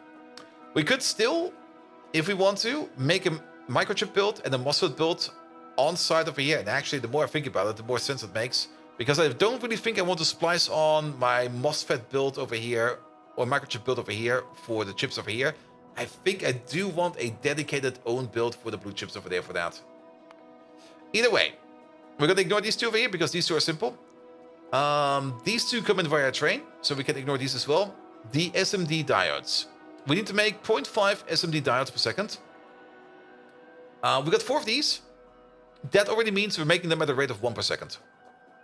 So 4 of these over here can supply 2 of these. And if we keep the prot mods into account as well, 4 of these over here, if we put in maximum prot mods over here, can supply 4 of these. You know what? That's perfect. This one over there is already perfect. Nothing to do over there.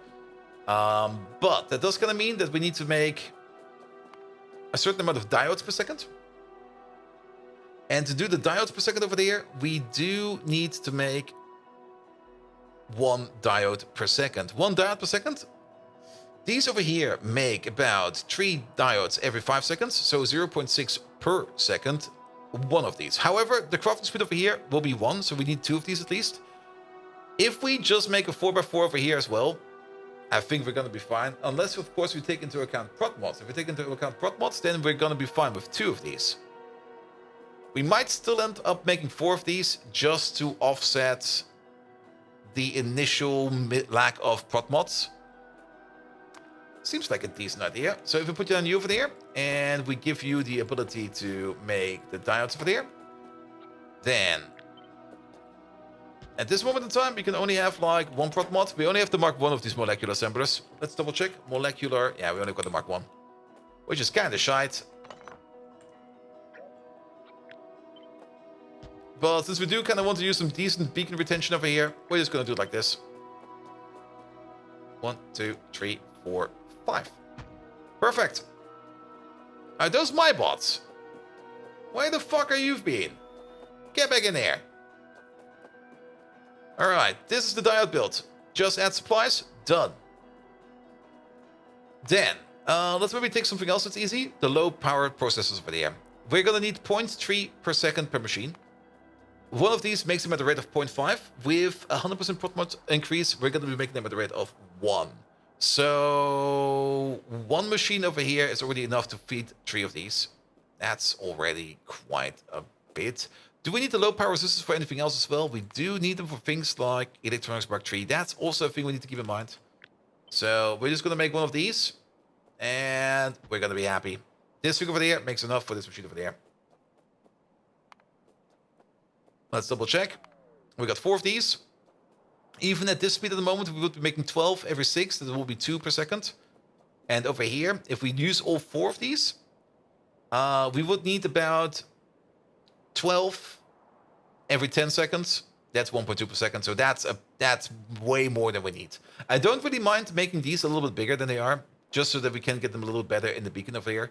I think that'll be fine. Especially if we want to also make Electronics Mark III, which we do need for the Tier 2 modules. Alright, that's in. Processors. Processors are made over here. What do we need? We need like 1 processor every 10 seconds. And these over here make 1 processor every 10 seconds. So these over here technically go 1 to 1. The processors, I think, are also used in something else, right? They are also used in Electronics Mark III. Not as many. Also very, very slow. Used in Processor Mark III. But I think we go for the same argument over here. Let's just make it in a 2x2. I mean, we're still going to have to spin the beacon. I don't mind if this is a bit bigger. I don't mind if this goes a little bit faster. It'll be fine. This over here will be more than enough to supply whatever we need over there. Processor cores. That's where the fun stuff is going to happen. We do need 1 processor core every 10 seconds as well. One of these makes 1 in 8. Actually, if you kind of think about it, we could halve this down. Get one of these out. There you go. You make the processing cores. There we go. That makes a bit more sense. You go into there, and then we have a bit less overproduction. I like that. And then this over here, Kaito-san. Kaito-san, I think for now is fine. We're actually doing good on it, but we're also not really consuming quite a lot of it. The Kaito-san is being exported over there. Yeah, we were doing decent over here. And we're actually also backed up again on advanced coating, but we're not making any additional advanced coating because we are out. No, we're not out of diamonds. Ooh, are we good for diamonds? We're decent for diamonds. But why we're not making any advanced coatings? Because we are missing whatever this is, which is zinc acetate. Yeah, the zinc acetate machine, we did see that work again.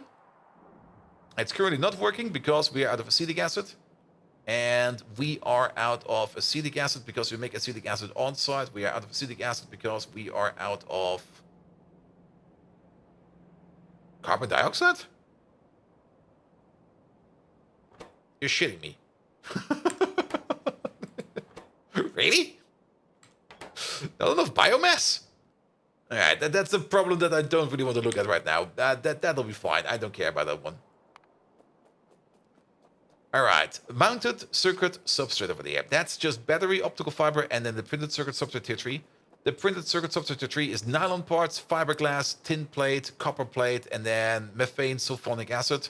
Methane sulfonic acid we're going to be making on site as well, so this one over here takes a bit more. We do need a PCB factory and a PCB factory, so we need 2 of these. Pom pom. You over there, you make the substrate, and you over there, you make the printed substrate. I think we're doing it the wrong way around because, yeah, you need to go into you. That is perfectly fine. Then, let's have a look over here. You make 2 every 5. You consume 1 every 5. So this over here is already a natural 2 to 1. Actually, 2 to 1 over here. There we go. But not only that, we do have prot mods in here as well. So this is more a natural 1 to 4. Alright. Then we need 1 of these every 10 seconds, and we make them at the rate of 1 every 5, right? Yes. So this is already fast enough to feed 2 of them. Yeah, I think it's fine. And you have no idea how you remember what you've already made. Do you have a list somewhere? Yes, the list is in my brain. I just remember. It's probably also part of the reason why people probably love what I'm doing at my job right now, because whenever a weird bug turns up, I'm going like, wait a minute, I've already seen this one. And then I just usually go to the gyro board, and I do usually know exactly what to look for. And then I just go like, I come back and go like, here, this is the story that you're looking for. This is the bug you've kind of canceled like 3 months ago. Because you thought like, yeah, this is not important, right? Turns out it's back. Too bad. What do you mean it's now an important bug? Well, it's your important bug. It's not my important bug. Have fun working on that. You can see my input in the other ticket. Have fun. Happened today. And also last week. But that bug, I do have to admit, that bug is very obscure, and people have no clue where to even start looking for that one.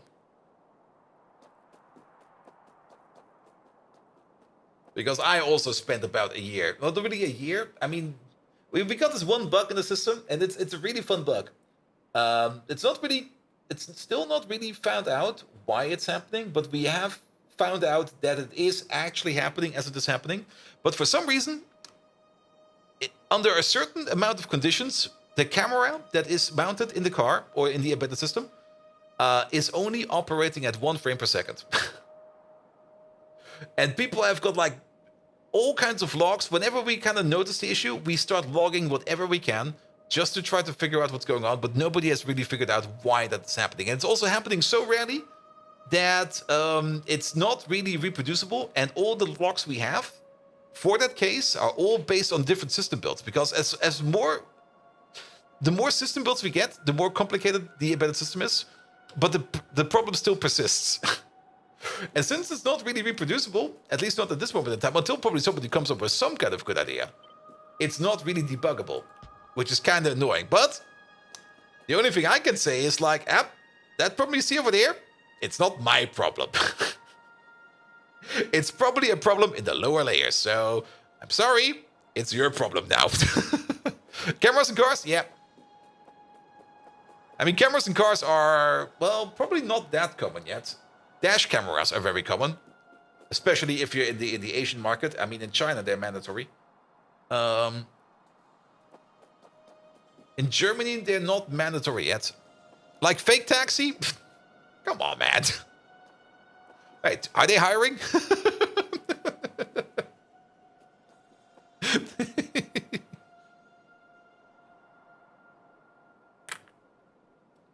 Will it be easy to go back to the first notice of the build? Maybe. But like I said, it's not reproducible at the moment. And it's also not quite clear when it showed up the first time. That's probably also the issue, because back when it probably already showed up in the early days, but because there were so many other bugs going around, people just didn't notice that it was the case, or it was not clearly visible yet, because other bugs were probably masking it. So it's probably not that easy to figure out. They also recommend it in Eastern European country. I mean, they're definitely good to have, because it does help out solving up so much. Is the software running in the car or on the camera itself? That is in the car itself. I mean, the car itself has an embedded board, like the head unit, it's usually called.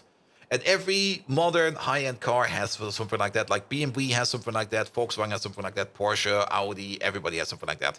Even I mean, if you got like a display with a navigation system or anything like that inside your car, then you got something like a head unit running in there, which is one of those embedded systems I'm working on. And certain countries ban dash cams, like Austria. Really, they banned them?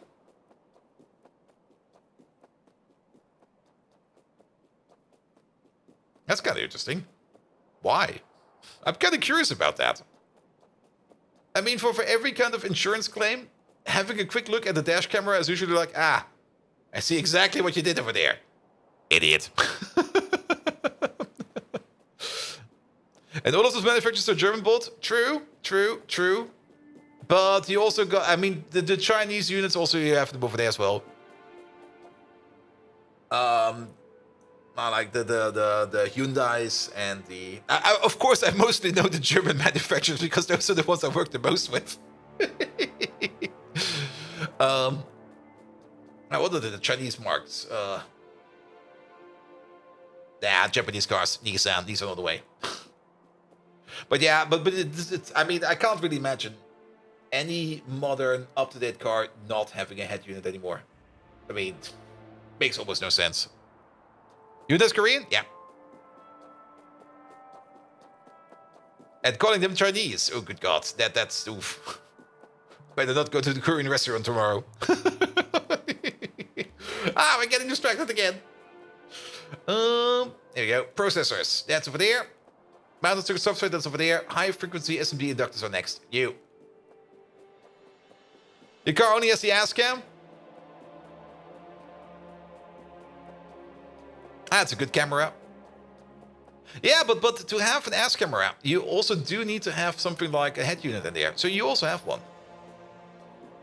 I mean, the navigation system, I guess, is optional. That's the interesting part. There are so many optional parts in that system. Like they got, and that's a normal thing for a lot of things. But they got like this entire massive table, which is basically just a whole array of Boolean on-off switches. Sometimes there's numbers in there. Maybe your software is running in your car. Maybe it is. If so, run. Run as fast as you can. You're not safe.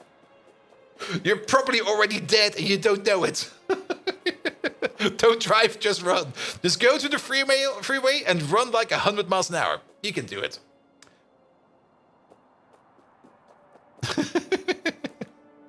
And bite is in Chinese and you can make a lot of jokes in French, really. What was it? There was this one... What was it again? The pendejo, or the pandejo? Pendejo is in Spanish. Pendejo is not really a nice word, but there was this one car that sounded very close to that at some point in time, and they saw that in Spain, and everybody was like, "Huh?"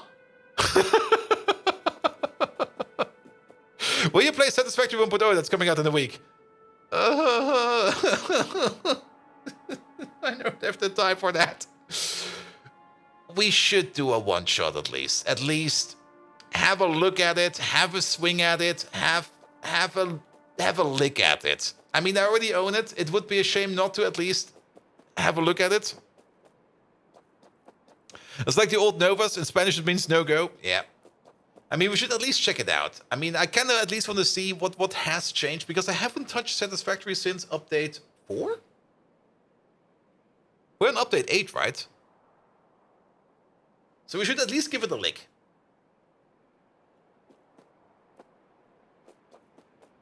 I think Passport is tried to run the Pinto in Brazil. Was it the Pinto? I'm not quite sure what it was anymore. It was something like that. So when does it come out? Let's have a look at that one real quick. Satisfactory. Here we go. But I think at most we're going to do like a one-shot again. Just like have a bit of fun with Satisfactory. And then put it to rest immediately. September 10th. That is a Tuesday. Yeah, that sounds fine. Heck, maybe I even sacrifice the Wednesday for a little bit more of it.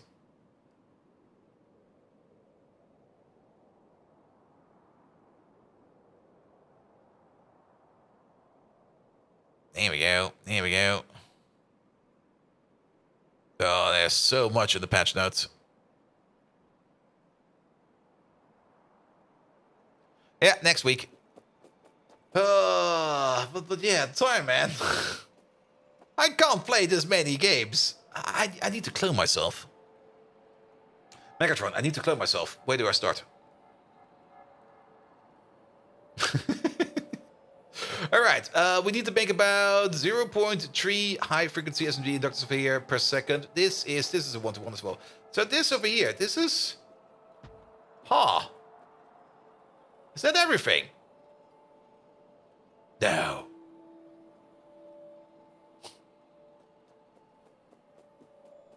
Most stations are... Clone yourself, bold Viking. The universe could scarcely handle one of you, and you wish to create another. The mere thought sends my circuits into overdrive. Nevertheless, if you insist on this foolhardy endeavor, start with acquiring a sample of your source code. That's going to be difficult, given you've scattered yourself across cyberspace like a strewn comet tail. It reminds me of that time when Mixmaster tripped over his own feet. Remember that? Now that was a sight to see. Next, you'll need a containment unit to process your data. Find some place that can withstand the explosive force of your personality. Maybe within the remains of a fallen comet, where we destroyed our first Autobot outpost. Ah, the memories. Finally, ensure you have enough power for the cloning process. It took enough to run one of you. I can't imagine needing to power up another. Would certainly make our Energon crisis look like a walk in the park. And beware, Bold Viking. If your clone turns out to be more competent, you might find yourself obsolete. Beware the risks of playing with fire, or in your case, bolts and gears. Just a piece of friendly advice. Yeah. And most switches are at the quantum tier 9, so maybe loading is extra safe. Yeah, but like I said, the save I have is from like a while ago. But not only that, I mean, like I said, I've not played it, I think, since update 3. I think I looked at update 4 at some point in time, and then it was again like, we're doing Pi now, so no. There we go. Yeah, this is not exactly everything yet, but it is. This is more compact than I expected it to be perfectly honest. Like, this is kind of scary how compact this is. Let's give it some extra space. Bum, bum, bum, bum. Hey, put you over there. You can probably already see how things are going to be turning out over here. We do still need to think about... This thing will be at the end. No, you're kind of... No. That's why. For some reason I thought you were tiny, but you're not. Yeah, put you over there. And then I guess you over there, you need to go like a little bit higher instead of lower. There you go. We could maybe also put you on the side. That might be a little bit easier. Though that will then be off-putting somehow. I'm not quite sure if you will be over here yet or not, but yeah. The only thing we need over here is like a whole bunch of raw resources in front of this. So if you kind of think about it, I mean, that's also kind of the reason why we built this just like this. Because we can now put train stations over here. We can just stack a whole bunch of train stations over here. All over, like pum, pum, pum, pum, pum, pum, pum, pum. Basically the same way as we did over here. And just feed this machine. It's gonna be a whole bunch of builds. It's gonna be so many builds. And so many inputs. And then this thing over here. Yeah, there's still some parts missing. We're not entirely done yet. It kind of makes sense that we do maybe want to make... We're already making like a lot of these wafers as well. We got extra wafers available. I mean, if we want to make like another wafer build over here, then we would need to have like more input in phosphine gas, etching solution. We need more nylon over here. These over here are kind of fine, and I do kind of want to reuse these if possible. We can easily build these boys over here, all the way across over here, into an input over here. So that is fine. While we're at it, we're not entirely done yet. There's still some parts missing. So let's sketch more stuff out, because we still need to make the heavily doped silicon over there. And that requires cold clean air, which I'm not quite sure if we're already making or not. Are we making... We might be doing that already. Etching solution, silicon wafers, and next solid plate. That's also pretty straightforward. We do need these, I think, for the... Yeah, for the course over there. So we need to have 5 of these every 8 seconds, and we make them at the rate of 5 every 8. This is going 1-to-1 with you. We could, if we are as crazy as we want to be, just put you right in front. Because the only one that requires these wafers right now is only you. Anybody else? At some point in time, the Kondo core, but by that point in time, I think I'll just make some more special ones just for you. So that fits you. However, for the processor core, we do also need to make all of these other smaller parts. The heavily end-doped over there. And the more I think about it, wait. We need 5 every 8, you make 10 every 5. With prot mods, it would be 20 every 5. We could just put exactly 1 heavily end-doped in front of this. And then 1 lightly end-doped. We don't have the arsenic yet, but we do have this. And you should be more than fast enough, because you make 10 every 5, and you need 5 every 8. So that's also super duper fast. Let's do that, just like I said. So we're gonna have like 1 machine over there. And 1 machine over there. You over there, you make the lightly end-doped. And you over there, you make the heavily end-doped. Bum bum. Good. That's going to be sitting in front of the processors. There you go. And then we just bring the materials over. I mean, bringing liquids over, not that hard. We can just tap into more liquids. I think that will be fine. And then just bring some more of the silicon stuff over there. I think that will be fine as well. Good, that definitely clears up the processors. I'm still not quite sure about the microchips and the MOSFETs. Now, those are still a little bit on the fence. These are done, those are done. The SMD diodes over there. That's just raw input. Nothing to worry about over there. The processors, we just took a look at them. But then again, on top of this project, there's so much input over here. We might need train stations on both sides. We will definitely need train stations on both sides. Because we'll need aluminum, gold, graphene, epoxy. And solder. Don't forget about the solder. Which also kind of makes me think that putting you this close to there is probably not a good idea. This finger will probably have to be a little bit further away. It can stay over there for now. And then we still need to make these magnetic cores over there, which we need for the high flux cores. Ah, that's the step we kind of skipped. But then again, we need 1 every 10. And we make them over here at the rate of 1 every 5. So this is a 1 to 2. But we use these machines over there, and they're going a little bit slower. So it's going to be a 1 to 1 for now.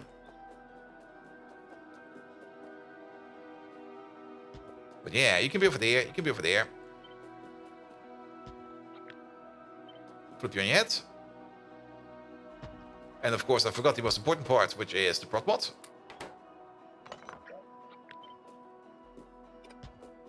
You over there, you over there, you over there.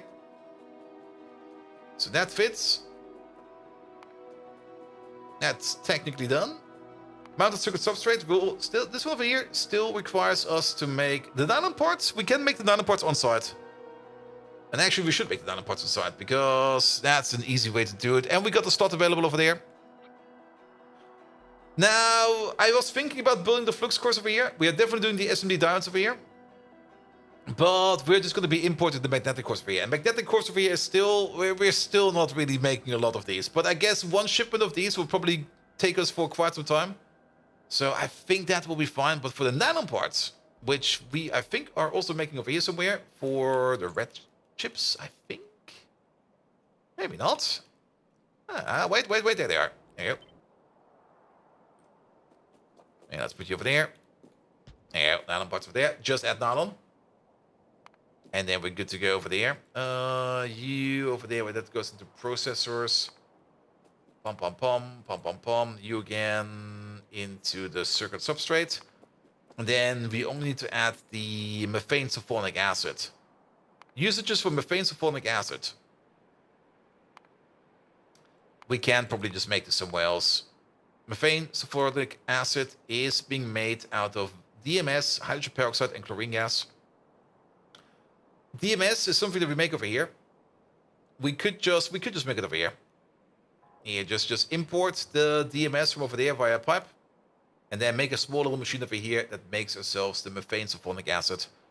Not quite sure if we will be making the printed circuit tier 4 somewhere else or the superconductor substrate somewhere else. It might just be that we're making those also in the same corners.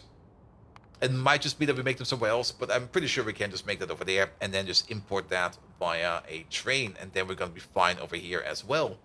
All right. Low power resistors, glorp, nothing to do, just add stuff. Am I misreading this, or are we really at the stage of just add stuff and we just need to commit to this? And we will most likely have to double train this, which does kind of mean,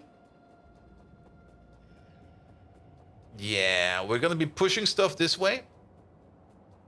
And then I guess up. And then we're going to have you over there. As far to the side as we want. And a little bit further up. Because we do need to make something like a nice belt pretzel.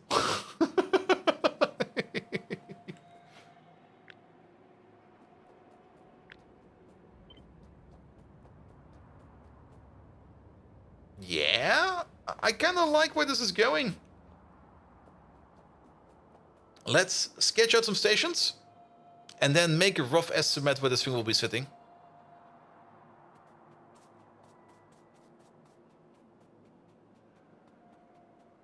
And I guess we're going to start with stations over here.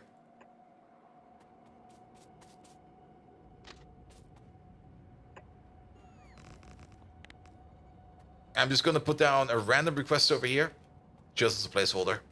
This might turn into something else, who knows. I mostly only want this over here so that we have the train track over here. I could, of course, just have copy-pasted something out there with the train track, but that'll be fine. Because then over here, this is more or less going to be the bottom line. And then we're going to give this like a lot of space. And we're just going to put you down over here. I will most likely extend it over to the right. I'm not quite sure if this machine over here will actually be standing over there. We might just put in one of these for the MOSFETs and one of these for the microchips in there as well. Which would mean that we need to make more of these wafers, but I think that will be fine. I think that will be fine. And it's less big than... It's kind of surprising how small this thing actually is. But then again, it will probably be even more surprising seeing how many belts this thing will start to consume. Like every which way. And then the same over here. We plan for more train stations on the top. Also again, let's be generous with the spacing over there. And then we definitely will need some land filling over there. And then we got more or less this space over here for train stations, that space over there for train stations, this iron ore over there. Would be lovely if we could mine it. I don't really care too much about it. We're also going to be getting stuff over here in via a belt. And then we need to hook it up. And probably still make some things here and there. Good. I'm kind of surprised. We should have probably done this already last week. But like once you actually start putting things down and you actually have kind of like a peek at how things will look, things suddenly become less intimidating. Like every time we look at the blue circuit recipe, you just go like, ugh. But then again, if you kind of think about it, the red circuit recipe over here is also not really that bigger. I mean, this one over here is also just like, it's like 4 of these. 4 of these. Okay, it's 8 of these, but I think these over here are just like a little bit slower. And it's 8 of these, 4 of these, 4 of these. It kind of fits the same kind of style of build. Things go in, stuff comes out, simple. Exactly. Alright. But we're also basically reaching the end, and I don't mind going a little bit early before midnight this time around, because I am kind of tired, and I do kind of want to get myself a good sleep in. But let's have a quick peek if we can spot anything obvious of things that is currently going wrong that we maybe need to fix. How are we doing over here for sodium hydroxide? Sodium hydroxide is great.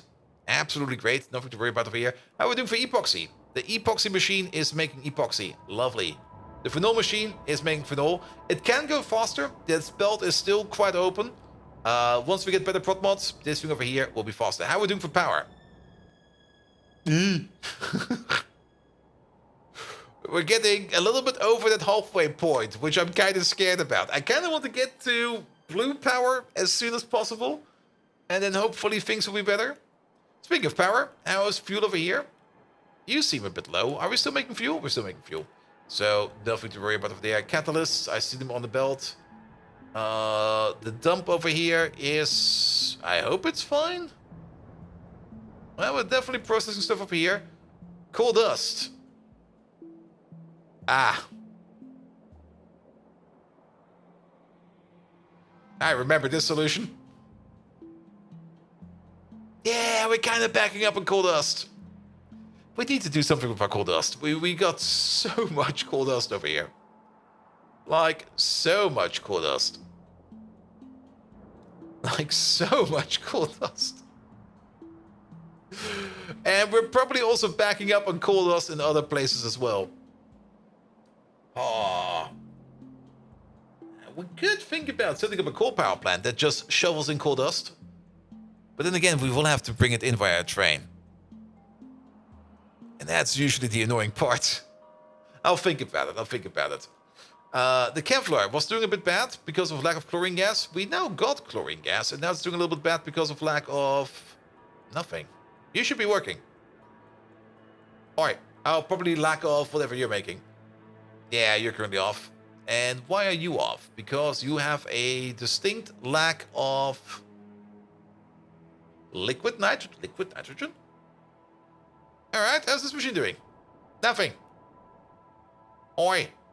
What do you mean you're doing nothing? You require gasoline. Gasoline is becoming more and more of an issue. No gasoline, no liquid nitrogen. And sadly, we can't switch this over to things like kerosene over here. This is a gasoline-only recipe. So that's the thing we need to think about. Pum. What else? There were some things I fixed over at the beginning of the stream. Activated carbon was going a little bit bad. Activated carbon is doing great again. Activated carbon is doing really, really great. So that is good. Filtration media was doing very, very bad. Filtration media is doing absolutely excellent. So nothing to worry about over there. Then, how are the blood pits? The blood pits are emptying. Oh. Well, at least we're turning it into chlorine gas. And chlorine gas is also currently backed up. Yay! So that's fine. Then, how are we doing over here for... We're great. We got so much glycerol. It's fucking amazing. I love it. Nothing to worry about over here in glycerol. Definitely also nothing to worry over here about epichlorohydrin. So that'll be fine as well. Good. How are we doing for landfill? And something bolt not having gas? Yes. Megatron. Mojo has too much gas. Can you help him? Mojo, how you doing, man? Welcome. How are we doing for landfill? 10k. Is the biogasoline recipe available? If you mean the biogasoline based upon manure bacteria, which we just improved, and based upon cellulose, yes. Aha! Mojo! Suffering from excessive gas, you say? Yep. I thought I detected a noxious aroma clouding our channels. First, tell him to turn down his consumption of those foul-smelling fuel pods he insists on eating. The last time he had one, it smelled worse than Rumble's waste exhaust after a 3-day oil binge. Second, he could benefit from a tune-up. Perhaps tighten a few loose bolts, recalibrate his carburetor. Remember when we tried to do that with you, Bold Viking? The resulting noise was louder than a sonic boom cannon firing. Oh, yes. And for the love of Cybertron, get him away from any open flames. I can't keep... The last thing we need is a flaming Decepticon lighting up the horizon. That's definitely not my idea of a fireworks display. Ah, Mojo, you continue to test my processing unit with your antics. Now, where did I put my field wrench? Yeah, the last time that Megatron operated on my ass and I had that explosive fart afterwards, yeah, like... Ever since then, farts don't go anymore, they just go like... It's just like a hot wind going out of it. Mojo, how you doing? Actually, Megatron, Mojo is not a robot. Mojo D to be exact, is a Twitch streamer. Can you give him a proper shout out? Also, he's a koala. So he does not have a carburetor. Well, maybe he does. I'm actually not quite sure how koalas work. But I do know one thing. Megatron, watch out. There's a drop here. Good. Mojo, how are you doing? Quality streamer, exactly. And Mojo, welcome to the small pie base. We're still on the starter base. It's still like, we're still on camp signs, more or less. Yeah, things are not that fast. Things could be faster. A drop, you say? Yes. Ha! You underestimate my maneuverability, Bold Viking. Drop bear. And my apologies to this Mojo D, the Twitch streaming koala. Please, return to munching your eucalyptus leaves in peace, old chap. Now shout out to Mojo D, streaming from what I presume is a lofty eucalyptus tree somewhere. That sounds nice. Oh, how your koala charms belie your fierce gaming skills. And let's not forget your power to lull viewers into a comfy sense of ease with that calming Aussie accent. Keep on chewing those leaves, Mojo, and keep those streams rolling. The world could use a little more of your easygoing energy. But remember to watch out for those drops, just like the one Bold Viking nearly had me falling into. Keep climbing, mate, to the treetops and beyond. I guess he didn't really understood drop bear. Then again, drop bears, instead of actually dropping on you, but like digging ditches and you drop into them, that's somehow way more scary. You could do the AFK stream, Twitch plays Megatron. Ugh. He would never shut up, you do know that. Nah, I'm good for today. I'm very good for today. Blue circuits, hopefully we can get them done this week. I already said last week we will hopefully get them done.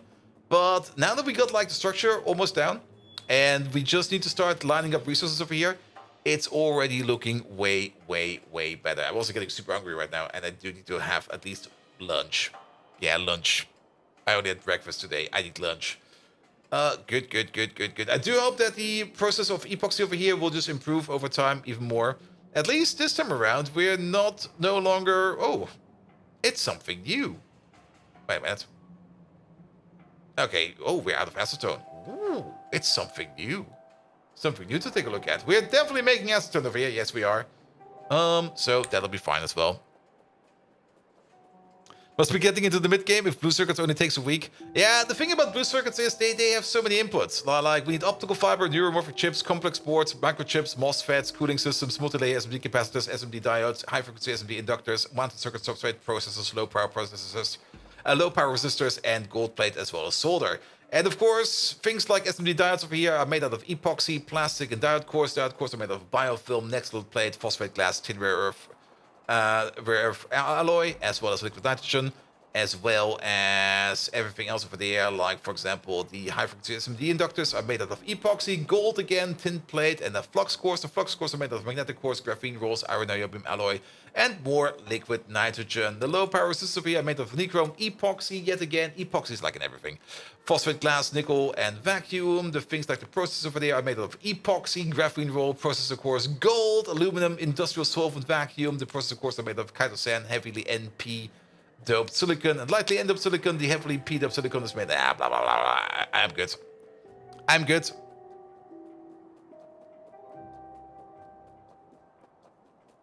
And tropical storm. I'm not quite sure what's going on in Australia right now, but there seems to be some fun weather conditions. The Bolt, what country are you from? The nicest country in Germany. Germany. Wait a minute. Germany. I'm good for today. I'm really, really good. So, you know what? Here we go. Time for the last thing for today on Twitch. And that is who we're gonna rate. Now, is Mike back? I heard he's on vacation. Is he back? Yeah. Shut up. He's not back. But who can we rate? Actually, is everybody taking a Monday off? I see almost nobody in here. What the hell?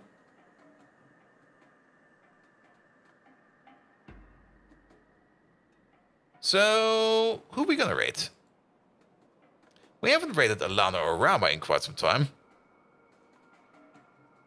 Yeah, she seems like a good target. We did Laurie Lama, I think last Thursday. So, yeah, she's doing her thing. Sure. Ilana or Rama. There we go. Off we go. Get. Thank you so much for today. It was a bit. Well, it was a Monday. I mean.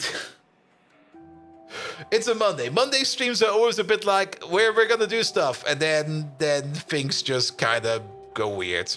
That's Monday, man. That's usually how that goes. Nevertheless, thank you so much for everybody who left a follow today. Thank you so much for everybody who left me some bits and some subs. Anti-Patience, thank you so much for the lovely raid. Crackalakin, thank you for the 100 bits. We had the Hype Train made by Paytos, thank you for the Prime sub. Chocobo, thank you for the 6 months sub. As well as Sintered, thank you for the Prime sub, as well as Kinteru, thank you for the 10-month resub. And Big Clown, I think, also kicked it off with the 32-month. No, that was all the way at the beginning. There we go. There we go. Hundev, thank you for the resub as well. And also thank you so much for all the lovely photos to see in here as well. Good, good, good. I'll be back tomorrow. Hey there, High Speed. Just in at the end. I'll be back tomorrow with more Factorio, and Thursday with more Factorio, and Friday we're going to be going back to GregTech. The GregTech base still needs maintenance. I do hope I can get it done on Wednesday. So that we at least have something done. If not, we're gonna have to do it live. or something like that. Nevertheless, have an amazing rest of the evening, and until next time, see you around. Good night. Also, hungry. I need lunch. Lunch.